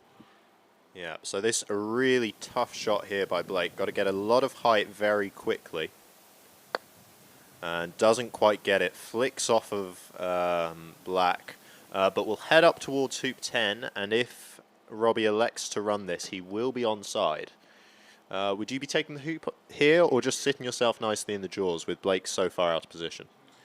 I think if I was Robert, I would have a nice controlled hoop run down to the next one. Not giving Blake the chance to get back into this hoop. Yeah, completely with you there. From this distance, a player of Rob's caliber would really be expecting to end up in hoop running position for hoop 10. So he's just run hoop 9, going 5-4 up, and that is a really beautiful shot. Yeah, nicely run with control. And I don't know about you guys, but I found it really hard running these hoops with any form of control. Yes, because they're very hard in the ground. It's very hard to gain the shot power to be very consistent at running these hoops. Because if you go soft enough, they just stick in the hoop, and then you're stuck there for another rotation, and the opponent might possibly jump you in the next shot that they play. Yeah. And a player of Blake's caliber and Robbie's caliber, more than capable of jumping from really significant distances. So as we see red coming in here, and that is short. Now, that is a really poor shot by Blake. A good position here by Robbie will give him the opportunity to clear red, but also, more importantly, will try and send blue towards hoop 11. But that black approach just connecting with his own ball. So not perfect, but you'd still say Robbie's in control of this hoop, TeKiri? If Blake hasn't hampered my shot too much, I think he's still in a good position to take the hoop. He's been shooting quite well, quite consistently, so yeah. And it looks like he's going to be taking the hoop shot on. This what you'd be doing, Addison? Yep, so even though blue is a free shot here, he's just looking at his stance here, getting comfortable here with his shot, but he might be hesitant here to take on his hoop with a bit odd of a stance here, so he might go for a clearance here on a ball. Yeah. So the thing with red here, he could get a really controlled clearance on red and go over to hoop 11, putting him in a really strong position here. Running with black. Looks like what he's going to be doing. Now this has real potential to be a game-winning shot here for Rob if he can get a lot of distance on red and hold position in front of hoop 11 with blue. He's played that shot Which he's done beautifully. very nicely too. He's gone past halfway, but as Sam explained earlier, his ball is legally offside because he came off an opposition ball. Yeah. So Blake with a long clearance. And while this is an important shot, it is still a long hoop shot for Robbie. Yes. So not essential. And Blake electing not to take the clearance on. Just positioning in here. Instead positioning in. And that, again, slightly short from Blake. These hoops, these lawns at the beginning of the day running around 10 seconds. So not the quickest of lawns. And you can see that these players have made mistakes with their positioning. There's been some overshooting and some undershooting. So this will really give Rob a decision to make. So what would you do here, Sam? Would you bite the board and go for your hoop, or would you just do a controlled clearance on yellow? I think with blue in such strong position and the chance to go 6-4 up, I'd be taking on the hoop here. TeKiri, you in agreement? I would be in huge agreement. I mean, you have a huge advantage to the next hoop. So yeah, I'd be taking the hoop of black. As he's gone for his hoop there, he's bounced off the wire and he's bounced out about 4 or 5 yards here, giving Blake a really easy hoop run. Yeah. Yeah, that's a really strong rejection by these quad-weight hoops. Just highlighting how difficult they are, even for the top players. But Blake makes no mistake with that. Brings it back level to 5-all. So possibly putting black offside here with that hoop rejection. But remember, blue is still onside from that previous roquet. Yeah. Players just conferring as to whether black is on or offside here. Do an ad read. Make up an ad. Yeah. These two players really unsure about this.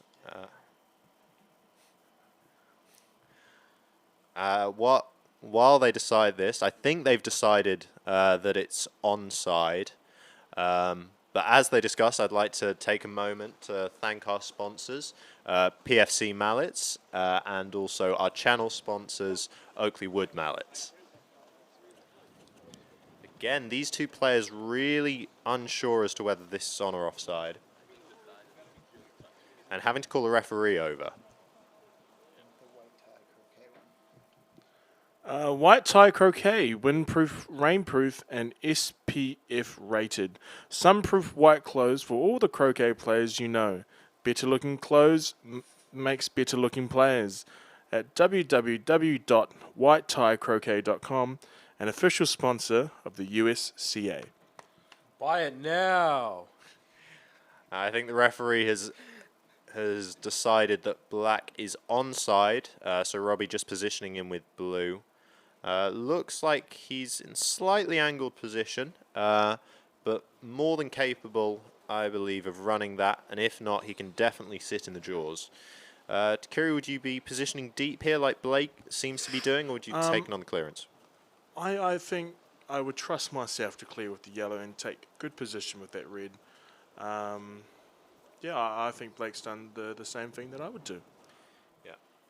Robbie not liking red's position at all and deciding simply to get rid of it with black. As he's gone for his clearance there and sent it all the way down to the south boundary, but black has not made it off the lawns, so that might be a critical point in this match. Yeah. So Blake really now will have a decision to make as to whether he opts to position into tight hoop running position or taking on this clearance. It looks like he's taking on the clearance, which to me is the right shot. TeKiri? And he's nailed that shot beautifully. And he nearly also went in off. Yeah. He's hit that on the right side if he wanted the in off, but I think there his main focus, making sure Rob's ball's no longer in hoop running position. I think with this blue ball, I think what you would have to do is, Robert's thinking that I want to put it in, but possibly in a wide position because of where black is on red. Yeah. Black's position on red potentially could cause a wire, but also potentially looking at wiring yourself from yellow as well to force an early clearance by Blake. So it looks like Blake might be running the hoop here. Goes to strike. Oh, and he's bounced off. Yeah, Really good effort. it's a really strong effort. And he's gone at that really hard, and as you can see on the feed, the ball's slightly in the air as it meets the hoop. But you'd have to think this is a really crucial hoop as well of this match. Yeah, and now with Blake so far out of position with both of his balls, and Robbie putting in another brilliant ball into position that he is in complete control now of this hoop. He has real strong control of this hoop, Sam. I mean, Blake's balls are both off to the boundary somewhere, and he's put both balls in front, given him full control and almost full dictation of how this hoop's going to go. So as we see yellow coming in for Roque here, and he's run the hoop from the non-playing side, going cleanly through. Yeah. I mean, Blake really unlucky there to have not only run the hoop, but run it so cleanly that he's ended up off on the north boundary. TeKiri, run these hoops from 2 yards is hard enough, but running it from the other side of the lawn, that's really, really unlucky for him. Yes, for some reason, scoring the hoops backwards are easier than scoring the hoop forwards. Yeah. So as we see Robert going for a possible block here on red. Yeah. And he has not quite got it. Blake still able to hit centre ball, but might not be able to hit on the left-hand side. And So he's hit the Blake- wrong ball. Blake, again, slightly off on his aim there. And importantly for Rob, he sent blue down towards hoop 12, giving him what is an already great position for Rob to go 6-5 up, giving him a potential advantage at hoop 12 to take this game 7-5 and forcing it to a deciding fifth. And that is now 6-5 to Robert Fletcher. That's a really good hoop, staying in tight position at hoop 12. Impetus now really is on Blake to pull out something special to try and stay in this game. As we see yellow coming in here, and that's gone. That's not going to be any help for Blake here. So as we see Robert positioning in here with blue, having a really controlling position on hoop 12 here in the fourth game. I think the one saving grace there for Blake is that yellow has ended up in a wired position from black. So Robbie not able to take as tight position as he'd have liked, with black unable to clear yellow away. So Robbie, as expected, taking slightly deeper position. And this will response by Blake even deeper. TeKiri, what do you think of this? Yeah, I mean, I think the best thing you can do here is just to put a ball in, to put some sort of pressure on, and to at least say that you have a ball in front. So Sam, are you blocking yellow onto blue here, or heading onto red and possibly getting the skim off to 13? No, I'm not thinking about the skim off here being 6-5 up. I'm taking a sensible. Being 6-5 up, hoop 13, I'm not focused about it. I want to secure this hoop and win this game 7-5. So I think Rob's two real options here are trying to get the block from yellow onto blue, or just a nice sensible clearance on red, taking out Blake's so-called supposed danger ball that could run the hoop. And it looks like that Robbie might be favouring a block on yellow's shot here. TeKiri, what would your favourite shot be? Well, I'd have a look, because it looks like there's a possible chance that they could see it. And Robert's really having a good look at this to make sure that he is making the right decision, which I believe, if you cannot see it, yeah, the best thing to do is possibly a block yellow from blue. Yeah, and that's what he's doing. And Robbie's not happy with that. That looks slightly short. And this might even give Blake an opportunity to flick off towards hoop 13. Do we think a double clearance here? It appeared No. that Blake tried to go for the double clearance, or it was a bit of a mishit and he skimmed it on the way past. Yeah, both balls jumping up as he played that shot might suggest that Blake didn't connect with that as cleanly as he'd want to. And now this is a chance for Rob Fletcher to win this game 7-5 and take it to a deciding 5th game at the WCF Golf Croquet World Championships here at Chesapeake Bay Croquet Club. And he's done that brilliantly. And this is the final we expected, ladies and gentlemen. Game 5 soon to come. It all comes down to this, Game 5. TeKiri, seeing Robbie's improving form throughout this final, any ideas as to how this final game might play out? Well, there's been a few discussions, but I think we're going to see a golden hoop 5th game. Now that would be very exciting. Any inclination as to who's going to win it, though? Well, the way that both players are playing at the moment, you could literally flip a coin. But I think I would back Robert Fletcher on this on the win. Yeah. Addison, obviously you'll know Robbie quite well, playing in lots of tournaments with him. Do you think the pressure of a 5th game might get to him? No, I think he's very consistent. Very consistent player. Has been for a long time. So I think it's going to... If Robert and Blake trade hoops, I think it'll go for a 13th hoop. And as we've been saying, it could be a flip of a coin with how this 4th game has gone, being so close, being 5-all at hoop 11.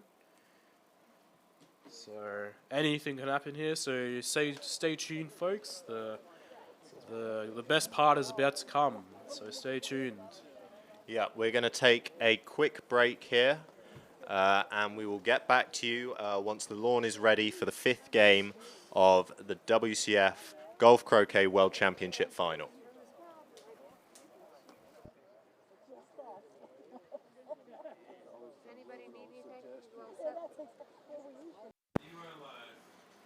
This is the real croquet.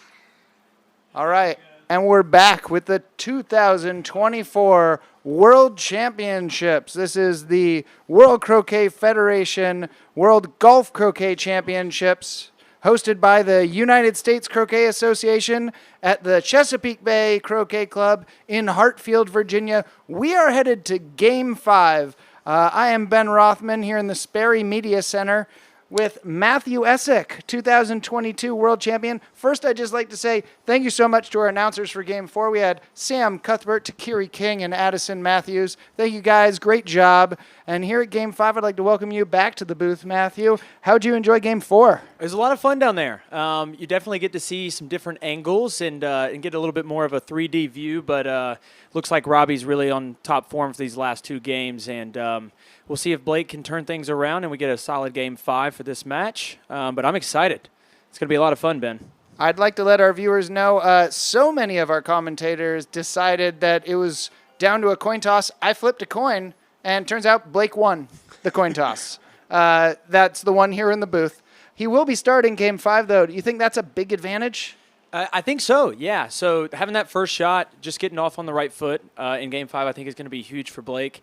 I think, going into the match today, we definitely thought Robbie had the advantage as far as experience and his composure. And it looks like Blake came out on a really strong game in those first 2 games of the match. Then Robbie's leveled it here. And so I think Robbie's probably the favorite to handle the Game 5 pressure. But we'll see how it goes. Yeah, we still saw some great clearances from Blake, good hoop running, maybe a little slip up. I remember a relatively close hoop 8, but he hasn't really fallen off. It's just Fletcher's come to peak Fletcher. I want to let our folks out there know who are watching. One, if you didn't hear earlier, James Galpin won the plate in a very exciting fashion. He won 7-5, 6-7, 7-6. He was up 6-1, 6-2. And it went to the hook in Game 3, so he was lucky to survive a great comeback attempt by Patricio Garay Jr. Congratulations to both players playing a great tournament. And for those of you at a keyboard, we are watching the chat. We got a little while till they get the hoops ready. If you got any questions for the last two reigning world golf croquet champions, let us know. Otherwise, Matthew's going to sing us a song. Okay, so normally when Ben puts me on the spot, I oblige, but in this case, I don't think that that's going to be the case. So please just throw some questions at us, and we'll see what we can answer before they get started with Game 5 here. But I know we're all excited up here in the commentary booth for an exciting Game 5. All right, so we did have one question earlier from Graham Good. Is the combined age of the commentary team lower than some individual commentators? The last three commentators were all hovering around 20, so I'm going to go with definitely yes. The two of us, yeah, just two of us. You're right, croquet is a sport for all ages. I know that Matthew started as Yiddle Matthew at about 3 years old. I started about 8. Blake and Ewan both started at 7. I assume Robbie Fletcher was also pretty young when he started. So we all started by playing grown adults and sometimes our parents or grandparents. And the fun part about croquet is that's a level match in some situations. So we got the first question in here from Wix and Jack Wix. That is Wixie Wix. Yes. And he asked Matthew if you had to sing a song, what would it be? I think it's Don't Stop Believing by Journey. I think that'd be the top of my list. Well, now you're just going to get a lot more people wanting you to sing. I thought we'd hear Salty Dog or something like that. Yeah, we could do Salty Dog. I just don't know if that's a vibe for a Game 5 of a World Championship, Ben. All right, shout out to Soup. What do you sing for Soup? You know, I could definitely do the Campbell's Chicken Noodle Soup little jingle. That's a nice quick one. Let's hear how that goes. So the Modelo doesn't normally go well for the vocal cords, Ben, and so I'm not sure if you it's... need a Mexican song. Yes. I think La that's what I need. Cucaracha coming up. No, we're not going to get it. No, I don't think so. He's just vamping. We'd like to take this opportunity to thank all the people who have been working here on the tournament. I know we mentioned some of the names before, but Jeff Sue for managing the event with his assistant managers, Rocky and Elaine, doing great work, and Michael Albert for tournament directing. Thank you to these referees working hard to get the hoops just right, even here between games 4 and 5. All the volunteers, the grounds crew, the production crew. We have director over here, Russ Dilley, executive producer, Michael Albert, producer, Paul Neubacher, technical support from Jamie Gumbrell, and we got 3 videographers on this court to get you all the angles. Sorry if we were switching too much. That's entirely my fault. Brian Hovis, John Graney, and Karen Bisley doing great work out there on the cameras. So we're getting ready for Game 5. You think they got the pace and all the hills figured out by now? I think so. We've watched, you mentioned in Game 3 when we were up here that both players were really struggling coming from that west boundary to the east side of the lawn with that uphill slope going from west to east. And I noticed Robbie, he seemed to get that pace a little bit better throughout the match, and especially in that Game 4. Yeah, coming up to hoop 9, he got really good position, put Blake in a hard spot where he had previously left openings on those 14-yard clearances where he didn't force Blake into hitting them.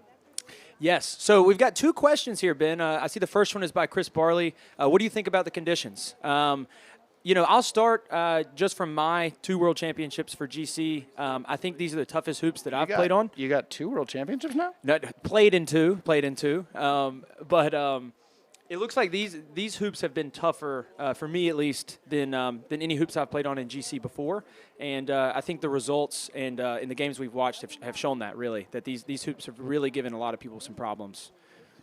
Yeah, I had some tough hoops at Southwick. It wasn't the main front court there where you played your finals and semifinals, but another line over, my knockout match, I hit the center of the hoop a lot and just spun around because it was a little bit more, shall we say, sand-colored, a little a dry grass, and so the hoops were really firm there. But yeah, here the trick is consistently all of these 15 lawns over on the front side where we're playing the finals had very difficult hoops. And occasionally on the front 8 you could get dry conditions, but by the afternoon those courts were generally a little easier to deal with. Yeah, and I think one thing that a lot of viewers would appreciate is that about a week before this tournament started, these 16 courts that we've been using were basically completely underwater. And so the fact that these hoops have been this difficult this week, being underwater a week prior to the event is a real it shows just how difficult these courts can get when it's dry and they have a dry season. It's great recovery. So we're looking at like a 45-degree angle there.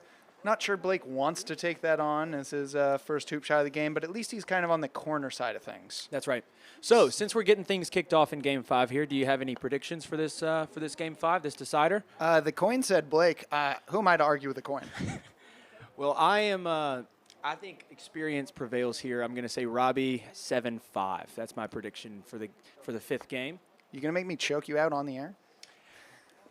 I'm really hoping that doesn't happen, but that is my prediction. My bias is hoping my prediction is wrong, but my mind is telling me that Robbie's going to prevail. Oh, you're doing like the reverse fan thing, the Bill Simmons thing. You're going to tell us how bad your guy's going to lose, only to be happily surprised when he wins. That's I like right. it. Very clever. Very clever. Here I am just with my heart on my sleeve when Blake pulls this out. So we got coming on down. He's going to go for the clear. He misses. I guess Robbie still thought that 45-degree was just too much because he was aiming at red, not yellow. Yellow's got the much better hoop shot. Absolutely. And so we've seen some really nice cuddles from Blake throughout this match. It looks like he's just opting to take on the hoop. But with a straight-on yellow, with how good his cuddle shot has been, I wouldn't have been surprised to see the cuddle here. All right, wasting no time. Blake goes for a rip, and at that pace, you can see just how firm those hoops are. It stopped that ball. That ball could have gone all the way through the next lawn if it hadn't hit that hoop. And the hoop stood firm. That's actually a great result for a missed hoop shot.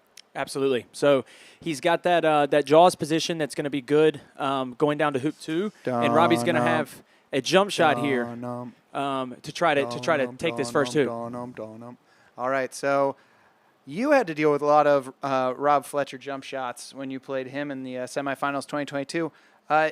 What are your odds on this one? I think he's 1-4. I think he makes this. Oh, really unfortunate result. He had the height, so he played it. You want to make sure your jump is high enough to not put the ball through. He played a great height, a little off to his left, but it put red through. So now he doesn't get the point, and Blake is up 1-0, first ball down to 2. The only saving grace there, sometimes you'll see somebody put an opponent through the hoop that much on purpose because red's not going anywhere, I don't think. That's right. And so Blake has really lost his advantage to this hoop now, going long with yellow, and red having a hampered backswing here. I think red can still get down the lawn towards hoop 2, but maybe not with as much accuracy as he would hope. He's got to be careful with that carbon fiber shaft. He takes a big swing through that hoop at his pace. He'll have to replace that mallet shaft before hoop 2. That'd be an inopportune moment for an equipment failure. No kidding. All right, so we're just going to see Robbie set probably here on the western side to prevent the clearance from yellow. And we'll see how much red can get down towards hoop 2 coming through this hoop 1. All right, speaking about Blake Field's equipment, BFG, Blake Field's new performance line, including the new UltraCast.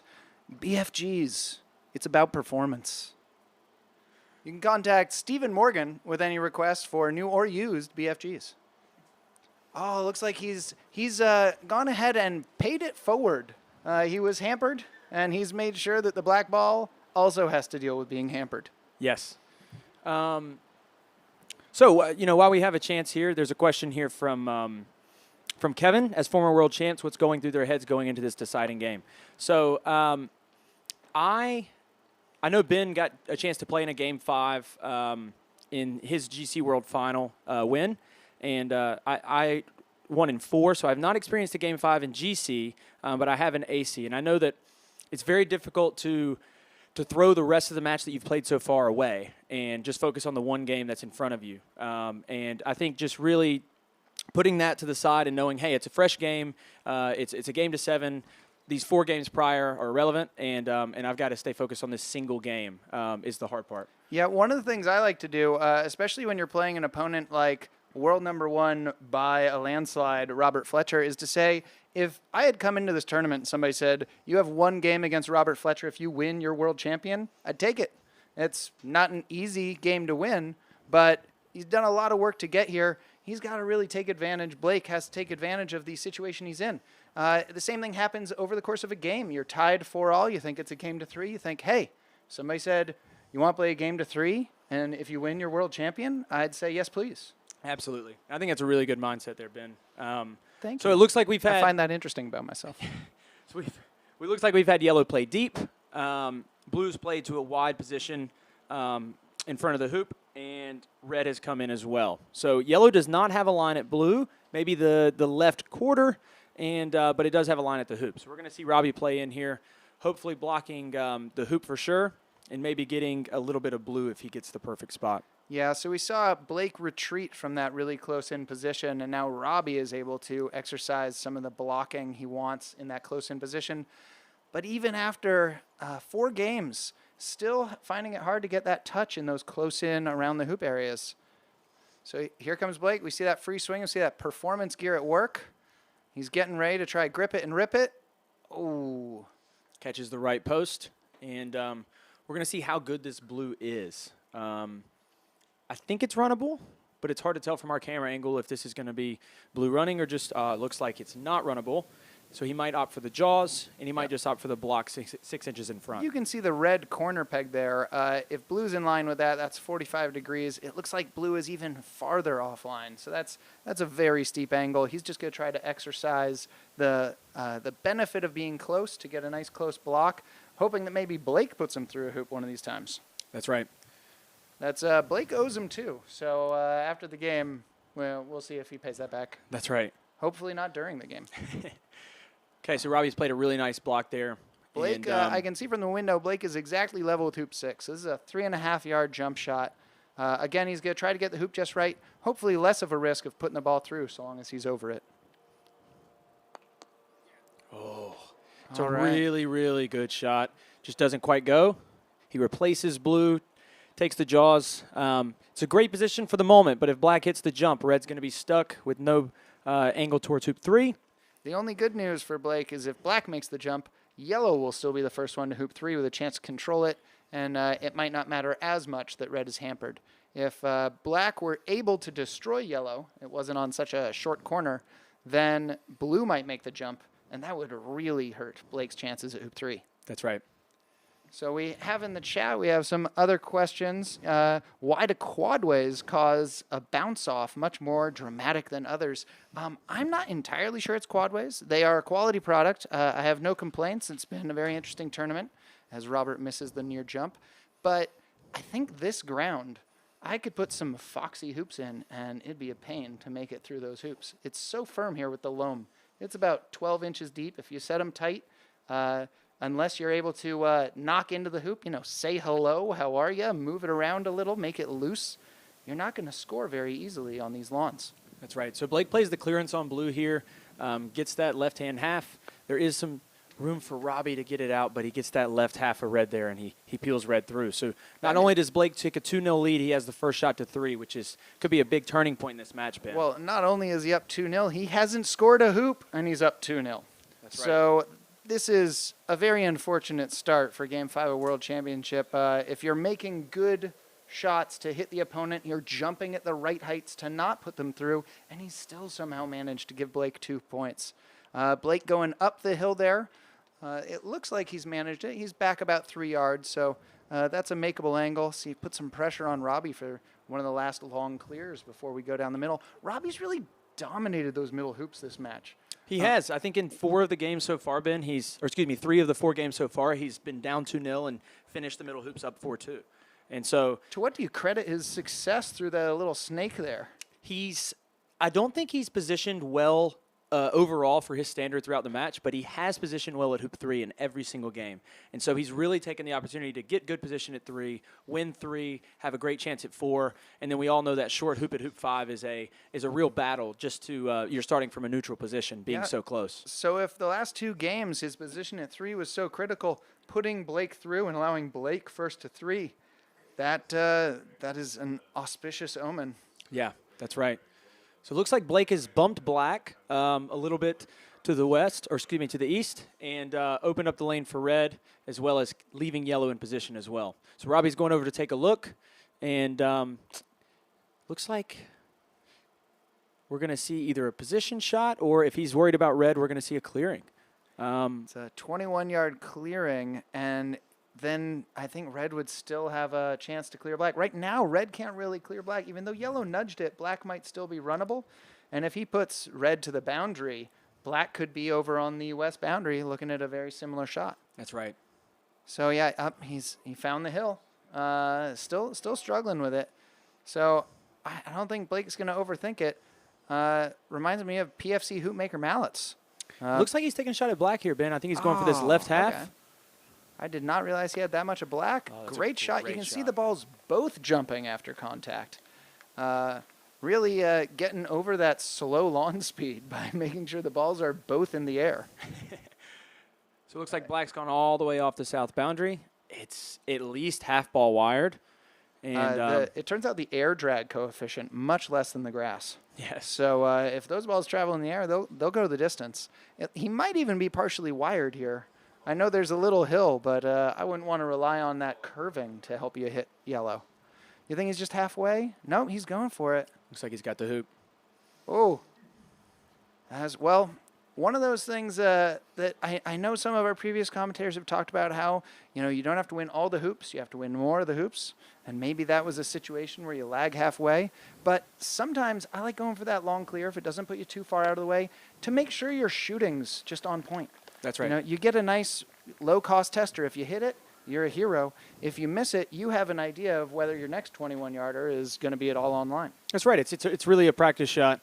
Gets you a feel of your swing and giving you just an opportunity to take a swing at it, really. All right, so he's run all the way down. That is quite a nice lead. Can't really tell if they're wired there. I know Blake went past hoop 4, but I think he's still on the lawn. That's it's a bit more control than he normally exercises. That's right. Oh, a cuddle. Another possibly unintentional cuddle there. That could hurt him. Yeah. So that's going to make it very hard for yellow to do anything to blue. We don't know if blue actually has a swing at the hoop, but either way, yellow's now stuck in a position where it's either going to have to clear black or just set and hope red is not sent all the way across the entire lawn. Yeah, I hope blue can't manufacture a swing toward the hoop. You might That's have right. to block because, hitting blue, a lot of its power could just go into red. And you might have a nice center ball clear where blue is still in front of the hoop. That's right. Let's see. Looks like Robbie could have had some sort of block. Blake might still just be going for a scatter here. He might just be going for a black. Yeah, taking black out. Going to let Robbie go ahead and fiddle with a hampered swing. Yeah, and I think Robbie's just going to opt for a stop shot here. Turn around, pop red somewhere around the peg, and just maintain position at hoop 4. Let's just hope there's not another ball around there for him to send it to Cuddle like he did in the previous game. That's right. That stop shot Cuddle was, or I think that might have been a drive shot. I believe it was. I believe those two Cuddle. were in contact on that shot. That was excellent control, sending Blake from one hampered spot to another. All right, so we've got a referee call. Again, thank you to the referees. I believe that's Debbie Davidoff. Yes, it is. One of our skilled referees. Came all the way up from Florida. That's right. We have a lot of refs coming from all over the country to make this happen. So thank you to the refs. They've done a phenomenal job. All right, while she marks the balls, I want to tell you about tertiary colored balls. Haven't played a wrong ball in a while? Try tertiary colors. Which is your partner? Who plays next? Questions arise with tertiary balls. Teal, aubergine, orange, gray, grape colors versus smoke and fire. Why not confuse everybody in your club with tertiary balls? Not available from most ball manufacturers. So, Blake, is he going to win this hoop, or is this still Robbie in control? I think this stop shot's going to tell us a lot here, Ben. I think it's going to be a solid stop shot. It's really how much he can get out of red. Obviously, with the balls being this close, we can expect a nice center ball contact, having blue stop somewhere in front of hoop 4. But how far red goes is going to determine a lot about how this hoop plays out. All right, see him put the front of the mallet up in the air. How does that help him on these shots? It's just flattening out his swing, Ben. So the main thing you're trying to avoid on a stop shot is having the mallet angled down, which is going to generate spin on the ball and cause it to roll rather than stopping. All right. I also noticed he kind of let the back of the mallet hit the ground so he didn't follow through. Did that help with the spin factor? It's just really helping the mallet flatten out and not cause the mallet to follow through too much to get that double contact, that double tap on the striker ball. All right. I'm not sure if he had double tapped that Blake would have wanted them back. What do you think? I agree. I think Blake was very happy with red not being sent all the way across the court. And if they were put back, he'd be put in the exact same situation that Robert was just in with a really close stop shot that's difficult to get any separation between the two balls. Yeah, problem being if he hit a gentle stop shot, he'd be sending blue toward the corner. Oh, yellow comes in for a clear, quick draw over there. Yeah, I think he had a double target there, Ben. So he's taking a shot at blue, trying to take blue down to the south boundary. But if he missed on the right-hand side, he had a chance at the hoop. But it looks like he's actually gone between the two. Yeah, I mean, if blue's on the south boundary and black's runnable, that could have cost him. Absolutely. A good hit could have actually helped Rob there protect his black ball. As it is, it doesn't look like he can send red very far. Just going with a little stop shot. He's had trouble with those close stop shots where he needs to stop less than 4 feet. Some of the deeper ones where he has 3 yards, Robert's been able to stop a ball away and stay in position, but that's another one that might cost him because now blue's on the wrong side of the hoop. Yeah, and, you know, Blake's been giving Robert these hoop shots here. It's around 3 yards, slightly angled, and obviously there it's just a great block. A really, really good block. But he's really been giving these up and kind of tempting Robert into taking them just because the hoops are so difficult and that shot is so difficult for all these players here that he's almost daring him to take it. And so he's actually laid a really good block in here, and he's going to go for Robert's going to go for a stop shot on red, trying to maintain position, hold the black ball in front of hoop 4, and get red all the way to the south boundary. Yeah, I think by hoop 5, I was trying to keep some stats. Of course, that's gone out the window. But in games 1 and 2, Robert had maybe 1 out of 6 of these 4 to 7 yard hoop shots. I know that he made a great 7-yard hoop shot in game 2, and he's obviously made plenty more hoops since then. But in game 5 now, they really know their strengths and weaknesses on this lawn. That's right. And Robert plays a really nice stop shot here, holding position with black, maintaining a wire on the yellow ball. And we're not sure what red can see, but I assume he can get at least the right-hand half of that black ball. So Blake's just opting for position here, probably trying to get some form of a wire on blue. Yeah, with blue so close, though, blue might be able to get a block on red if it's open on black. So we're going to see some tactics that very much could apply at the lower levels, just closer distances. Lower level, you're probably not too worried about red on black. But if this is, 10 feet away instead of 7 yards, blue could be entirely justified in going for the same play, whether they're club weekend players or world championship contenders. The difference being the size of the lawn. Sometimes it helps to play a smaller court. You guys play smaller courts with your club members? Yeah, so sometimes we'll split the court in half and make 2 smaller courts, half-size lawns, and it just allows more players to get out there and more players to play. And it definitely changes the game. It makes the game a little bit different as far as clearing to the close boundary is much closer, and those shots are hit a lot more often. But it does allow more players to get out there, which is nice. All right, looks like he's opted. Is it a very gentle shot? No, he's going for the clear. But, yeah, you were right. Blake did get some form of wire there. I don't think Rob would have gone for the very edge of yellow unless that was all he could see. Absolutely. And, I'm very surprised to not see a block attempt there by Rob. He's close enough to that block line, and as good of a touch player as he is, I would expect him to go for that.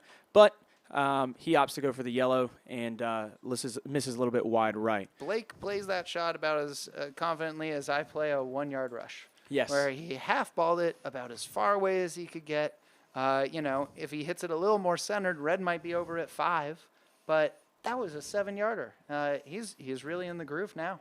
Yeah, he's playing really well. So we're going to see Robbie here with a clearance attempt on yellow. Actually, based on his setup, this looks like a set. All right, let's see if he can ride that ridge.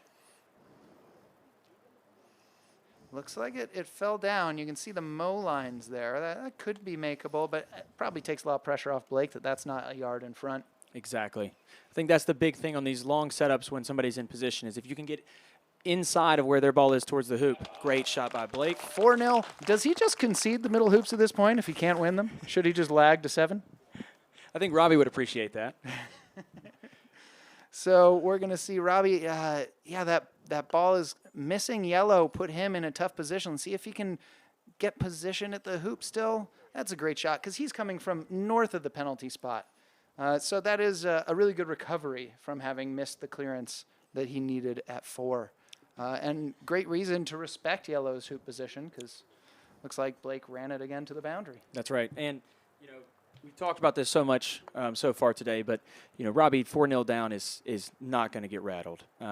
He's going to stay composed, play his game, and just try to fight out these hoops. I saw a hand on a hip. Does that count as rattled? I don't think so. He's going to stay within his game, continue to play his style, and try to fight back from this 4-0 deficit. I'd like to note that he is back to the black hat. He had the white hat on between some games. I know your new wife noticed, so congratulations again. You just got married, did you, big guy? I did, yes. So about a month married. It's been pretty fun so far. But yes, I think my wife probably noticed it because I'm a little weird as far as hats go. You don't say. I wear different hats for different days of a tournament, and keep which hat has which record and how well I'm playing in certain hats, and they kind of move in rotation based on how well they're performing for me. So that is a great clear center ball, but you see it's again jumping, so he didn't get all the distance off blue that he would have wanted, but that's still a great shot. Yeah. So he's moved blue, 12 to 14 yards away from red, and do you keep a record of Robert's record? With his various hats? No, I do not. I think that'd be a lot more work than I'm willing to put in. Oh, and he's just missed. To air is human, and now Blake. You think he's gonna grip it and rip it here up 4-0? I think if blue sets, he definitely goes for it, but I actually think he's gonna go for the clearance on black here instead. All right, we're looking at big swing. So if it's a clearance at center ball, I think this is hoop. Great shot. Makes 5 to the north boundary, 5-0 up. I heard some predictions that the veteran was going to run away with game 5 here. It doesn't seem to be the case. No, not so far. I'm never going to count Robert Fletcher out. He looks like he's stuck behind hoop 5 trying to get down to 6 here. But Blake looks really strong at the moment. Oh, so he's 5 games in. They're still learning those curves. It's tough because you play 6 inches to the right thinking it's going to break 4, give you a nice position, and it just broke into the peg again. That's happened a number of times. Yeah, I think he actually went through the hoop there, Ben. So he was stuck behind the wire, went through the hoop, and just happened to run into the peg. And so hard luck, but at the same time, he didn't really have much choice being where the black ball was. Hard luck? I did not know you spoke Arabic. All right, so Blake now 2 balls in front. Rob failed position with the blue ball. See if he got a block there. I wouldn't be shocked if you think Rob just goes for the hoop. I think at this point he has shots. To. All right, so we liken this to about a 3-point shot in basketball, but I don't know, with these hoops, it might be Steph Curry in the finals of the Olympics with 3 men on him. That's right. These are some tough 3-point shots. Yeah, this is contested for sure. But down 5-0, he's got to take what Blake gives him. We're about to see 6-0. I don't think Rob's played all that poorly. He had some good control shots, but he's just missed by a hair. And Blake, even when he's hopping over the ball, he's grabbing center. Yeah, I think those the 2 peels early on really put him on his heels, and then the missed clearance at 4. There's a great 6th hoop by Blake to take a 6-0 lead. And, wow, this match has really played out differently than I think any of us could have anticipated. It reminds me of a poet who once said, "This is America. Don't catch you slipping now. Don't catch you slipping now." Seems like Robert has slipped with those peels. And now Blake, not even really worried about blue. He can clear it with yellow. I'm not sure blue's runnable. It went downhill there. Again, still fighting these hills.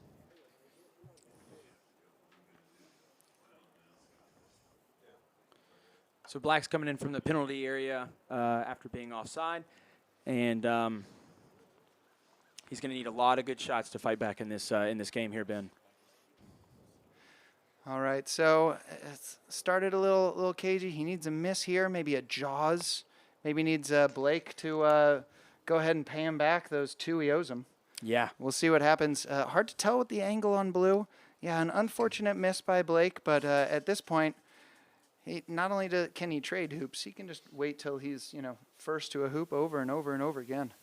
It's going to be possibly 6 more hoops, and Blake could be first to play to all of them. That's right. Do you have different strategies for when you're up by more than 2 points and you're just trying to avoid letting them string points together? Yeah, I think a big part of having a lead in GC is understanding when to be aggressive versus when to take the conservative line.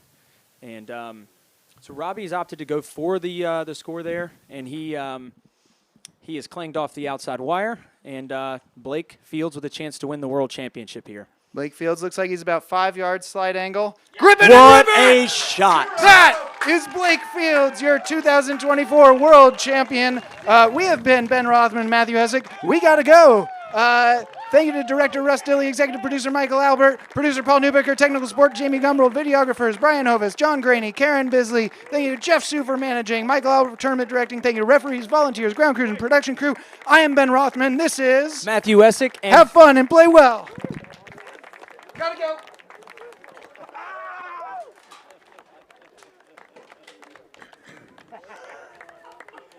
Holy moly, that's a tough act to follow. So while those two are going down to turn over the championship trophy, Matthew's got it. They are both running down there. We're going to show you the award ceremony. This is Russ Dilley wrapping up. I want to thank everybody for watching. We have 646 viewers right now. This has been an incredible team effort. But in particular, there's my videographers, Brian Hovis, Paul Newbecker, Karen Bisley, and John Graney, and Dan Horton, who was part of the team. Tom Cooper helped out, and Mike Albert helped put all the commentary together. And thank you guys for making the commentaries, the chat, so lively. The next live streaming we're going to do is in January for the Invitational Golf Croquet Tournament at the National Croquet Center. I'm not going to say much anymore. We'll just let these guys enjoy themselves. Yeah, that's definitely taking the corner. Turning the corner, sure. Yeah, taking the corner out. We were trying so hard to not hit that was strong.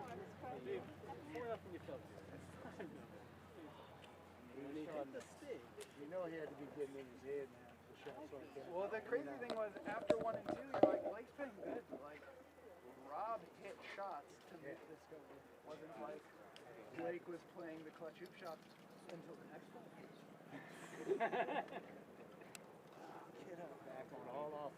Ladies and gentlemen, we've just witnessed just quite an incredible match. I'd like very much to thank both Robert Fletcher and Blake Fields for a splendid exhibition of golf croquet.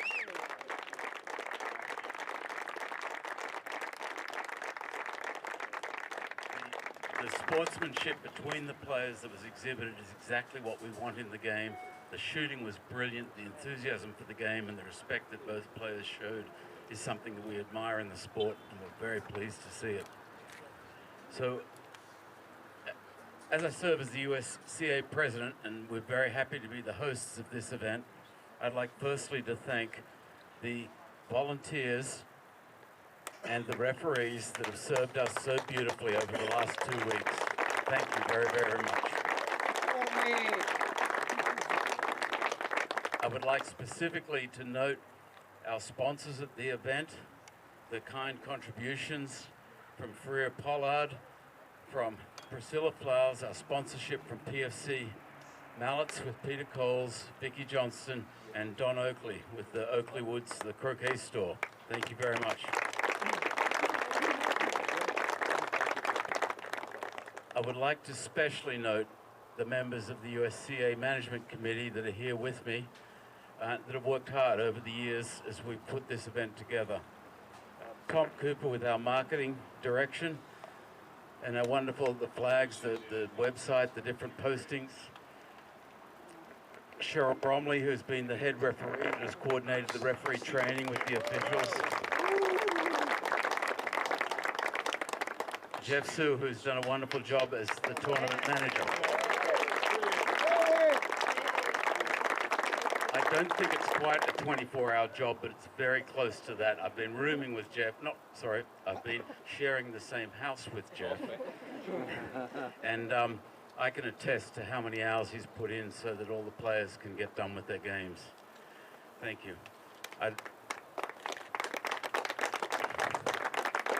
I'd like to especially thank two wonderful people that have been co-chairs of this event, and that's Beverly Cardo, who has helped manage the volunteers and do the planning and everything, who's the secretary of the USCA, and Michael Albert, who's been co-chair of this event.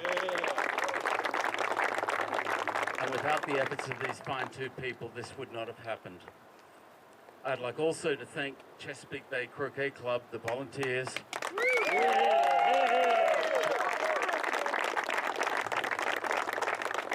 the staff here at Chesapeake Bay at the Croquet Club that have worked hard with the grounds, John Priest, the Chesapeake Bay president of the club, and Macy White that has given the ground to make all of this possible.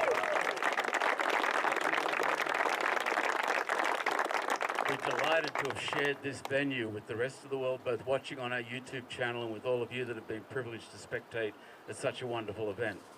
And at this time, I'd like to pass the microphone to Stephen Mulliner as the WCF representative for a couple of remarks. Thank you very much, Damon. As the only member of the WCF Management Committee present today is actually Jeff Sue, who I regard as slightly conflicted in thanking himself. I'm stepping in for that particular body, having had the pleasure, I think, of being Secretary General for 8 years, happily retiring in 2021. It's been an absolutely wonderful event. I think that the thanks have been well expressed, but it doesn't harm repeating them. To Macy and Chesapeake Bay, what a great place. To have 24 courts in one place is unparalleled in my experience. In England, we have 3 clubs with 11 courts. NCC has 12, and Ken Lee down in Australia has 12. But 24 in one place, pretty unusual, as in unique. When it comes to these events, there is a huge amount of work going on over a large number of years. And as Secretary General, I can remember my role in managing the forward schedule and persuading, cajoling, begging the major nations to take their turn in hosting these extraordinary events. So I'd like to say a very big thank you to Damon and the USCA for stepping up to the plate and making this event happen.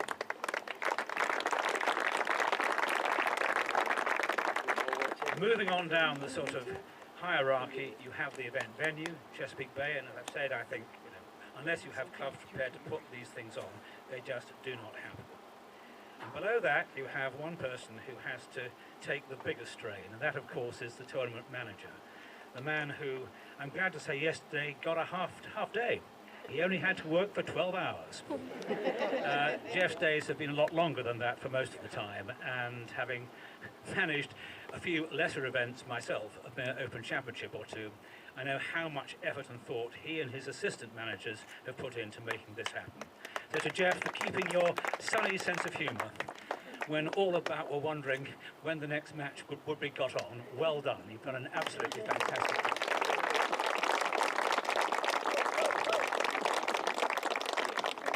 Speaking as someone who spent far more time thinking about the laws and rules of association and golf croquet, I know how important developing referees is, and so to Cheryl Bromley and her team, a huge thank you for all that. And I know that you have gained a lot from this experience. But perhaps the biggest single thank you I want to make is something which, in my experience, is a huge step forward for US croquet. And that is the role of volunteers at this event. Having come from England, where we just don't have the money not to be depending on volunteers, and where every World Championship depends on an army from the local club and clubs turning out, it was so heartwarming to see how many volunteers were here, and not just from the club itself, but from all over the States. It's an amazing effort. I'm told there were 20 referees and over 30 other volunteers, and the help, of course, from Chesapeake Bay itself. And I think to see how hard they were working, literally morning, noon and night. The morning was first thing in the morning, night was pounding hoops again, and during the day, of course, it was resetting them at regular intervals. And to see them all very busy in the intervals between games in a match just showed what a huge step forward it's been. So to the USA in general, USCA in particular, but I was going to ask all the volunteers to stand up, but they're all standing anyway, so we can't do that. But may I say on behalf of the players, how very grateful we are to you for your splendid efforts. It's hugely appreciated. And if I can finish up with my player's hat on, having lost to Blake in the first round of the knockout, and having admired Robert Fletcher's play for many years, having first met him when he was all of 14, but even then seemed to have the temperament of a 40-year-old, we've just seen a match which is simply unprecedented in my experience. I've never seen anything quite like it. The ebbs and flows of the psychology and the way that Robert fought back from 2-0 down to all. And funnily enough, Ben Rothman, I hope, will never ever suggest, or was it Kyle Maloof, that hoop 2 is the least important hoop in croquet. What you saw today was an extraordinary shift in the balance of power, and then Blake took full advantage of it. And that is the essential skill. If you have an advantage against someone as great as Robert Fletcher, you'd better take full advantage of it, because it won't come back again. So to the new world champion, what a fantastic effort, well done, youngest ever GC world champion, and what a great lookout for US croquet. Thank you, William.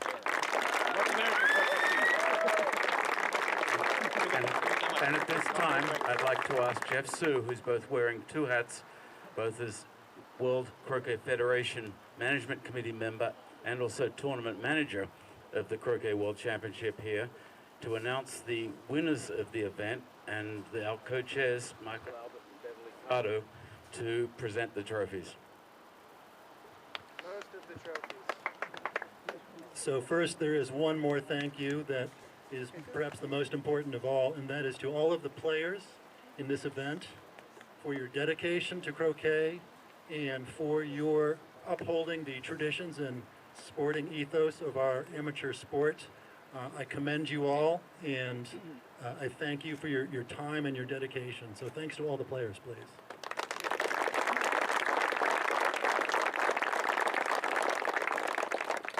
So we will start with the consolation events, and first we will begin with the plate, which is the event for players who did not qualify to the main knockout.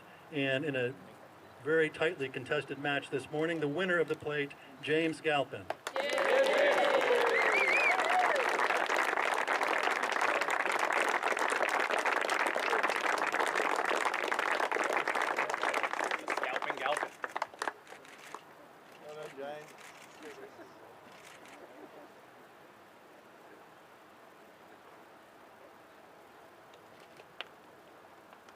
The bowl is the competition for players who get knocked out in the round of 32 of the main knockout and then continue on in another knockout. And the winner of the bowl is Sharif Abdul Wahab.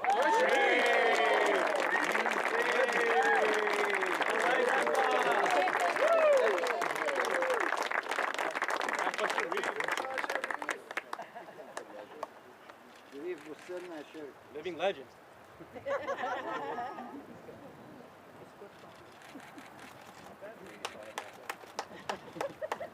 Not bad for 85. The shield is the competition for players who advance to the second round but fail to make the quarterfinals. He's had to leave for his long drive back home, but the winner of the shield, Edmund Fordyce.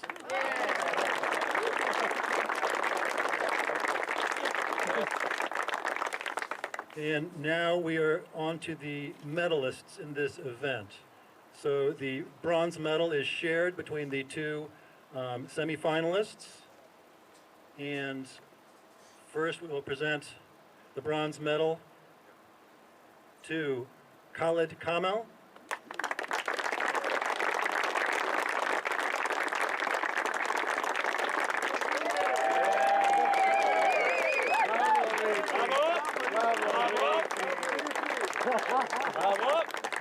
غالب بالسلم.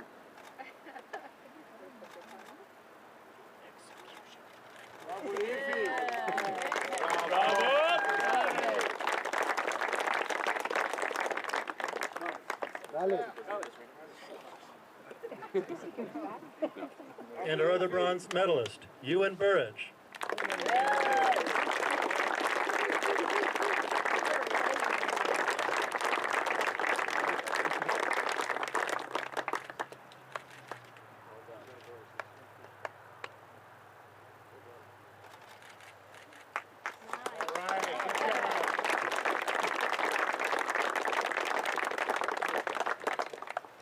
I did not get to watch a lot of the croquet this week, but I watched as much of the final as I could, and I have never seen such a match in my life. Just that could have gone either way, and what a performance. Our silver medalist, Robert Fletcher.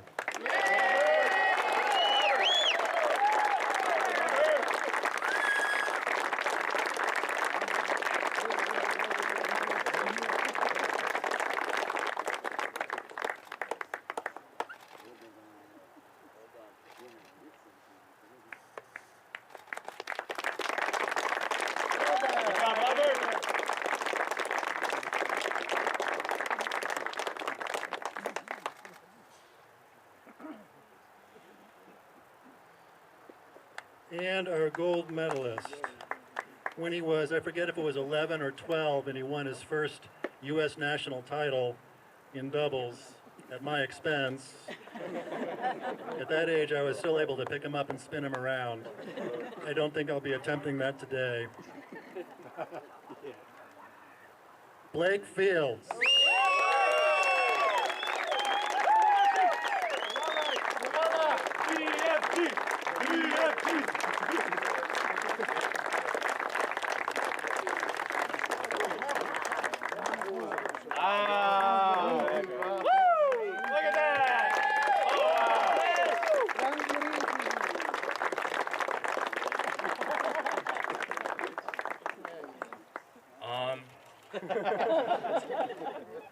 We got a lot of things going on at once.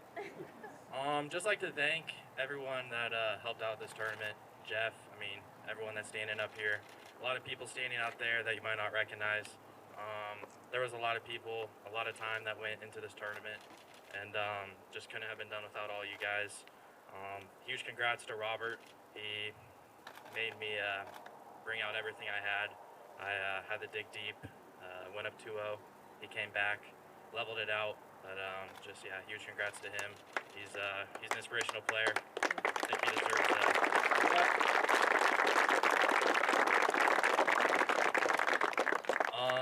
I'd like to thank, obviously, all my family for supporting me, especially Mom and Dad, always traveling with me. Dad's the only person I get to practice with normally, so he plays his best. And then just a little shout out to Brian. Not only did I get to play him this week, but a lot of people don't know that Mission Hills, the courts were down for a while before the tournament, and for the entire week before this tournament I went and stayed with Brian, and we played together every day, so he was very important in getting me ready for this.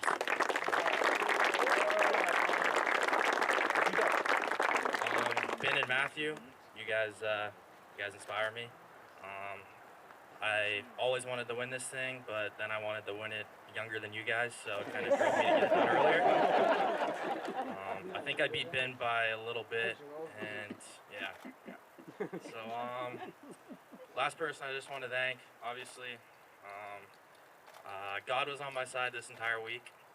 Just like to thank him, but more importantly than God, lost my grandpa in February, so he was an angel looking over me this week, and I felt the power with him throughout me the entire week, just guiding me, just a little hand on my shoulder guiding me.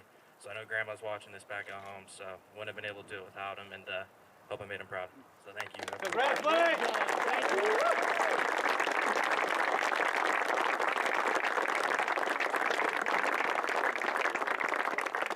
Thank you, Blake. And the 15th WCF Golf Croquet World Championship is now closed. Come on, Blake!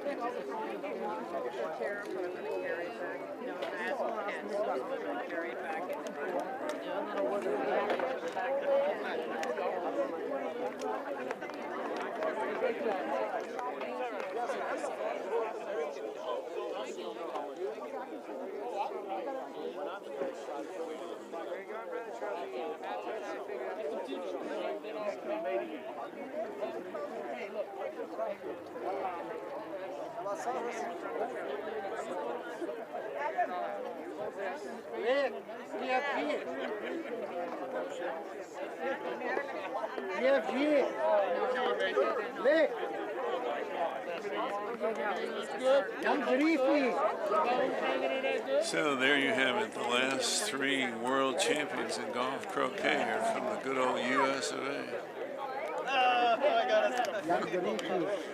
We'll watch these guys make fools of themselves for a minute. There's Paul Newbecker, one of our videographers who helped out directing this effort.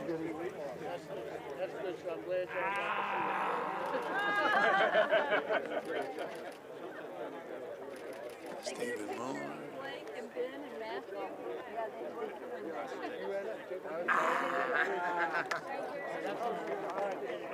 Good luck in Florida. Good. Florida? Yellow. All right, I guess they might want our faces. Yes, Okay. yes. Okay, there we go. Signing off from Chesapeake Bay Croquet Club and the 15th Golf Croquet World Championships, won by Blake Fields, who I'm pretty sure is the youngest world champion ever in croquet in any discipline. Justin. See you in January. I love it. Shadows out. Shadows move back. Thank you. That's a good opportunity to tell everybody about PFG. It's about the performance.